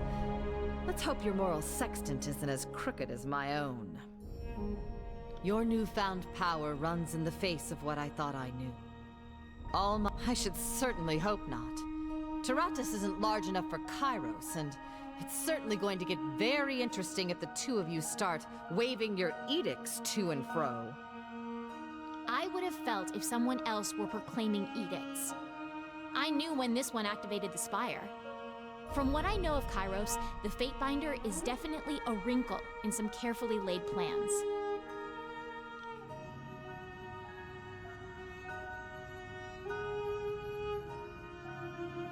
Your newfound power runs in the face of what I thought I knew. What is it you need?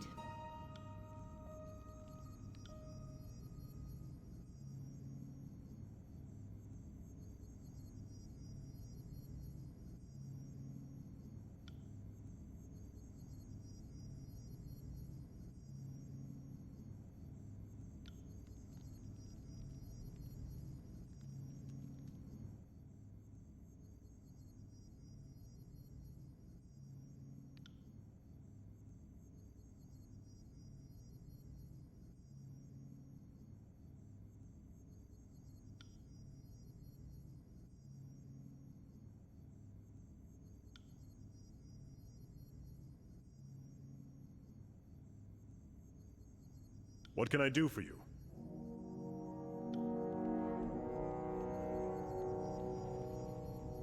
This civil war is nearly over, and Ironhearth is vulnerable.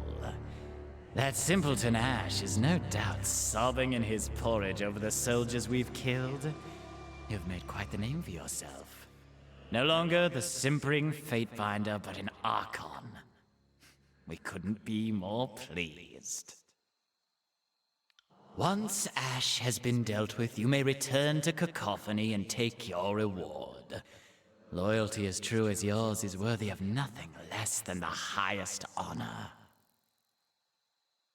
A careless mouth can be the death of you, oh so powerful one. But in this case, we find it charming. In response to your question, naturally. There is no higher honor than joining us in the green incandescence.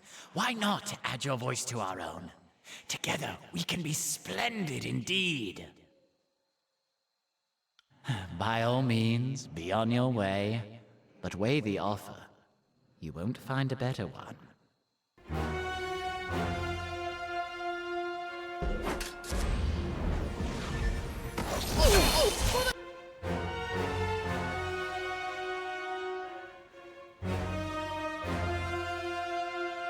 Glory of Kairos!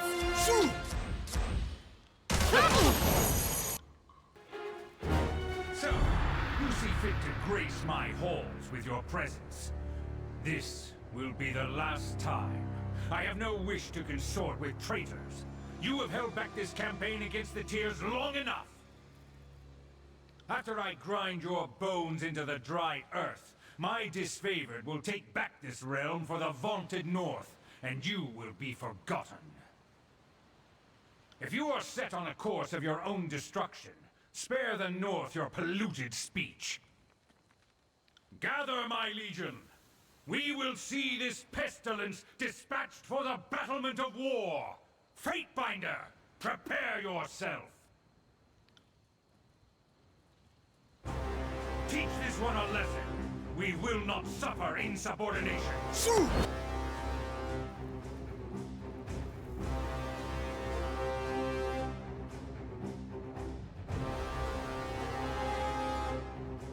Take care. Oh, now I... This is not a fight you can win. Attack, my soldiers!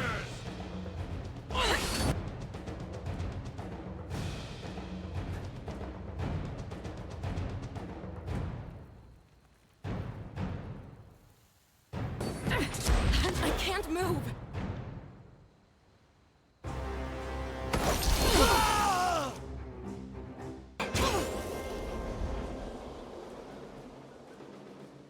Don't throw your lives away, my Northerners! I will handle...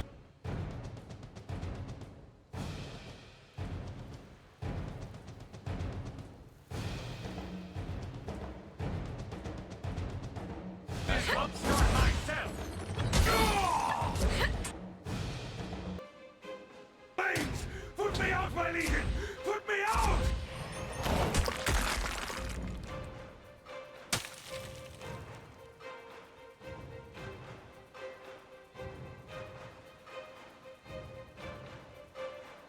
A word, please. Humor an old man and his regrets. You are on a path to incredible power. A path that I walked long, long ago. There was strength, victory, triumph. Everything an Archon of War should expect from a life so accomplished. But there was also pain. Had I another century to describe it, I could not explain the punishing agony of my devotion. My soldiers grew to depend on me, and I gifted them my protection. But I also took their harm upon myself. I had the strength to endure, for a time. Every gutting, every crushed bone, every death. I took it all upon myself to spare my troops. You must be prepared to do the same. Your rise to power is no matter of personal glory. It touches all who trail in your wake. When you ascend, you won't be alone. Far from it. There will be others who look to you. You will be responsible for them in more ways than you can know. Take care with those who follow you. Depend on each other. But harden yourself to accept the burden of their love. Devotion can bite deeper than any spear. I hope that you are prepared for what comes next. Because Kairos will not make it easy.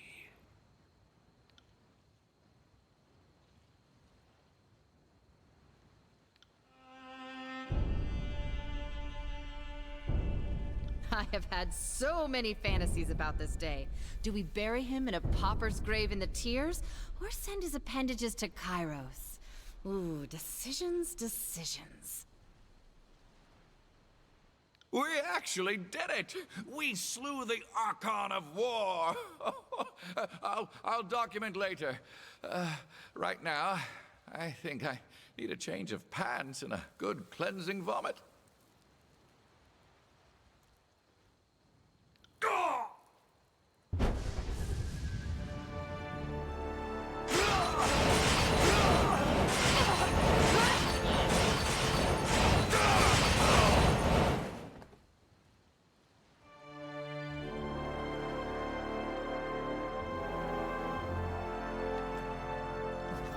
I got it.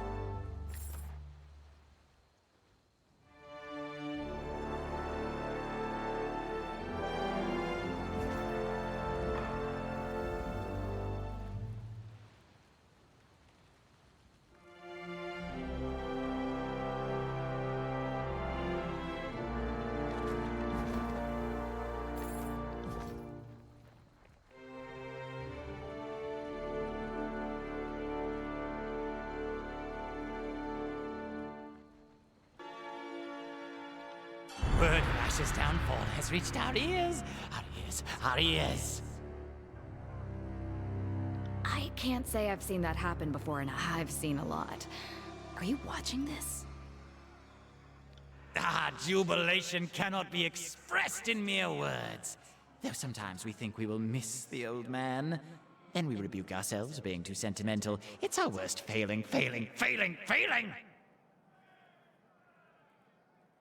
Now, frivolity aside, the matter of Kairos' decree still looms overhead.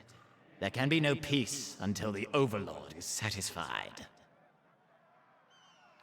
The implications of this culling can't have escaped you.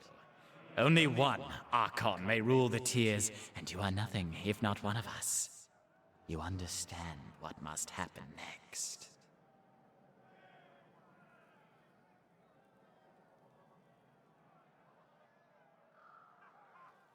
A budding Archon and servant of the Court wishes to bend the knee before our magnificence?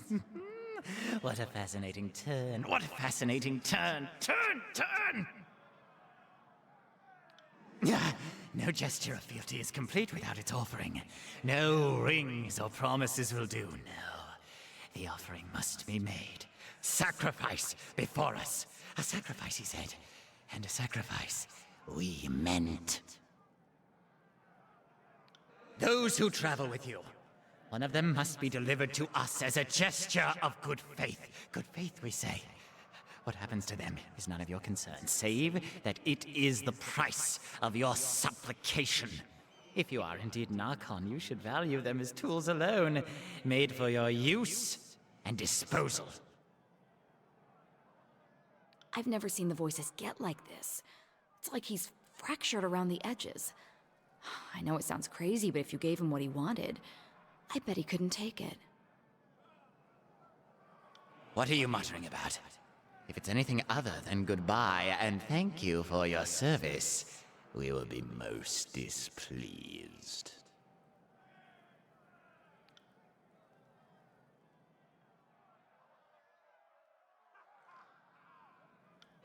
Joyous news, Archon! Which of your vibrant and delectable friends will be joining us?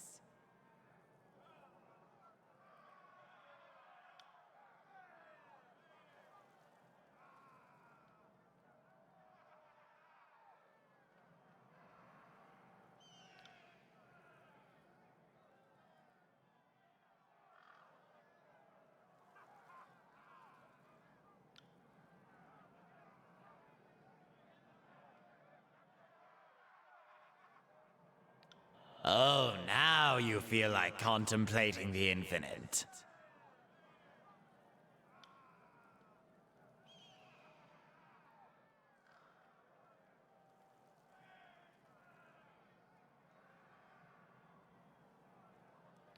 Don't threaten us, little fury.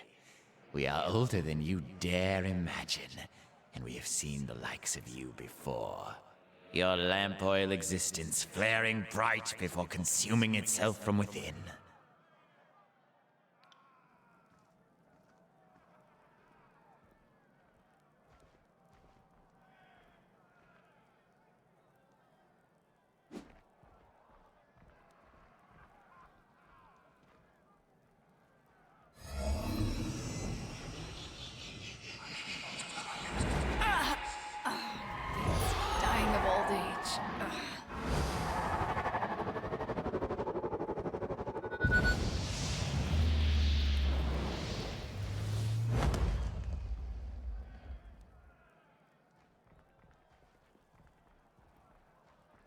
Where on the speckled ass of Tyranny am I?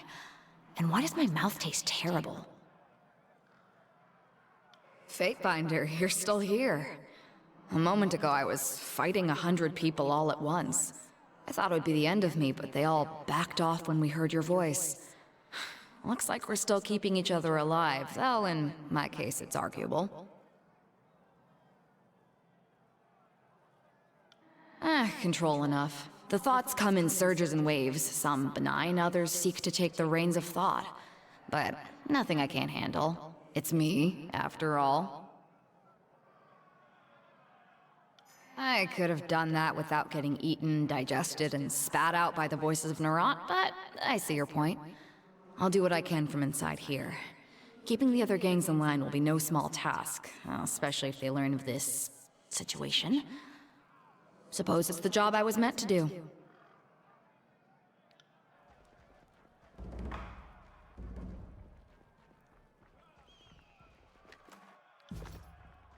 Yes.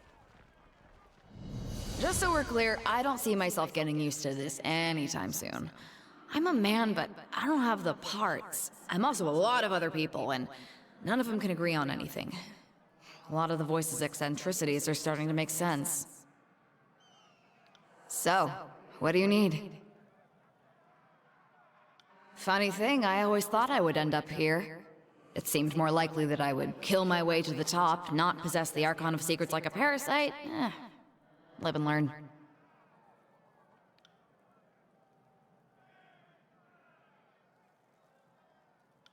There's a very strong echo that never stops. Everything I hear just keeps traveling through my head without really dissipating. That's gonna be a problem someday. But beyond that, well, I feel good. I miss my body, and let me tell you, I'm far from the first person to think that.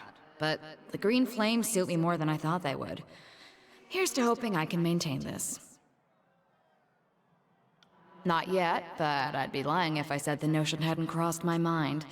Being a boss means making the hard decisions, and that usually involves setting an example. Most of these chorus louts don't understand anything until you write it in blood.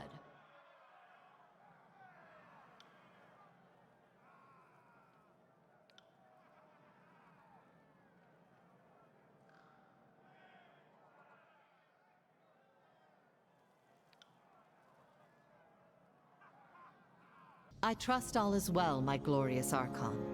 I'm honored you wish to speak. What is it you need?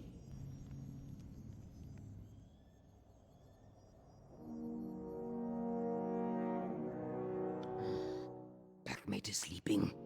Maybe it's good time to pry from iron shell, to carve claws into skin, and lick welling blood trails.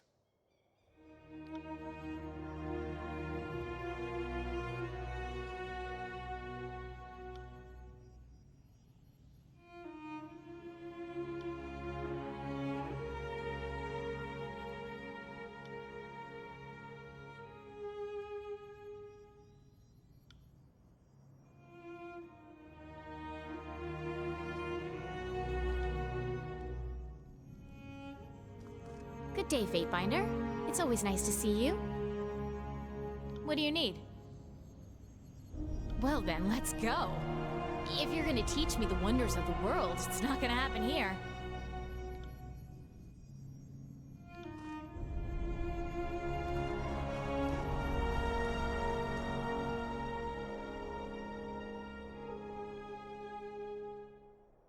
Alpha to kills and shadow slay disfavored, called Graven Ash. This beast woman could have helped with ironclad slaughter. Would have liked to rend muscle from bone, rip torn skin, mauled and mangled, until dead many more than 5 times over. Fatebinder wants beast woman? Yep. Fatebinder is good Alpha to kills in shadow. Listens to Beast Woman's demands. Must like Beast Woman to fight for former Packwhelp.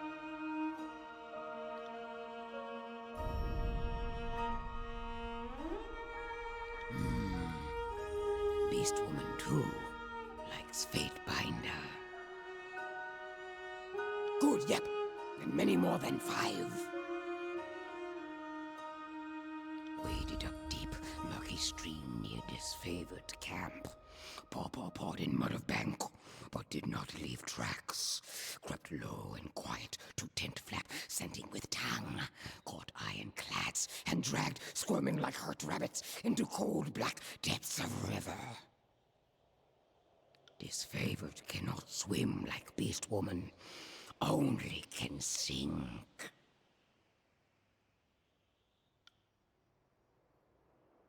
Am best hunter. Am last of tribe. Tribe who killed king vipers, Alarion, and thorn stags extinct. Am alpha. Brood mother. Can smell earthblood like mystic.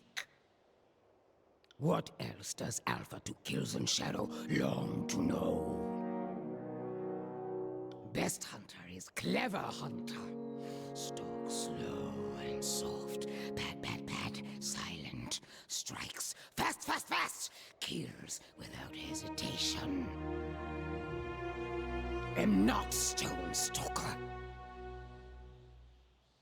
Lost tribe. Left Havenlands.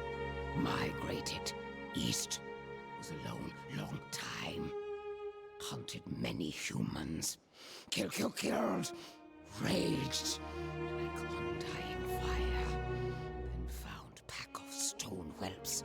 Caitiffs, outcasts of tribe, who needed Alpha.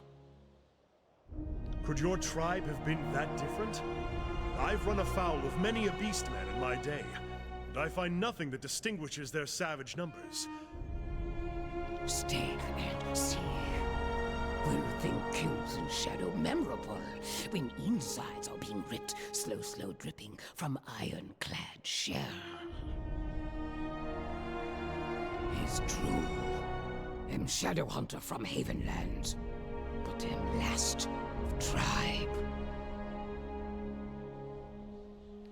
After tribe was slain, kills in shadow loped to Stone Lands, stalking on long hunt for disfavored, but soon became needed by weak whelps, by stone stalkers who had been slaves and had not learned how best to fight. Did not kill out of mother's womb. All whelps suckle first, learn later. Beast woman's first blood was in second season after birth.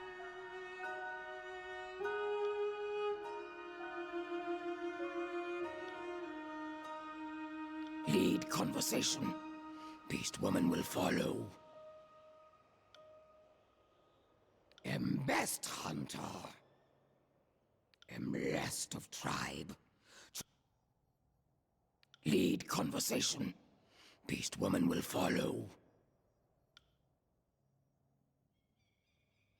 Like playing with prey, or with pack. Would play sometimes with stone whelps. Rut, mate, slaughter. I'm always down for a game. Unless it involves throwing and catching. In which case, Is easy. Packmate chooses one of each. Rut, mate, slaughter. If prey is chosen, pack joins ensuing hunt. If packmate is chosen and both agree to game, then pack gets to watch. What? I'm old enough to be everyone's father. This is disgusting. Wow. I appreciate being included in this little... well, I'm not even really sure what to call this. It's not like any game I've ever played, but... I'm gonna say nothing and pretend like I haven't heard a word anyone said. And then I'm gonna go sing myself a little amnesia. How could Beast Woman choose any other? Would Rut ebb good and hot fast? Would mate Alpha and would slaughter, carve back to pieces, slowly, savoring while slicing flesh from neck. Yep.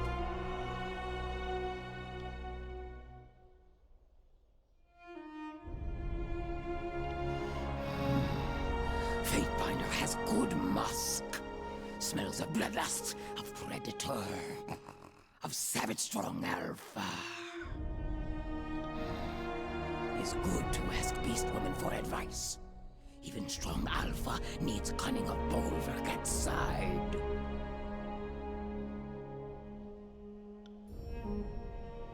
On stealing territory of Beast Women lands humans call realms of Tearsmen.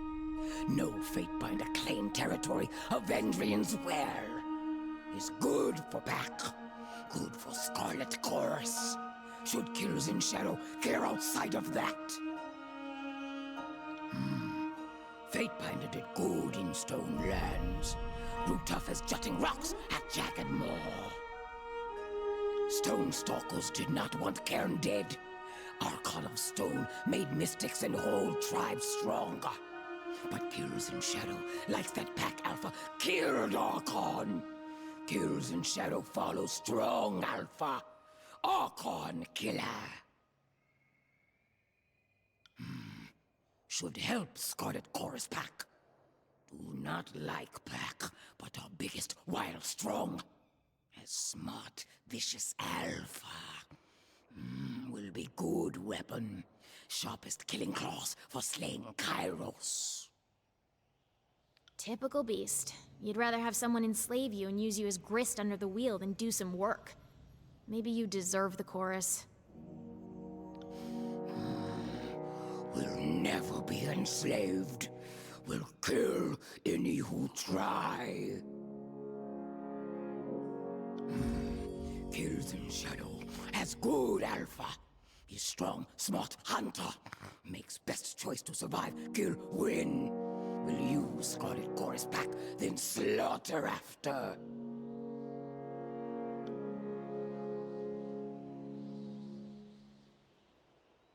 Are brazen, callow, are not as savage, fast, keen as Beast Woman, but are not weak.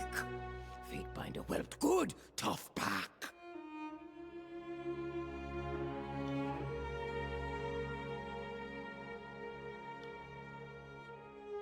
Lead conversation.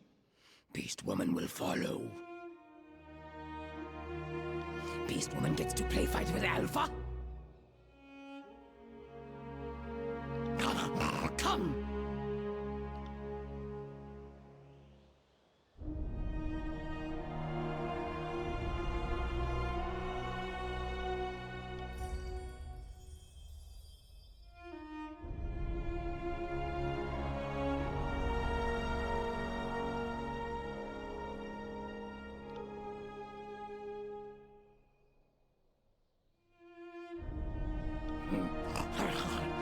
Best way is with bloodshed, yep.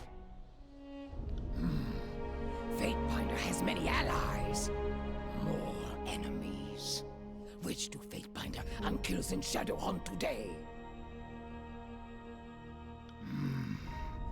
Fatebinder's tribe.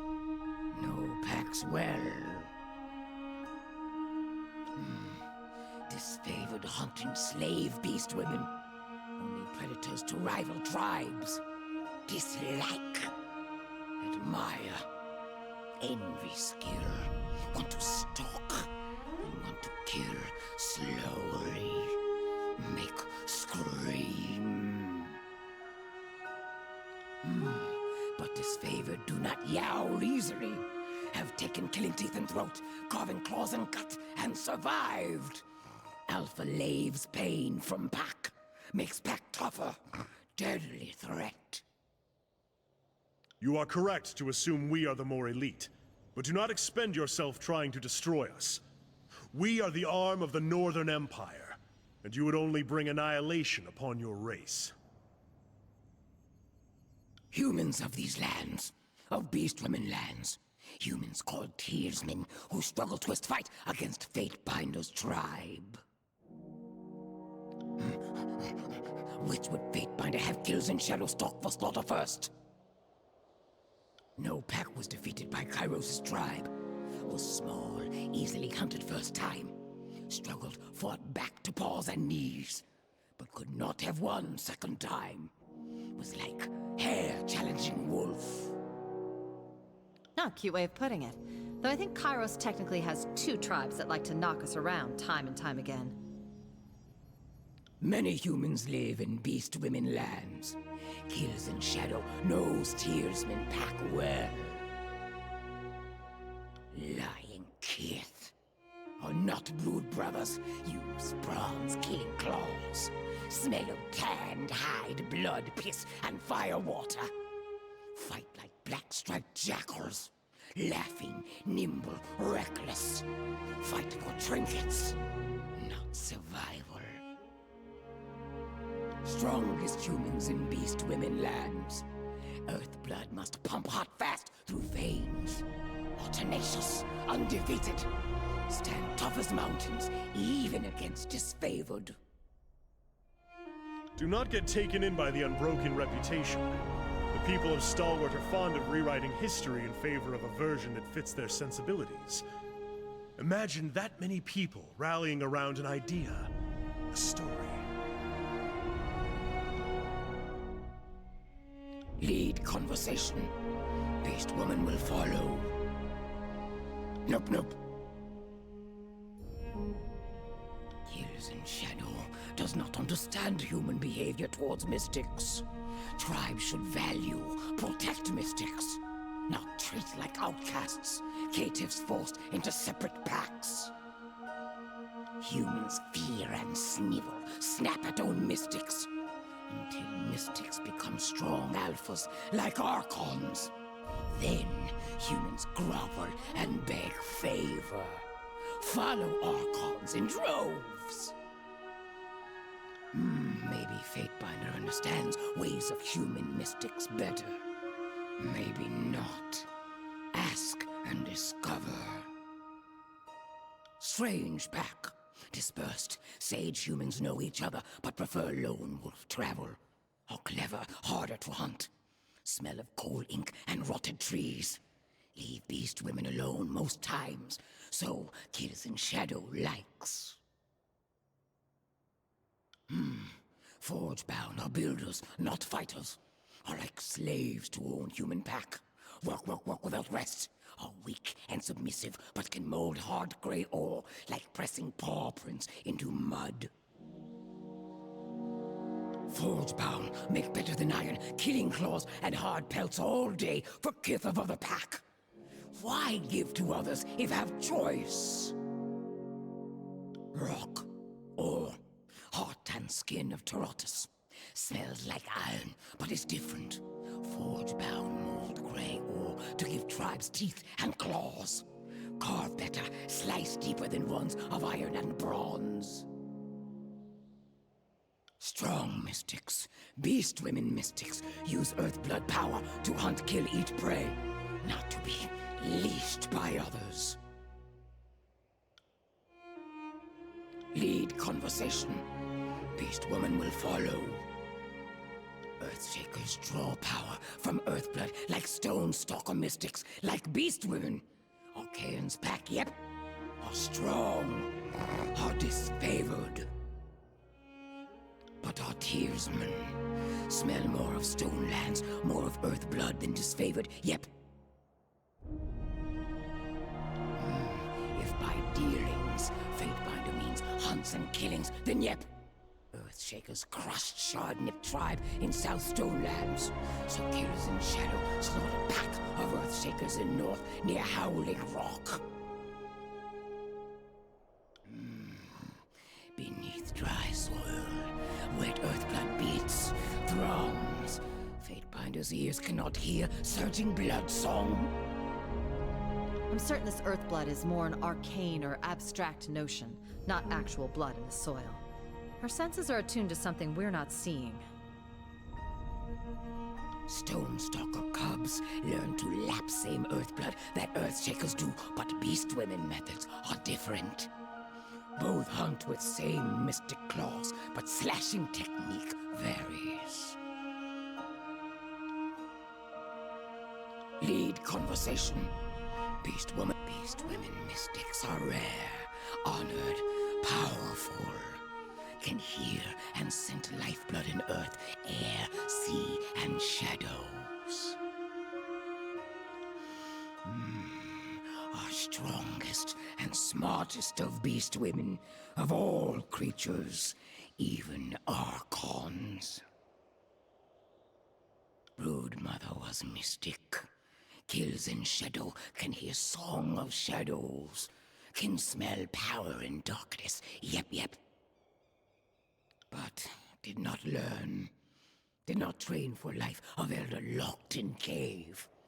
Wanted to be strong, but wanted to hunt, fight, kill more.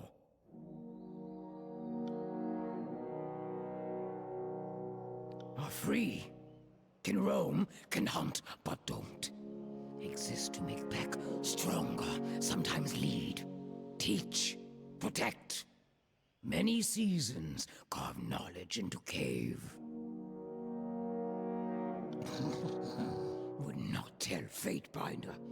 Humans cannot read marks either way, not even sages. Not that Kills in Shadow has seen. Stonestalkers do not carve marks with claws, have no understanding of things that remain past death. Stonestalker knowledge exists only as passed through living members of tribe. Beast Woman, too, sees many things.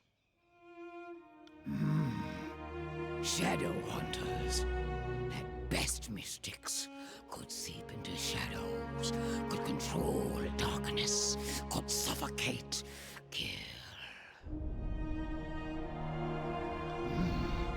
Fatebinder often has feelings for beast women. Cannot resist lure of best predator. Yep. Fatebinder thinks beast woman mystic cannot be called Archon. All beast women tribes know legend, no life of Thundermane. Slaughtered endless humans, struck 5 Archons dead before was slain by Kairos. What is Archon if not merely name like Prima? To my knowledge, yes. One of our sages wrote many pieces on a beast woman mystic believed to have an Archon's potential. But I remember only a few details. Like, I know she was killed early in her prime. Beast Woman, too, sees many things. Lead conversation. Beast Woman. What now does Fatebinder wish to yip about? I'm ready. Wants to hunt Stockprowl. Wants to kill, and howl for Alpha. Old. Many seasons. Should be weaker. Beast Woman does not like smell. Reeks of coal ink and lies. He's mystic. Well, I understand smelling like ink, but what does a lie even smell like? And here I am thinking I've been too honest for my own good lately. Beast Woman does not like disfavored, but kills in shadow likes Barrack. Will not kill human yet. Want to hunt good and long, make bleed scream writhe, mangle before kill. Human is tough like stone wall. Is hidden behind iron's shadow where Beast Woman cannot smell or scout weakness. But is noisy like crashing boar, easily stalked. This is the first time since Stalwart that I've felt vulnerable. I don't fear swords or spears, but this beast is something different.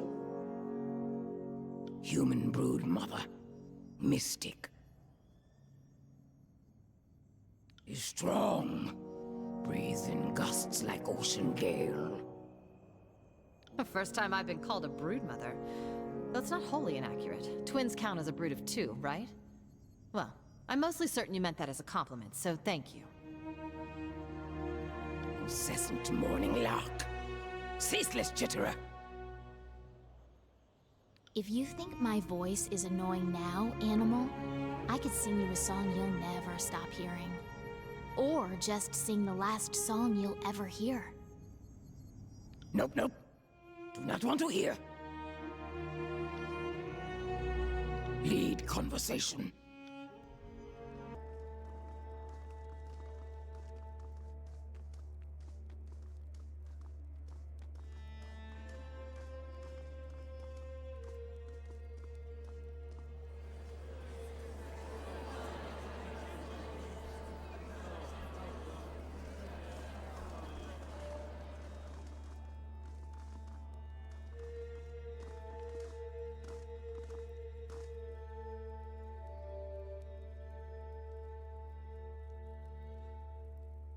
Fatebinder, thank you for answering my summons. This could very well be the defining hour of the Conquest. Your manners do you well. All the same, we are here for justice, not pleasantries. I first want to make it clear why we've assembled today. After the collapse of Vendrian's Well and the start of the Civil War, it became clear to me that there must have been some great fault on the part of the Archons. We come together to root out the source of our troubles, and determine which of the Archons has sown more chaos during the war.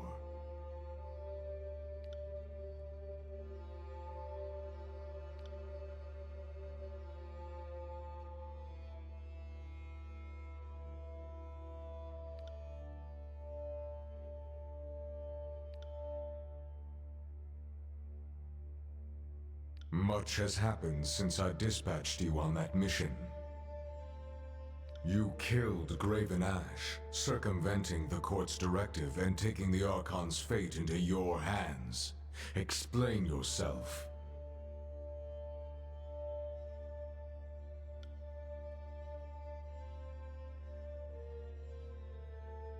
And you would be that self-appointed ruler. This court wonders what blood sacrifices your ambition will demand of you next. The court has a serious problem to address.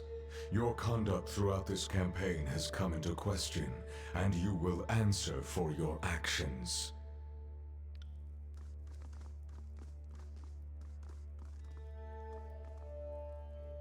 You have made quite a name for yourself, Fatebinder.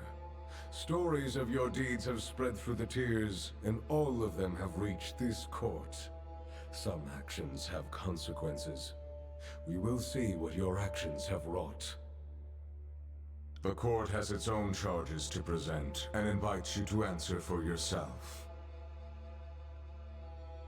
Yes, and I would ready yourself to form a defense, because your testimony could augur your doom.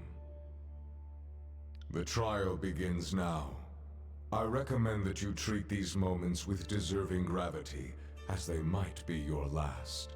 Don't attempt to lie or evade answers. I will judge you in the objective eyes of our Overlord. Is that understood? At least your civility remains intact.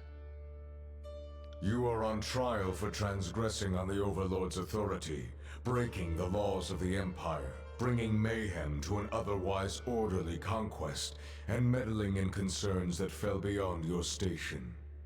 Our directive to bring Kairos' peace to the tiers has suffered, and you will answer for the part you played.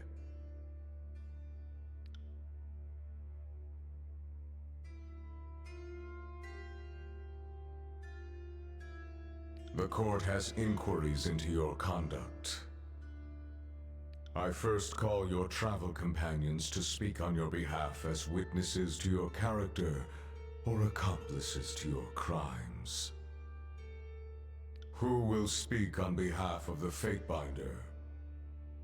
Tidecaster, let yourself be known to the court. The court wishes my testimony. Well then, I am Ebb of the School of Tides, and this room echoes a lot. It's very intimidating. I don't know what passes for glowing praise in this particular court, but the Archon gets my reluctant but uncoerced vote of confidence. Will anyone else speak on the Fatebinder's behalf? Let the aged chronicler step forward. If it may please the court, I will speak true. I have had the honor and privilege of shadowing the Archon. A dream come true for someone so eager to witness history in the unfolding. I can say, with conviction, I am following greatness.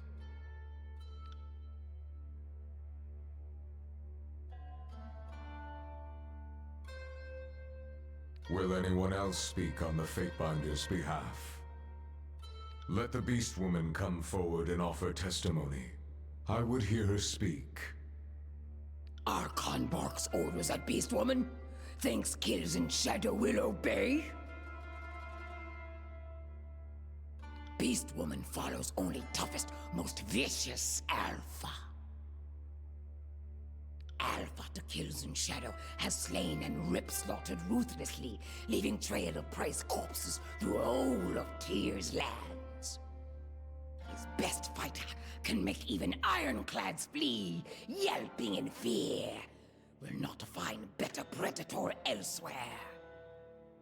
Will anyone else speak on the Fatebinder's behalf?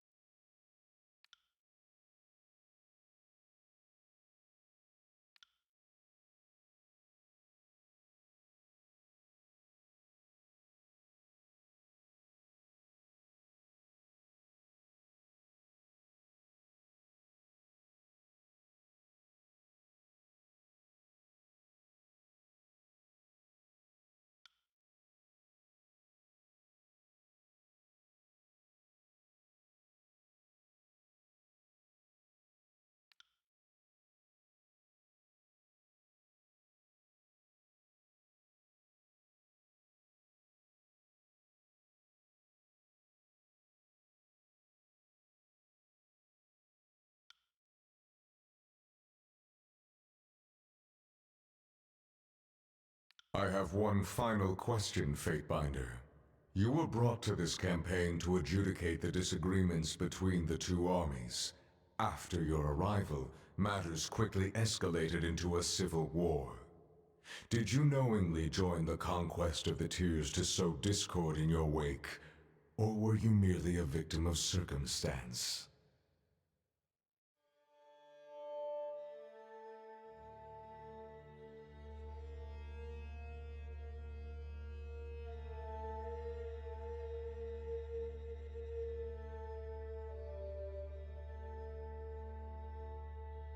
If you anticipated a failure on this scale, you should have informed me, or else worked to avoid it rather than pit combatants against each other.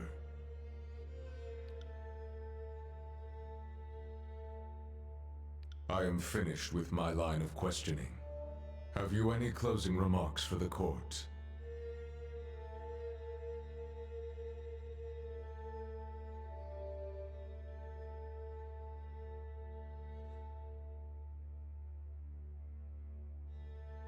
I see the Conquest has left its mark. Thank you for your testimony, Fatebinder. I believe I have enough to make a ruling. After weighing the charges, this court finds you guilty of all charges.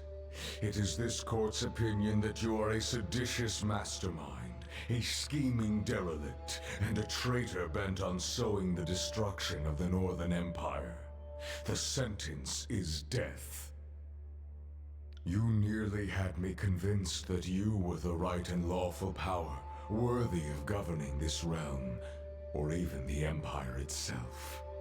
I cannot accept that possibility, no matter how distant. You've proven yourself an incredible force, a just one, even. I have to destroy you for it. Everything you represent endangers what we've built. The Empire herself trembles in your passing. Hubris in the face of annihilation. My court and the world at large are better rid of you, wretched thing.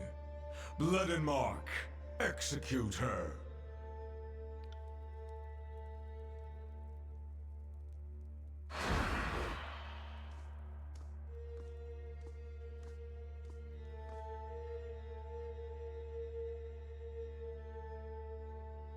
This is...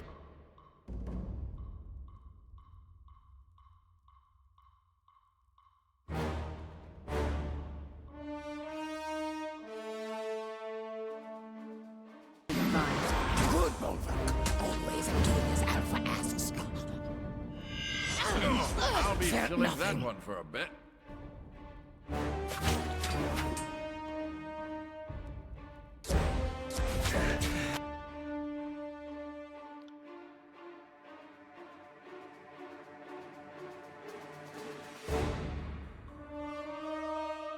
The trick is to keep twisting.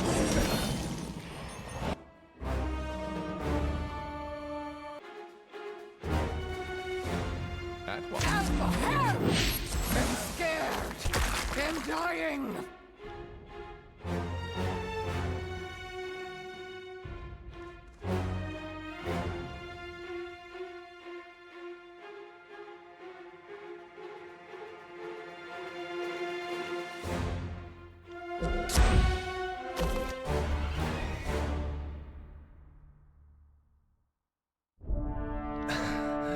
Look at you. The surprise of a lifetime. Don't die too easily. Won't look good for me. This brightness is blinding. My headsman. His life was not yours to take. This is your end, student. No mercy for traitors. Only the cold embrace of the grave. Trouble is...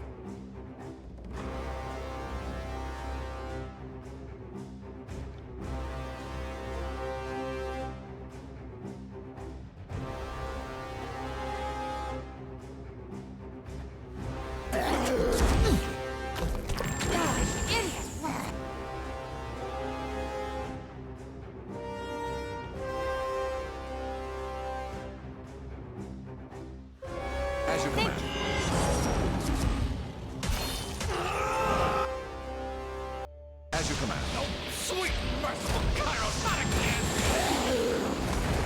This is useless.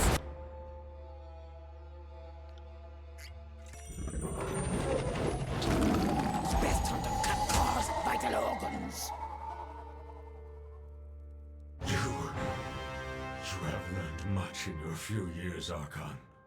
Striking down our kind is more than the swinging of a blade or pounding of a mallet. There are Kairos' laws, and the laws that govern our natural order.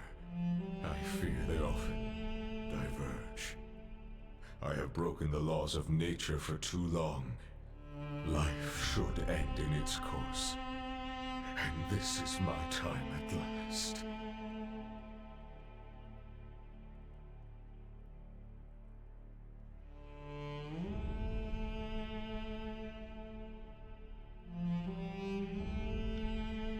Kairos is coming. An army swifter and more dangerous than disfavored and Scarlet Chorus combined makes for the Tears, propelled by the Overlord's will. Your efforts here are wasted. You cannot halt this advance.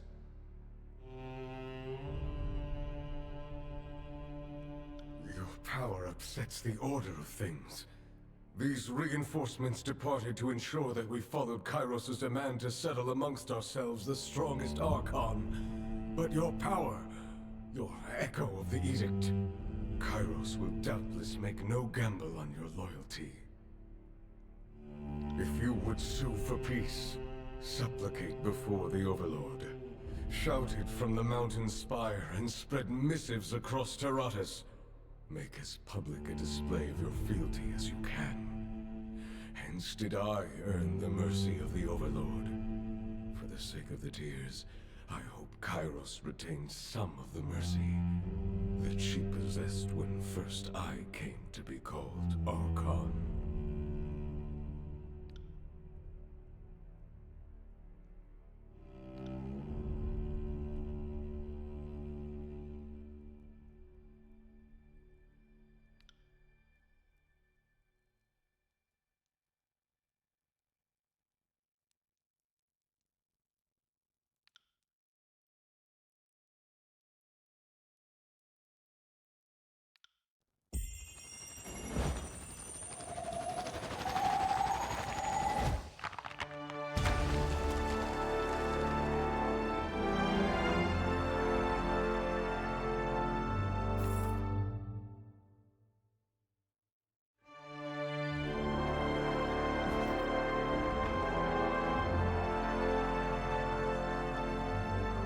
Sorry, I can't.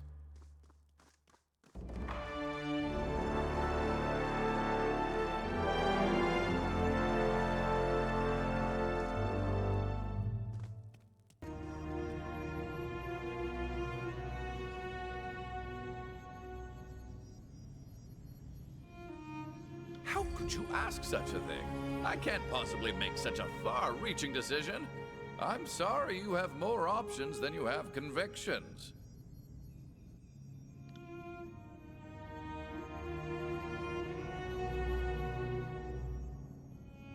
Alpha should bite at foes with fire and blood, venom and darkness. Want to watch flailing, fleeing humans lit as fires and shadow. Want to listen to death yowl, consumed by crackling flames.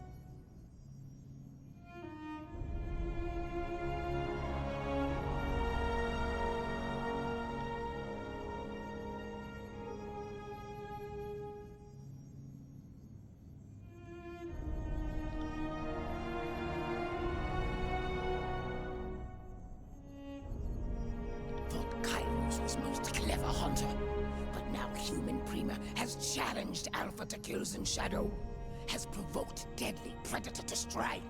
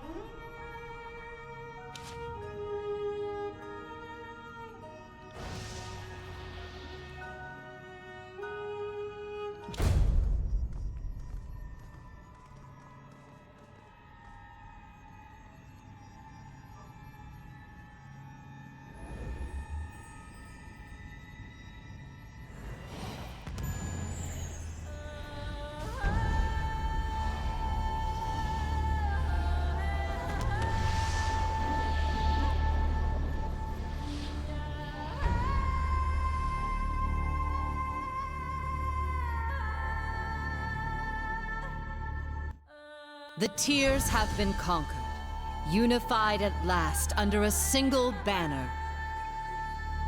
Your edict brings devastation and ruin to the Northern Empire. Some believe the edict to be Kairos' work. Others hope, or fear, that this edict comes from a new voice. Kairos' forces withdraw from their march upon the Tears, as they are sent into disarray by your edict. United under the Scarlet banner, the Tearsmen are reborn as your loyal servants, bound to you by fear and shared victory. The Overlord's conquest of the known world has come to a halt, and the whisper of a challenger to Kairos' power slowly spreads throughout the land.